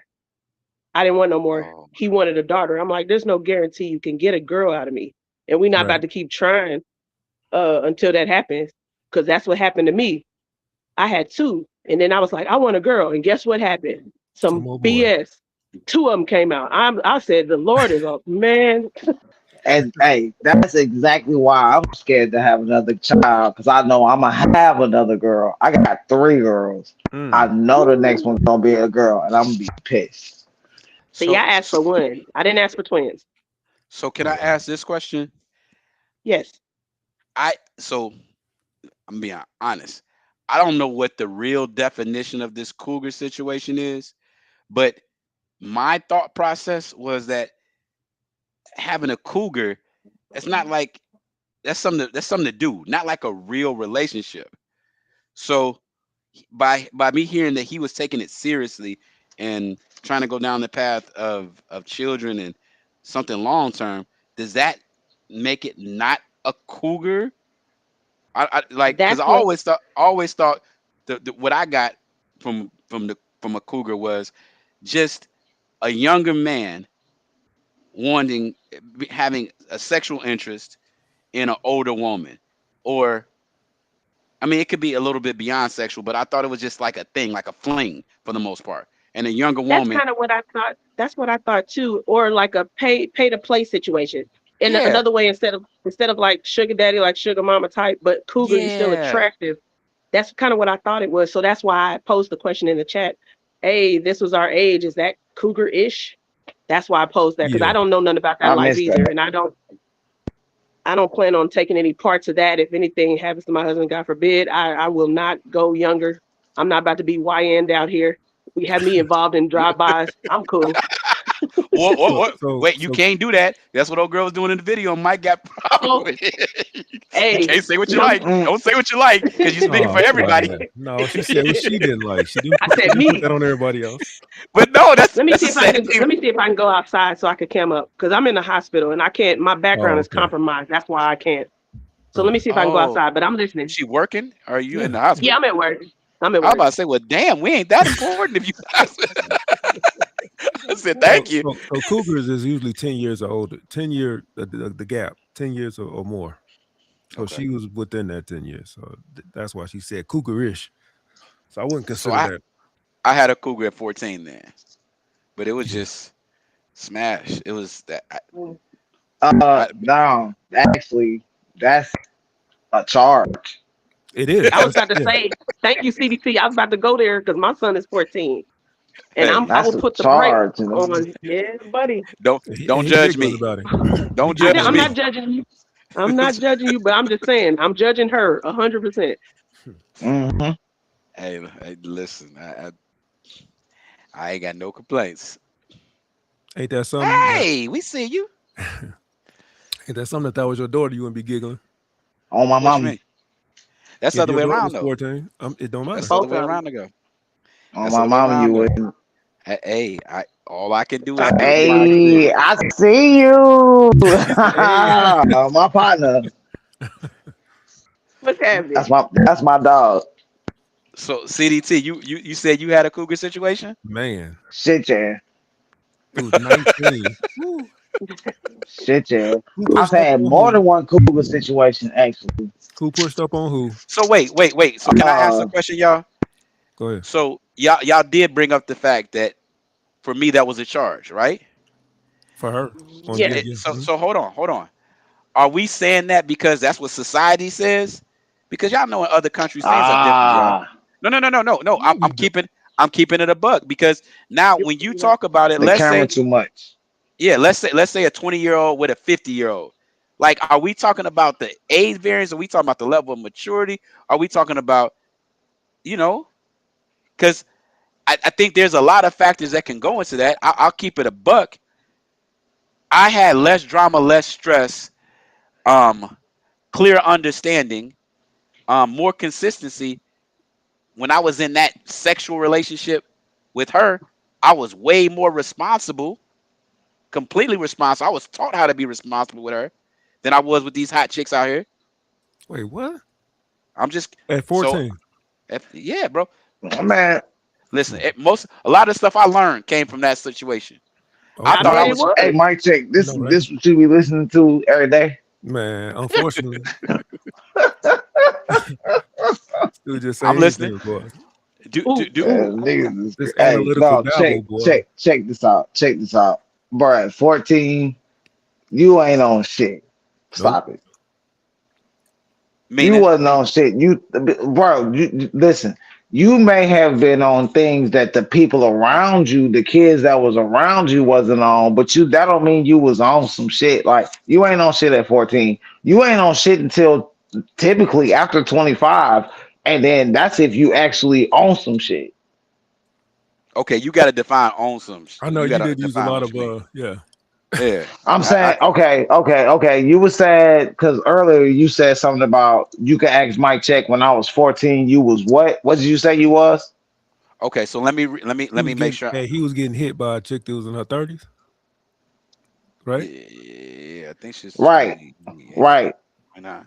He was That's Okay, not a getting hit. predator okay. to y'all. That's not a predator. I get it. No, It's a Yes, that's double sick. standard. But that's death penalty. go ahead, That's CBC. sick. I'm sorry. That just Yeah, boiled my no. brain. You, hey, listen, I got you. Trust me. So that's what I'm saying. At 14, like, you can't tell me that you own anything if you don't realize that, nigga, you a victim. You are legitimately a victim, brother. So, like at 14, a grown that somebody took advantage of you, like on some real shit. And like, I don't want nobody thinking that type of shit is actually cool because it's not. Like, nobody's. If I don't have no sons, man, but if my 14-year-old son came home and told me that some 20 some year old broad gave him some pussy, I'm not high fiving that nigga. I'm calling the police. Okay, cool. I'm with you. So let me make this clear. It's my position on that. I'm not even making a comment with my position. When you gave your feedback to that, I want to ask this question. I want to be honest. Yes, sir. Is your feedback strictly based on the culture and where we live? Oh, I would love to talk about that At- because I already know where you finna go with this. So the age of consent in most countries is 16, no, it's right? not. No, it's not. Yes. What is it? 14? No, it's not. Okay. What is it? The age of consent outside of the United States, it really varies, and a lot of places don't have an age of consent. Jesus Like Christ. name Most one countries. place. Most countries. Name one place that doesn't have an age of consent that anybody that you could actually like that ain't in a fucking jungle. Like name one place that doesn't have an age of consent. Cause what we Pull it up. You in Amsterdam. Europe. Amsterdam. Let's there see. ain't Amsterdam. There is an age of consent in Amsterdam. Bro, listen. There's an age of consent in the Netherlands. Listen. Let me ask you a They question, bro. just don't follow I it. I can go. Hold up. There are laws Hold in on. your county right now that people that listen. Okay, I'm sorry. Go ahead, I'm King. not. I'm not making an argument, right? Right. I'm trying to ask. Is the basis of what you're saying strictly based on what you've been learned and what been taught? Because let's go back. Back in the day, We ain't got to go back in the day. You made your women, point, and I'm about to pull women it up. Go ahead. yeah, So women, and we're having babies at 12, 13 years old, and okay. it Within the was confines of legal. the. Oh, Yeah, sorry. yeah. Yes, So let me yes. tell you this. Okay. Let me tell you this. Outside of the country, when I go to Europe, right? You can have alcoholic beverages when you with your I I family I, I at lived 10, in 11, Europe 12 years too. old. I lived Yeah, in Europe as well. yeah. No, like, but They in sir. what part of Europe was you in where the age of consent was any lower than 16? So Hold on, I have a point to make. okay. No, I'm asking. Where was you at that there was no age of consent? That is crazy. So 16 in Europe you can drink, and I 16 in Europe you can damn sure drink. They so actually go for it. I'm sorry. so yeah. Go, I yeah. want you to understand that I've never traveled to another country asking for the age of consent. So there's no way for me to answer that question. This is My not a personal question, conversation. This is not a yeah, personal conversation. So I yes, mean, I'm just saying, this is not. I don't think of you like that. So yeah. So, but my question is are our societal norms saying that that's crazy? Because in other societies, it's practically normal. It's normalized, and there's less. It could be less confusion. I know in okay, a lot of countries in Africa, women are married at 12 as soon as they can menstruate. okay. Oh, all right, bet. So let me ask you a question, right? I'm How many okay. children do you have? Like, let's make it a little personal, real quick. How I many only children have do you have? I only have two children. Everybody else is over 18. Oh my God. I See, got hey, so, Mike check. Hey, Mike. Hey, so, Mike check. Hey, listen. This is why I know you come to my stream on Friday, cause it ain't. You know what I mean? Like, no pressure, cause this nigga's wild. All right, you see what he did? Oh yeah, you seven, playing dodgeball. Yeah. Oh yeah. seven. Oh, Come with it. man, that nigga is Come with it. dodging wrenches. All right, so bet. Think about any one of them at the age of 12. Think about the things that you probably was on your kid ass about at 12 versus the shit that you might have to step in on with these 5 grown children. Put all of them in there, brother. So you trying to tell me that at some point in your life, you seen any one of these kids at 12 and said, yeah, let me just throw life on you. No, okay. I feel what you're Because saying. having a child changes absolutely everything mentally you have going on. Having a child made me realize that I am not the main character around here because that changed the lives of the children that came behind them. So I don't understand why we believe that we can place nigga. If I have to tell my child to wash the dishes at 12, I gotta tell my child to change a baby.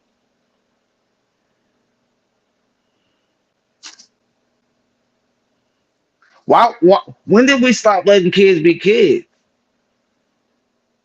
Am I tripping? I don't think that there's an argument that you're fighting right now. I'm not fighting what you're saying.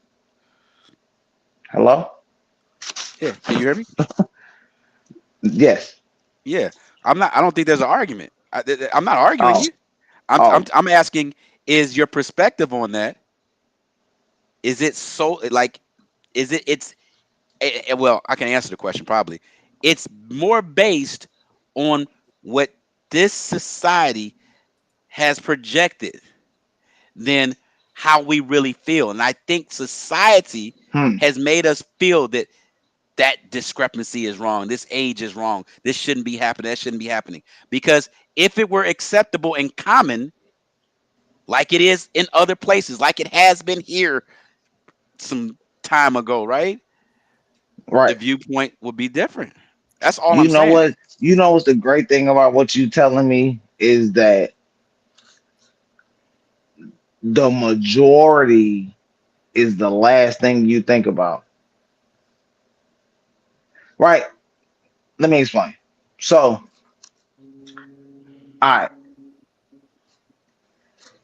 the majority of 12-year-olds are finding themselves. Let's go 16. 16. All right. So, all right. Here's the thing. I'm gonna go even further than that. I'm gonna like I said, I'm gonna make it personal. I married a 34-year-old woman at 19. What you think I was on? Hmm. What like what you think I was doing? Man, I was fucking off on her everything that was moving. You want to hear some real gangster shit that both of y'all as men probably know? As soon as you get married, every piece of pussy that you ever tried fall in your fucking lap. Hey, you can't say that out loud, bro. It's the truth. No, it don't. I don't know what you're talking about. Right. What you said? Okay. So what? What are you talking So about, what bro? you? Hey, y'all wanted some? Hey, mic check. No, I'm Hey, messing with you already know what it is with me, man. This real They shit. just This fall real out of the shit. sky. Oh my god. Yep. It's Oh pathetic. my I've seen it god. in my face. I'm like, where'd that come Oh from? my god. That shit is You say you ridiculous. saw falling. Hey, actually, that Right. shit that shit is so terrible because it was like, where was you at? You know what I mean? Right. Like, They was what the waiting. fuck? They was waiting.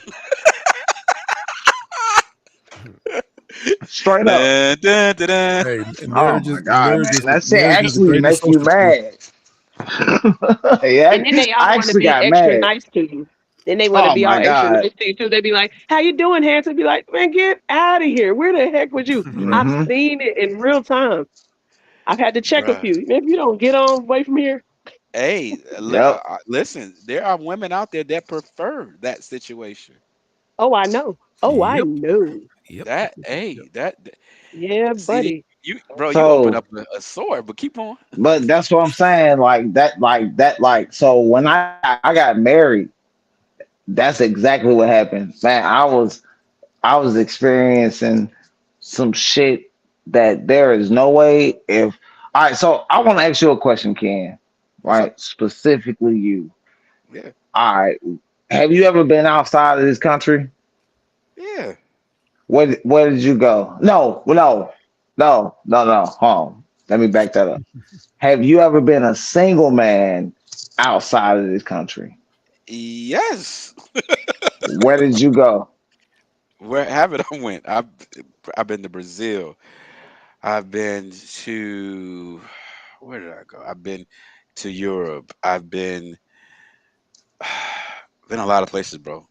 So, Mexico, several okay, times. okay, great. That's perfect. So you Bermuda. understand the difference of how you treated wherever that chair is planted at right now versus Oh that yeah. them places, right? Oh yeah. As a man, like women, like your interaction with women is totally different. Absolutely. Okay, Absolutely. so that video, I want to say this. That is niggas that can't leave the country. That's their experience. I see where you going now. I see where you Now going.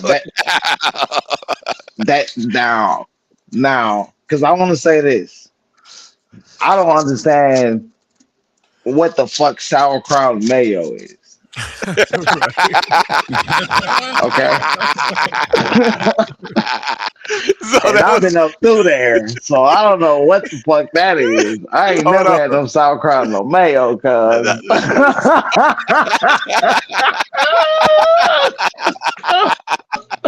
Oh, you got my Yeah, stomach nah, hurt. you wildin'. So You no, up here no. wildin', man. The, the, the, re- the reason why Talking the about reason some why I said that is sauerkraut and mayo, that shit crazy. all I'm trying to say I ain't is never. oh, Nope. I old mean, girl. hey, a fucking beer bride and some fucking uh. Never mind. Never Listen, mind. listen, CDT. Listen, bro. All I'm saying is I was trying to make reference to Mike being mad at old girl for speaking on what she like. I was like, hey, if some like she said what she don't like. If somebody brought Mike a, a well done burger with sauerkraut and mayo on, he gonna be like, don't bring me no burger with I sauerkraut and mean, mayo. all right. So, all right. I don't think Let she me wrong. go ahead and throw something else personal on this, right? Okay, come on. So, my woman is white, and I've been with her for 13 years, right? Uh-huh. All right. It's a lot of Oh. extras people throw on these type of relationships. You feel me? Are you talking about the color barrier, or the age barrier, or the age difference, the color difference, or the age difference?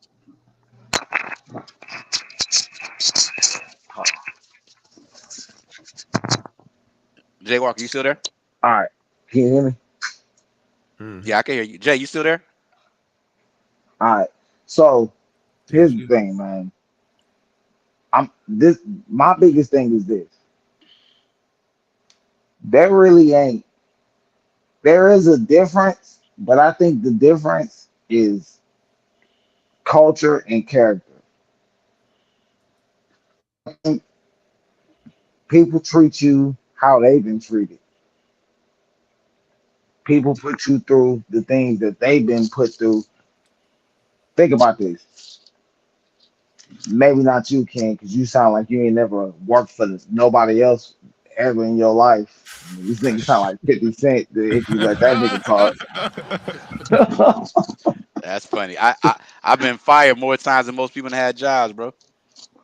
All right, so first off, then you should understand that that it's peak like I when should you understand was what. that when you should understand that when you was that those is the people that actually people like you and everybody else need going around. That's why your ass can go to a restaurant and eat a steak that you like because somebody need a paycheck.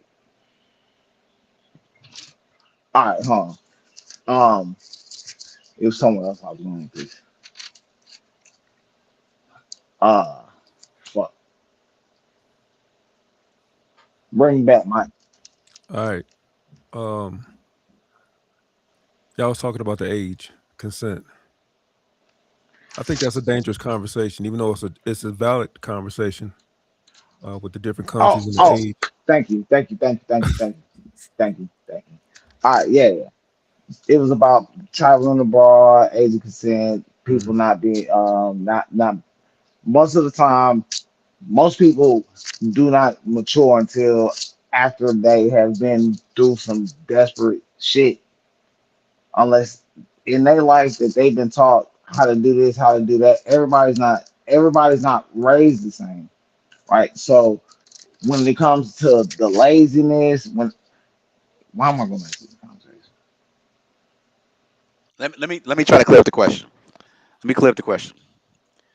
Thank you. The question simply is this: your position on an age difference, specifically, let's say the age of consent, right? The Sexual Cougars. consent. Do you believe that your position on that is solely based on what you think, or is it based on what society has portrayed as wrong? Let me give you an example before you Thank answer. you. Let me Okay. give you an example before you answer. Thank you.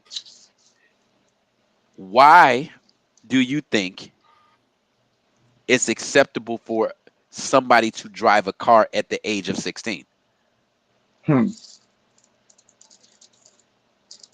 Why do you think it's okay That for is somebody to? that's a great question. I think it's a lot of things that society presses us as children to do that we shouldn't be doing. Okay, so hold But on. at the same Oh, time, I mean, that is part of the development of society. Driving a car is the most dangerous thing that you can do.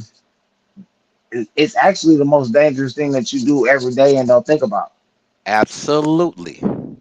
So my question is this: Right. But just as your society, kid, but society, but we society. put 18-year-olds in the military and we tell them they can't drink.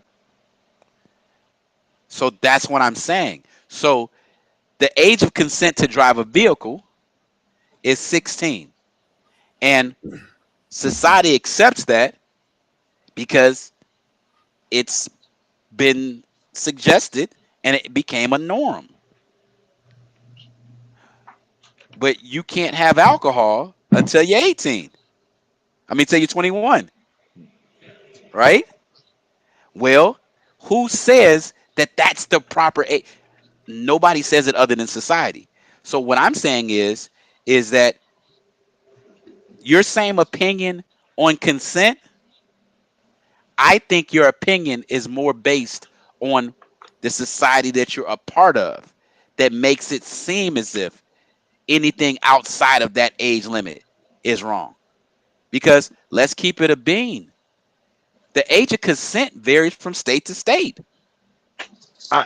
So I mean, all right. So like, driving a car and bringing life into this world is two totally different atmospheres, my guy. Right? Like, because I'm gonna tell you why. Because let me ask you this: if you own land and you got tractors and bobcats and shit like that, you putting your kids on that shit ASAP, right?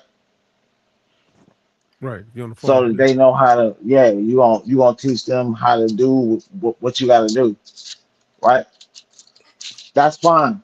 Driving a car is actually adjacent to the power wheels we get for our kids and all this other stuff. So we don't think about how dangerous that is. That's a fact. I was driving a car at 12, 13. Same. My pops had let me drive. Maybe that nigga. It was them nights my pops was drinking, and we come from the bowling alley. That nigga did let me drive in the neighborhood. So my question is, should you be looked down upon because of that? Because That's not society bringing a says, child into this life. hold on, hold on. It's two different things. We're not talking about bearing a child. We're talking about consent of sex. That's like like technically that's the only reason you should be having sex. Well, that really moves the goalpost in the argument. I But what mean, I'm I saying is, understand that, but the ramifications of driving a car is like it's more dangerous than having sex. It's you, way more yeah, dangerous. because you definitely driving more than you fucking. You are Absolutely. too. Right. And and So and anything that you do at a repetition, it's always in danger of something. Danger of getting you getting burnt out on it. Danger of you losing your way on it. Like even with beat making type shit. So anything that you do that much, right? It's always a danger of something going wrong. If you consistently do something the exact same way or consistently doing something, there's a danger of it going wrong.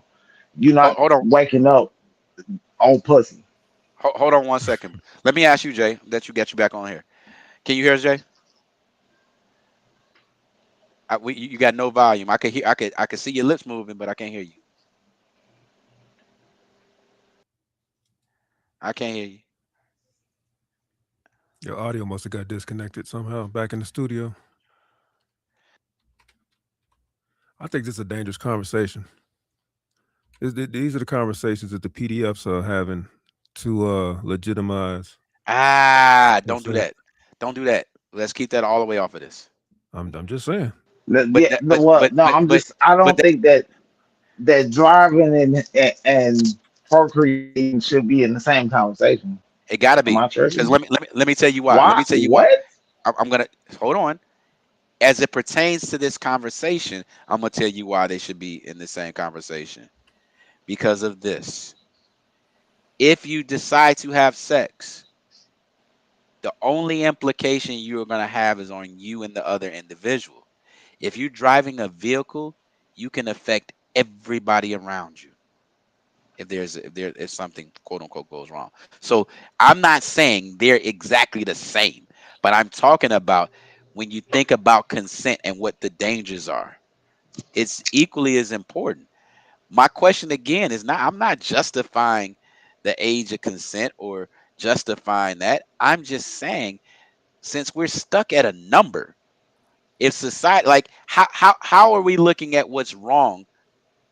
How are we really validating what's wrong or invalidating what's wrong and validating what's right when the age can change from state to state? So are you telling me that if I think in the South, age of consent is 14, right? In Whoa. California, it's 17 or 18, right? 16 or No, I'm 17. not 18. No, sure of that. hold on. I know Georgia is less than 18. I do know that. Well, I'm just throwing. I'm just throwing a hypothetical. I don't have the data, Mike. If you want to pull the data, pull Got the you. data. But what I'm saying is, if we got a person that lives in Alabama, and the age of consent is 14, right? Right. And this person is 14 years old, and it's normalized there. But in California, 17 is the age of consent. Are we looking at that 14-year-old like, what are you doing?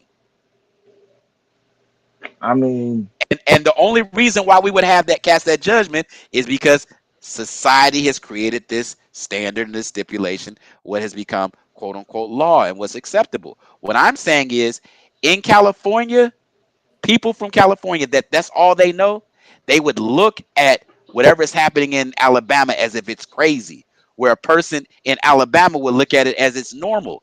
I'm telling you that the age, when it comes to age and consent, most of the time our perspective is more so based on societal views than what we actually feel and how we can justify. We start with what society has presented with us, and then we try to make justifications based on that. What I'm saying is there are countries that the ages are different and skewed, and it's normalized, and their society doesn't look at it that way. So I'm asking you again: is your opinion based on what society has put on you, or is it based on your personal circumstance, knowledge? Take society out of it and give a legitimate reason as to why you feel this is that's not a good age. Can y'all hear me now, personal real quick? experience. Yeah, we can hear you. Okay. Okay. Sorry, CDT. Period. Personal experience. My Okay. personal experience being somebody that listen. I haven't said a lot, right? Because I'm saying I've experienced things that I understand that at that age it was not the best thing for anybody. All right, so I'm gonna You say can't say something real anybody, bro. quick. No, check. So I got a sister that's married to a partner of mine that I used to hoop with. This particular partner of mine that I used to hoop with, I was fucking his sister when I was in high school, and I fucked around and got her pregnant using that nigga condoms. Her dad was a Jamaican that kept a machete by the door that hated me. Her mama took her to get an abortion before her daddy found out because that nigga probably would have tried to come over my house and kill me, and my dad probably would have shot him. That shit was swept under the rug.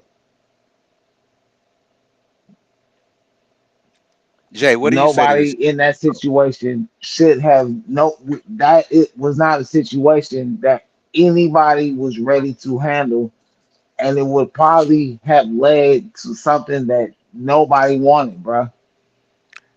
So I get it. And all I'm saying is I understand that. And based on that circumstance, I think that feeling is more motivated by what society has created as acceptable versus what's Is not is acceptable. it's So not well, I'm not well, see, you talking about society, you asked me if it Right. was based off of personal Experience. little yeah. experience, and No, I'm no, I'm telling you agreeing. I'm agreeing. personally, in a personal experience, that if that shit didn't happen, we probably wouldn't even be talking. So Who okay. knows? So let me ask a question. If let's say 40 years ago, the courts, That's the what Supreme that's what I've Court, been trying to get on. Yep. the Supreme Court said the age of consent is 12 years old. Do you think that same reaction would have happened? No, because it would have been normalized in that community. Jay, what do you say to that, sweetheart? Okay, so going back to what you're saying right there, and then when you went back some time when you were speaking on how um, it was sort of normal, like the women would once they menstruate they would have children, and a lot of that. This is where the point comes. A lot of that comes within the confines of marriage, and that also went with if we're talking about society, then that also went with um, in terms of the male being the provider. They wasn't necessarily just and in the within the families being within communities and stuff like that. So say you got the bread maker, then you got the shoemaker, and then they both have children around the same age, and then they would marry them off, and then they just keep it going. That a lot of that happened with in that term. So let's say if we Absolutely. want to put it to 16, let's just say if I want to go with that, I am half and half on the yes society part. But when you say, are we looking at it just on because of society? I am a little bit, and it's a little bit biased on male and female because we're looking at the female as in going into leaving your father's house into a protective state with the male that's going to take care of you and you're going to take care of him and he's going to guide you in the proper direction. I'm not going any Exactly. lower than 16. That because that's I know what CDT said in a lot of states the ages might vary. I'm stopping at 16. I don't care what none of them say. I don't care what no state says. I'm stopping at 16. I don't necessarily approve, but that's just my personal opinion. But I could see where it would be accepted if it was going into that type of situation.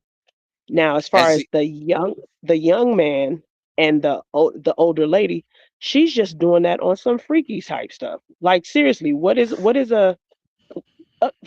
personal?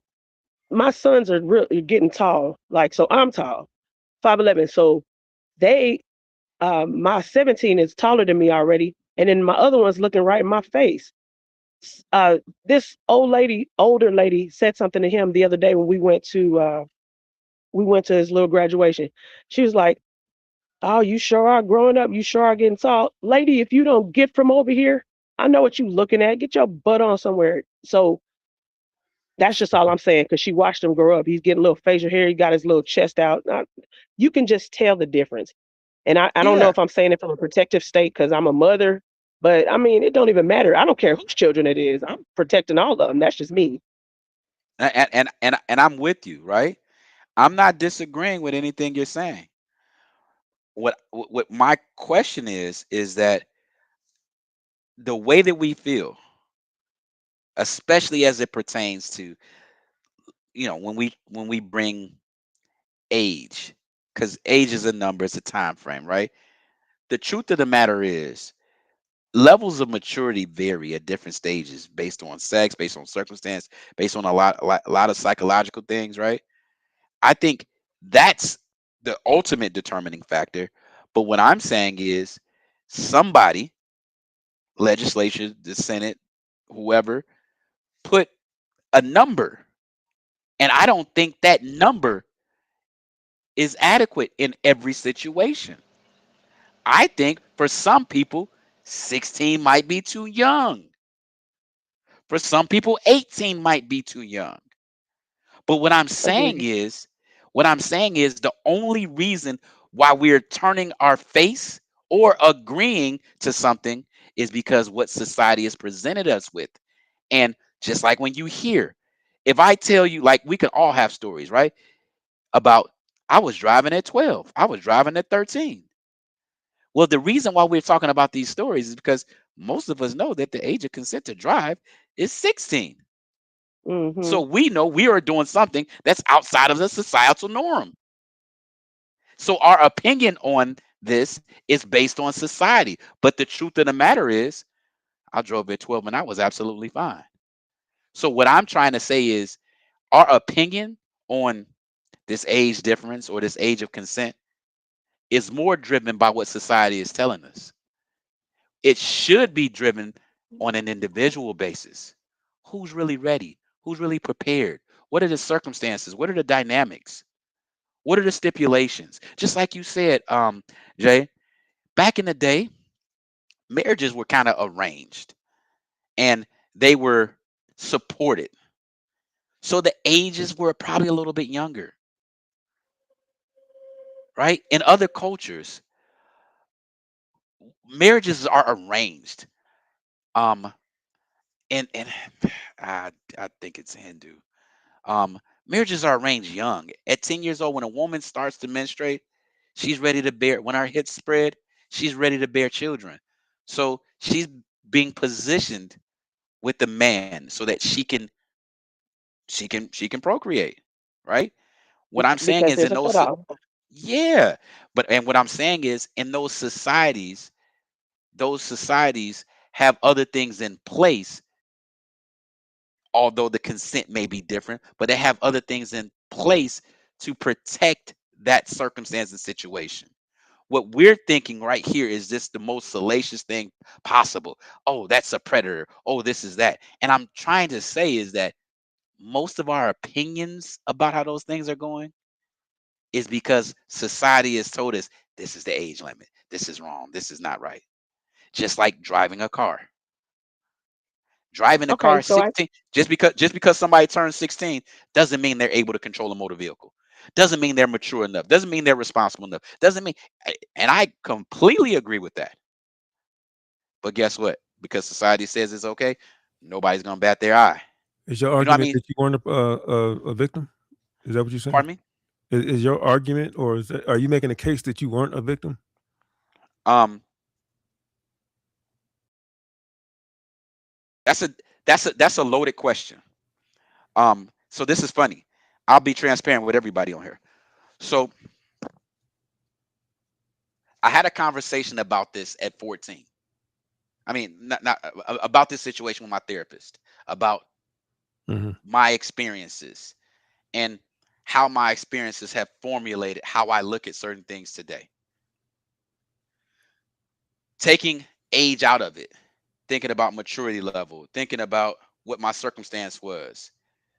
I think there's two ways to look at that situation.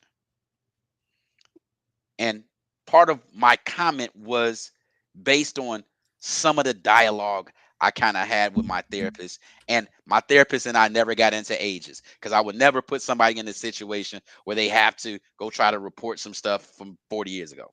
But what I did notice is that that circumstance may have had me looking at situations from a more responsible lens than other kids my age that were still indulging in sex one way or another. When you're dealing at 14 with other maybe 13-year-old girls, 12-year-old girls, 15-year-old girls, there's no responsibility or accountability in the act. Because it still is gonna happen. How many kids you got?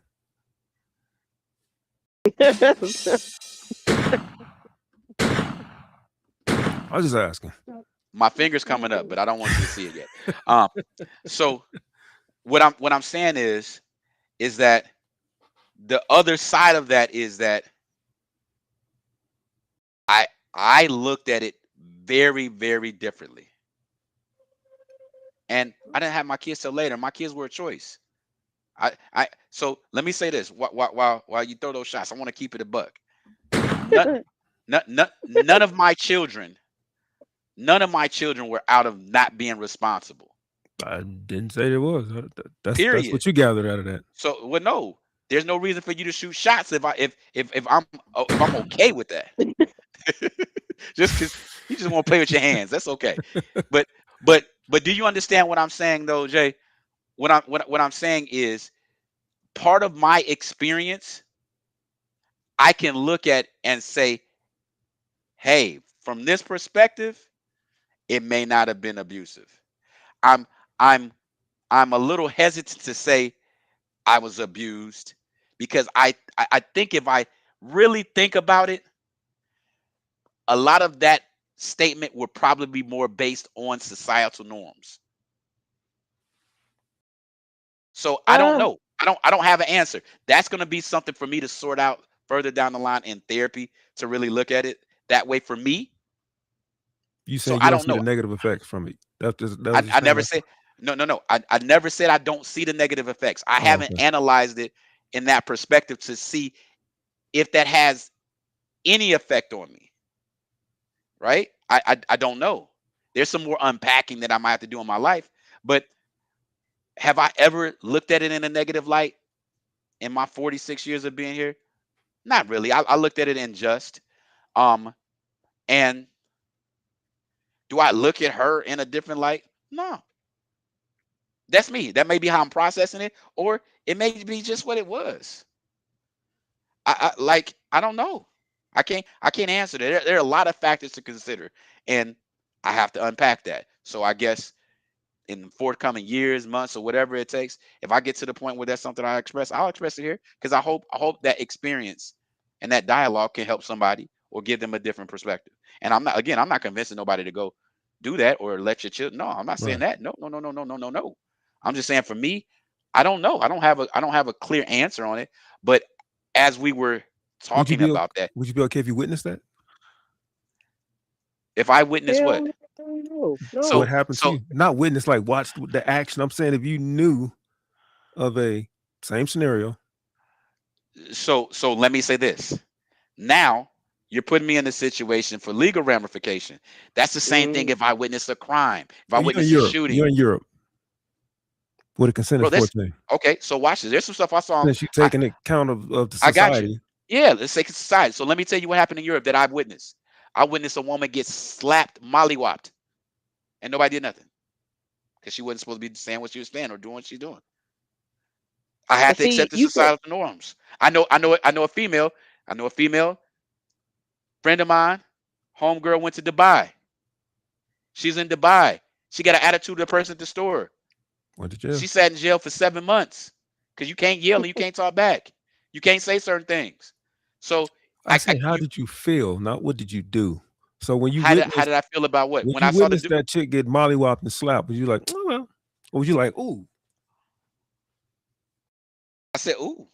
Okay. Anybody get slapped, I'm like, ooh. All right. Anybody slap, I get ooh. So if you witnessed the same scenario, I'm not gonna say ooh. I'm not gonna say ooh. I know you're not gonna say ooh. Bro. I said, how you gonna feel? You're gonna be like, oh, well, you know.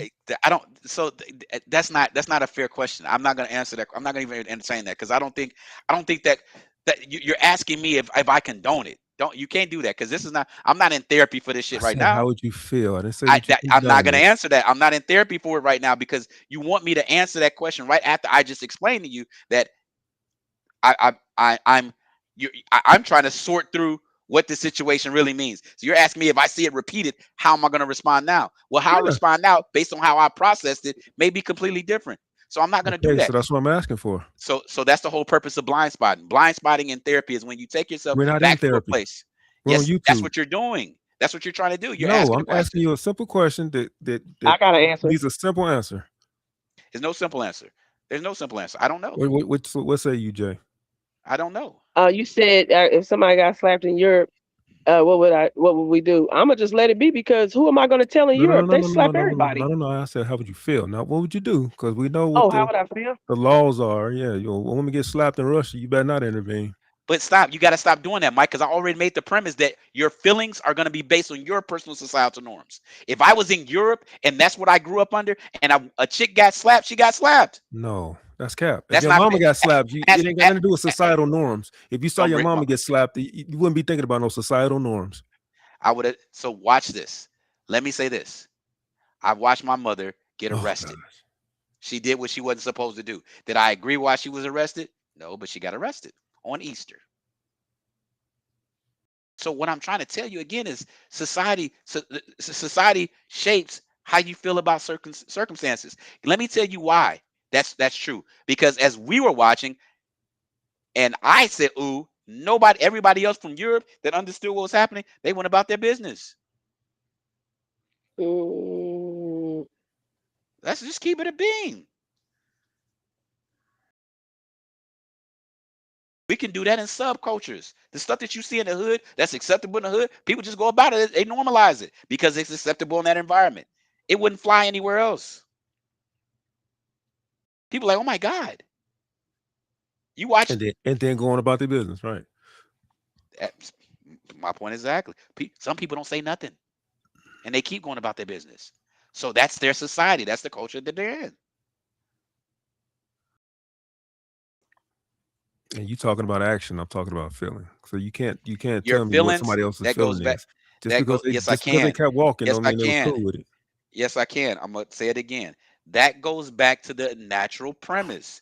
Your feelings and your emotions are based on your societal norms. If you're in a situation where this is not common and you go somewhere where it is common, your emotion about it are going to be based on your society. Guess what? After I was there for a month, if I saw 3 or 4 people get slapped up, it's normal. That's what you do. Don't say what you said. Don't do what you do. That's all I can say.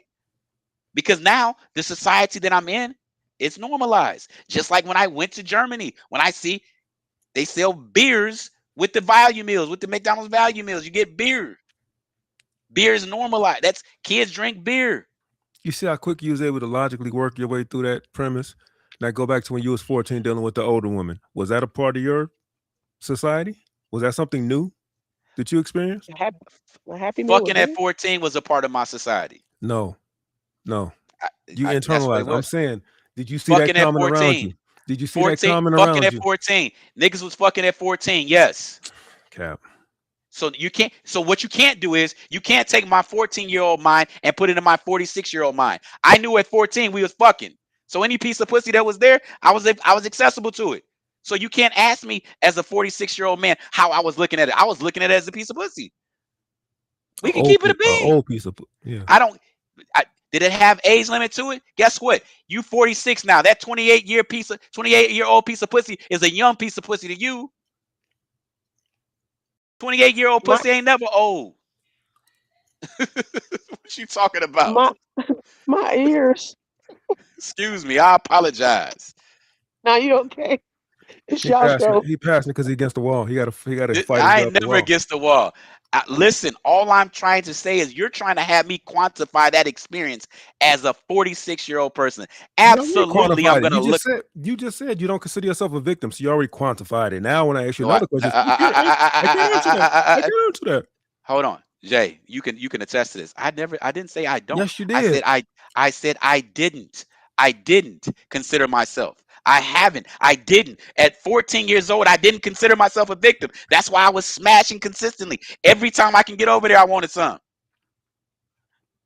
I didn't consider myself a victim. And then you asked me how I feel about it. I said, right now, I don't know how to look back at it. I'm trying to decipher that. You can't put the circumstance in a box. You can't ask. You can't. Jay, do you think I was bobbing and weaving? Not at all.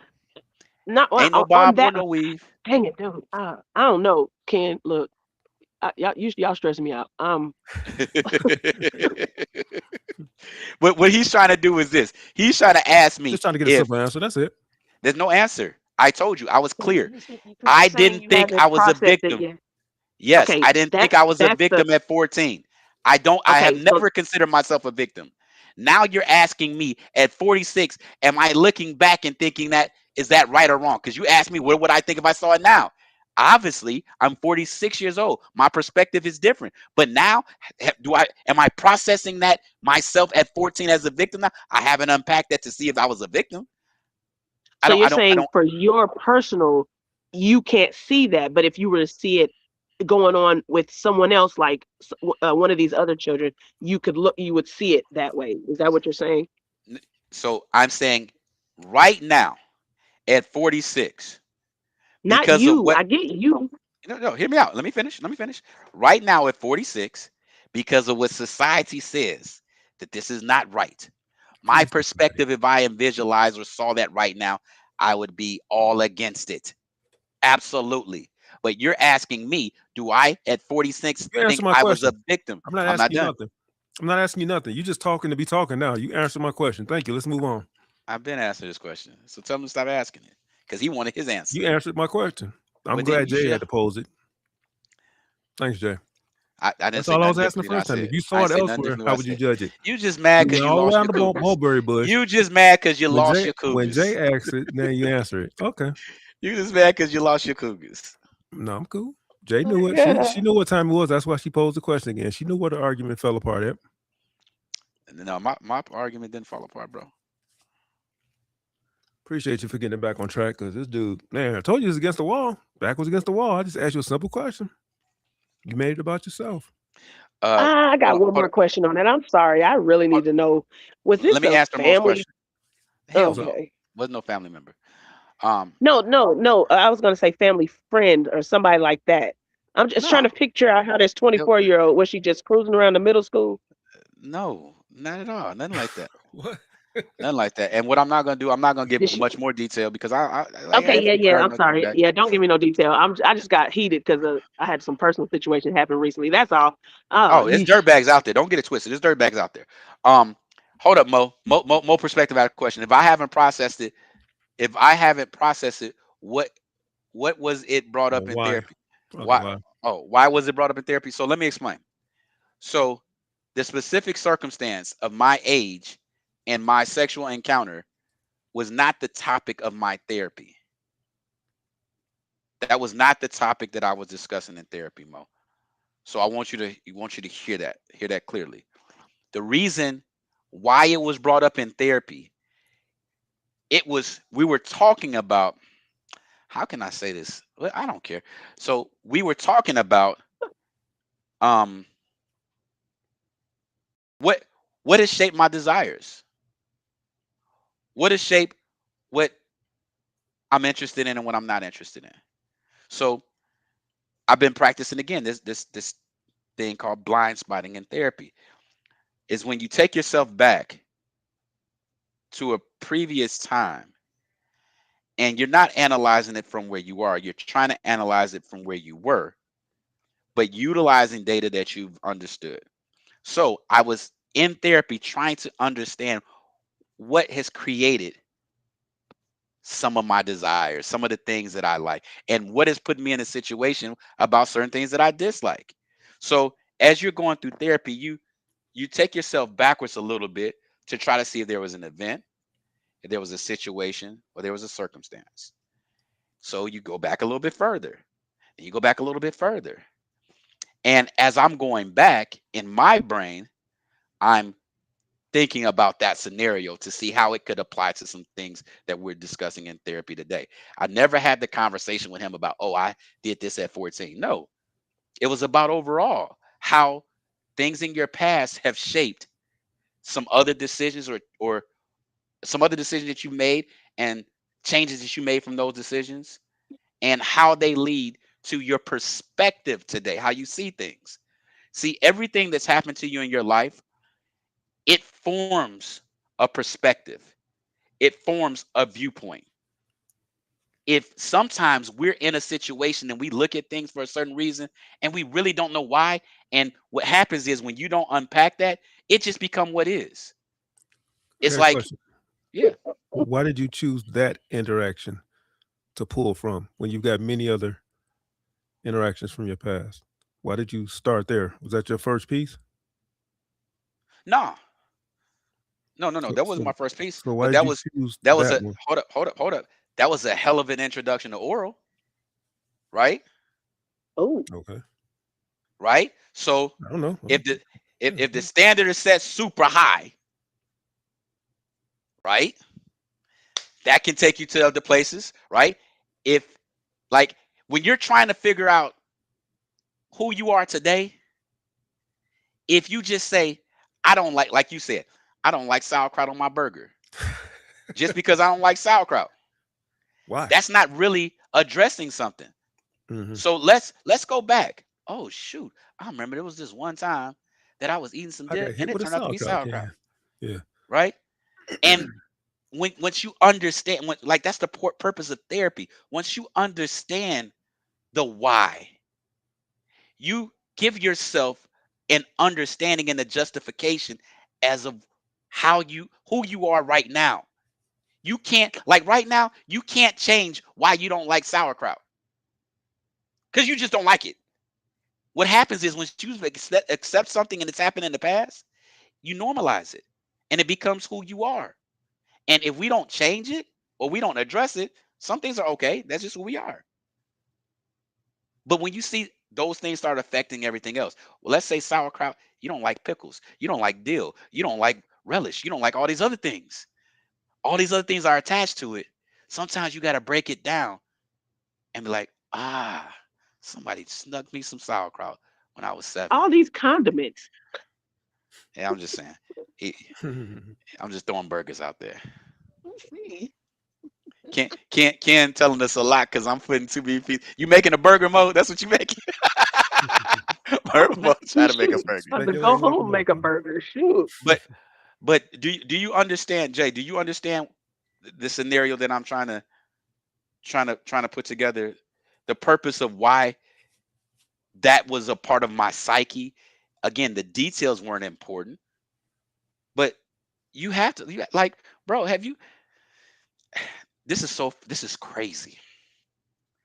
I guess I can say I understand what you're saying on that note because I absolutely know a lot of my peers that were messing with older at the time. A lot of them, females too. So I just wasn't one of them. I was never the peer pressure type. I didn't get into none of that activity because I was too scared of everybody because my parents were on one. So I didn't even get into that activity till 18. So the ones that was rocking at 14, 15 with the 20-year-olds and all that, I just couldn't understand it. Now, yeah, that's it. But I So get, yeah. I So couldn't watch understand it this. for me because, oh, go ahead. Sorry. I'm agreeing with you. So I'm glad you brought that example up, right? Let's say there's a 40-year-old woman right now, right? Let's say this 40-year-old woman has only ever been attracted to older men. Somewhere in her life, she's accepted that. Well, Okay. part of therapy is getting you to the point where you're vulnerable enough to take yourself back so you can get an understanding. She just accepts that that's just how it is. I just like older men. Well, if you blind spot and take that back a little bit, she might go back to the day to her grandfather when she was 3, 4 years old, watching her grandfather, this older man, take care of her mother, Mm, hug her mother, protect her mother, coddle her mother. How when he walked in the house got in order and everybody felt secure. hi, Corey Joe. You feel what I'm saying? I do. So what I this is why I encourage therapy, y'all. I want y'all to know this, man. This is deep and personal to me. I encourage therapy because far too often we just move on in life in general without really having true concepts as to why we are what we are and what we choose. The easiest path, and this is what my therapist said, the easiest path is if it's not affecting something that you're trying to do in the moment, just accept it as it was. Well, there's a why to just about everything. And if you're vulnerable with yourself, it's okay to go back and kind of figure out, oh, this is why. And once you figure out the why, now you can move forward and choose. Are you doing this because this is what I've accepted, or hey, this makes sense. People don't want to do that. That's why we get stuck. That's why we don't deal with trauma.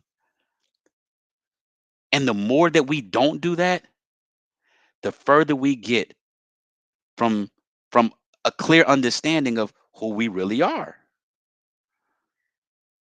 Think about how much stuff you just committed to. That's just who I am. That's just how I am. That's just what it is.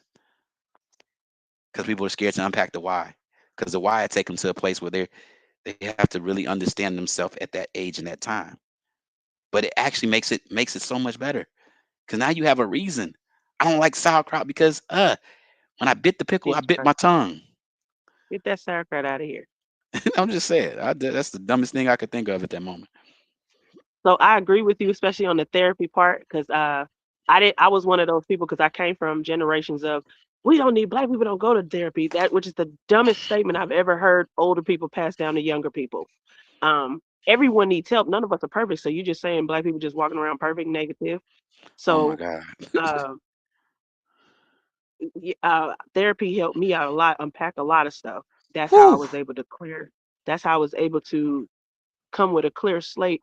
And I'm gonna be honest with you, that's how I was even able to get married at 40. Don't know, ain't nobody checking for no old lady like that. But that's Say how I say was it able say it to. again. Because you knew yourself. And I knew I had to You- get some help. I knew Say, that oh because my I had God. a lot of debts at the time.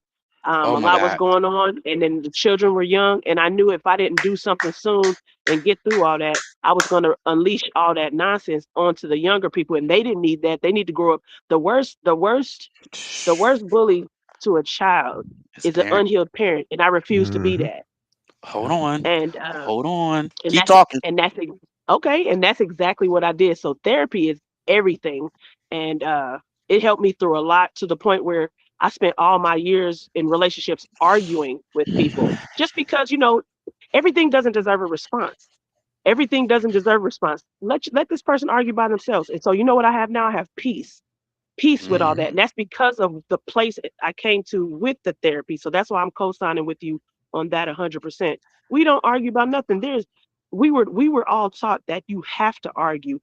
Couples do it. No, there's a decent way to disagree with somebody without yelling. Can I show you something? Something that you said? You sure can. Yes. You want to see a real savior? Yeah. Okay. Okay. Yeah. Okay. Get this book. Got you. Get this book. Let me explain something to you. Me and Mike talk about daddy issues. Let me explain this. It's one thing to talk about the shit that you felt about your parent and how it affects you. But therapy comes when you understand them. Mm-hmm. Yep. So Mm. I wasn't just talking that ish to unload on what my dad didn't do. I had to understand him and his circumstance and have humility about his situation to understand how he was operating with me. We don't do that enough. Let me say something. I'm gonna give. I normally don't give advice, but I'm gonna agree with you, Jay. We all need therapy, and I may step on some toes, but it's for me, and I tell people, not at the church. Real therapy. Yes. People think because they go to their pastor and they sit up with them for 3 Wednesdays that they had therapy and counseling. Don't get me started. I have a predator pastor video coming, so I'm not with none of that. Yeah, bro. So I want to say this since we got a little audience, man. I appreciate y'all, but I want y'all to understand a lot of my passion. It comes from a place, right? My passion comes from me being able to be vulnerable. And I understood that I thought I had it all. I figured it all out. But when I'm talking about these societal norms and things like that, I'm talking about let's get to the root. Let's really figure out why we feel the way we feel. Let's not just do it because, oh, this is acceptable. Because now we really have control. We really have power. Think about it. It took you to unpack some stuff at 40 so you can empower yourself to be married and be the wife that you are. How many people scared to go back and do that? How many Mm. people want the world to accept them as they are? Yeah. No good. Let me bounce my titties up and down on this treadmill and get somebody. Man, that lady. Don't You you see see what I'm saying? that? You see what I'm saying? So you're you're you're a recipient of therapy. You're a person that had to be vulnerable, that had to question yourself, but Yeah. wanted an answer more than anything. It actually started at 38. That's when I was like, man, I need to get some. I need to get some get right or something because this is not going to work. I cannot go into the next decade like this. This is for you.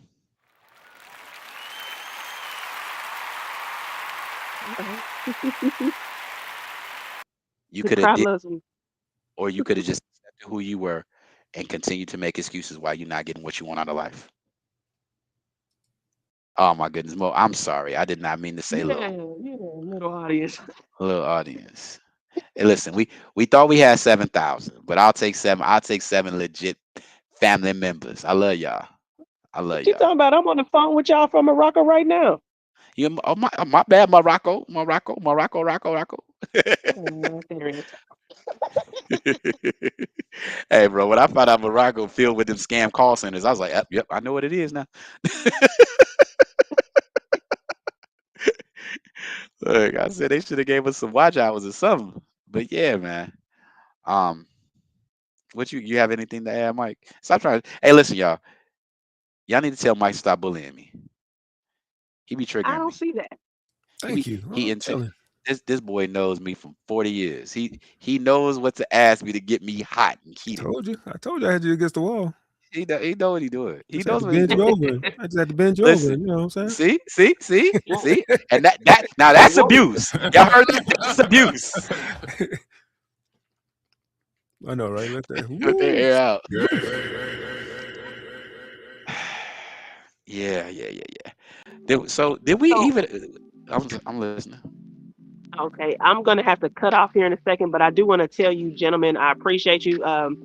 I'm mad that I found y'all so late. I should have been on. I don't even know what the deal was, but I appreciate these conversations, and I do be getting a little attitude with myself when I miss a live or I miss a premiere or something. Because Oh, you see, I be up all night, then I go to sleep, and I be like, I missed it. Then I got to take it out on somebody and be like, y'all ain't gonna tell me that y'all wasn't live, and I gotta. That's the only thing that makes me feel better. But I just want to say I appreciate these conversations. They need to be out more. I share it all the time. And I appreciate people like you, Mo, y'all, Mo, CDT, even BDB with his black beat. I gotta figure out that Discord. I gotta figure out how to I don't even know how to drop the link. I'm so old. you know what? You see, Mo? See, this what y'all not gonna do. We ain't so cool that y'all can keep baiting me. Are you a victim, Ken? Look at her. This is what I'm talking. You're a bully. You're a damn bully, Mo. You're a bully. And I'm telling HR tomorrow. He said HR. HR closed. But hey, honestly, Jay Walker, listen, I just want to tell you, thank you. I appreciate it, y'all. Yeah, I appreciate you coming up. I know this, y'all. It takes so much to be vulnerable. It takes so much to speak up. It takes so much to share your experiences and your perspective. People are scared to even share their perspective. But that's why we are here.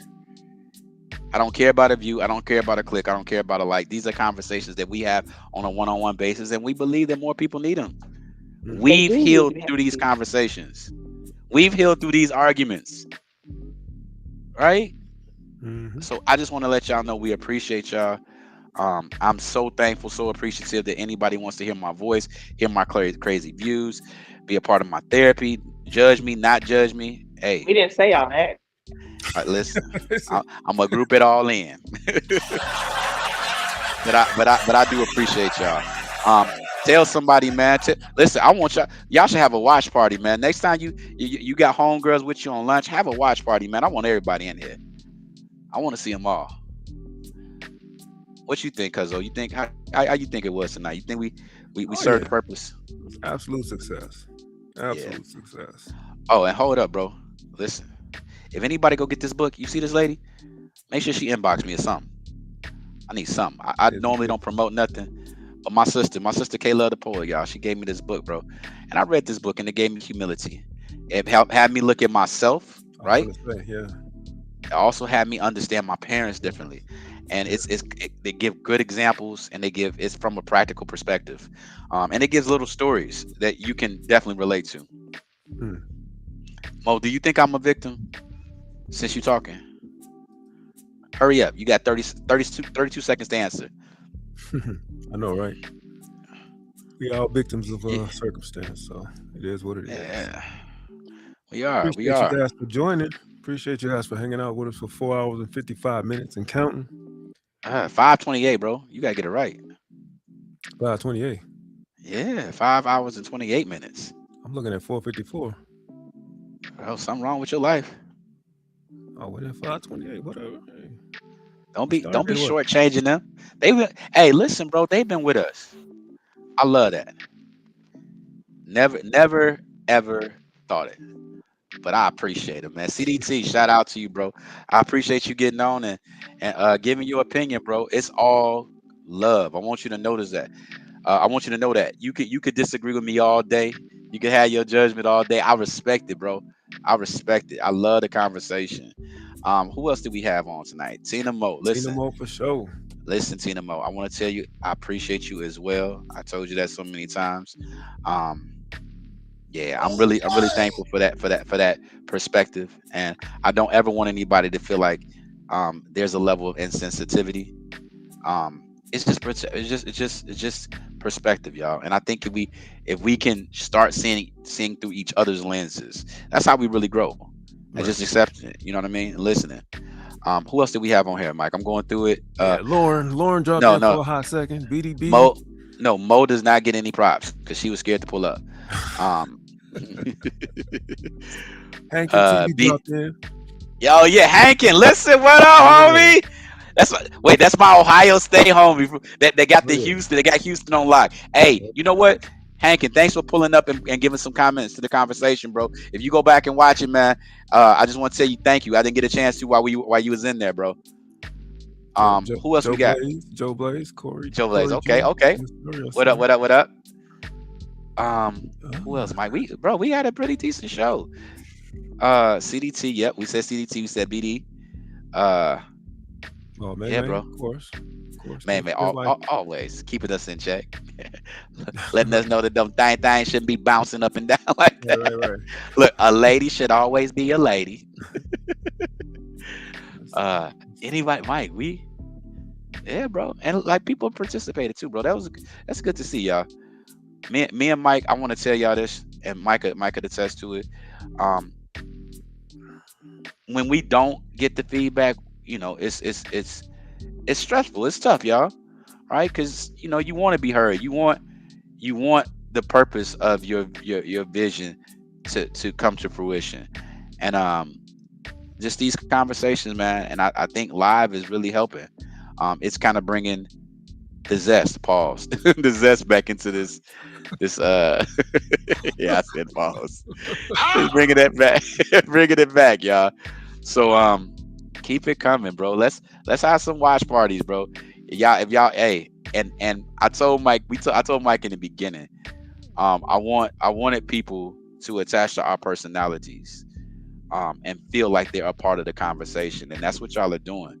So if you got somebody out here that you think that would contrast with me, that would agree with me, that would contrast with Mike, man, add them to this watch party, man. Tina May. I ain't running from nothing, and step up. You know what I'm saying? Because it's never right or wrong. You know what I'm saying? It's all dialogue. Anything you say to that, Mike? I think we got everybody that was in there. Yeah, we shouted out. We got everybody. I'm gonna make a commitment. I'm gonna try my best, y'all, for us to have another pop-up live. I'm gonna be live from NYC and Philly. I'm gonna try to see if I can pull up the phone thing, man, as I enjoy my time with my daughter. Do some interesting stuff, man. And I hope through all of this, it's encouraging people, man. It's encouraging people. So I hope people see the joy, see the blessing, and understand those things are possible. Well, you said everything. I don't need to add nothing. Appreciate y'all guys joining us and listening to Kim monologue all night and fuss and shout at everybody and argue with everybody. So, hey, it was a great show. Mo, you gonna listen, Mo? You can't keep talking man units. You got all these conversations and you're scared to pull up. I will go to Turkey. If this get any lighter right here, I'm going to Turkey, y'all. I'm telling y'all, I'll be scared. Oh, right there too. Oh, Jesus. Can't have two bald head beat makers. Hold on. I got you. Hold on.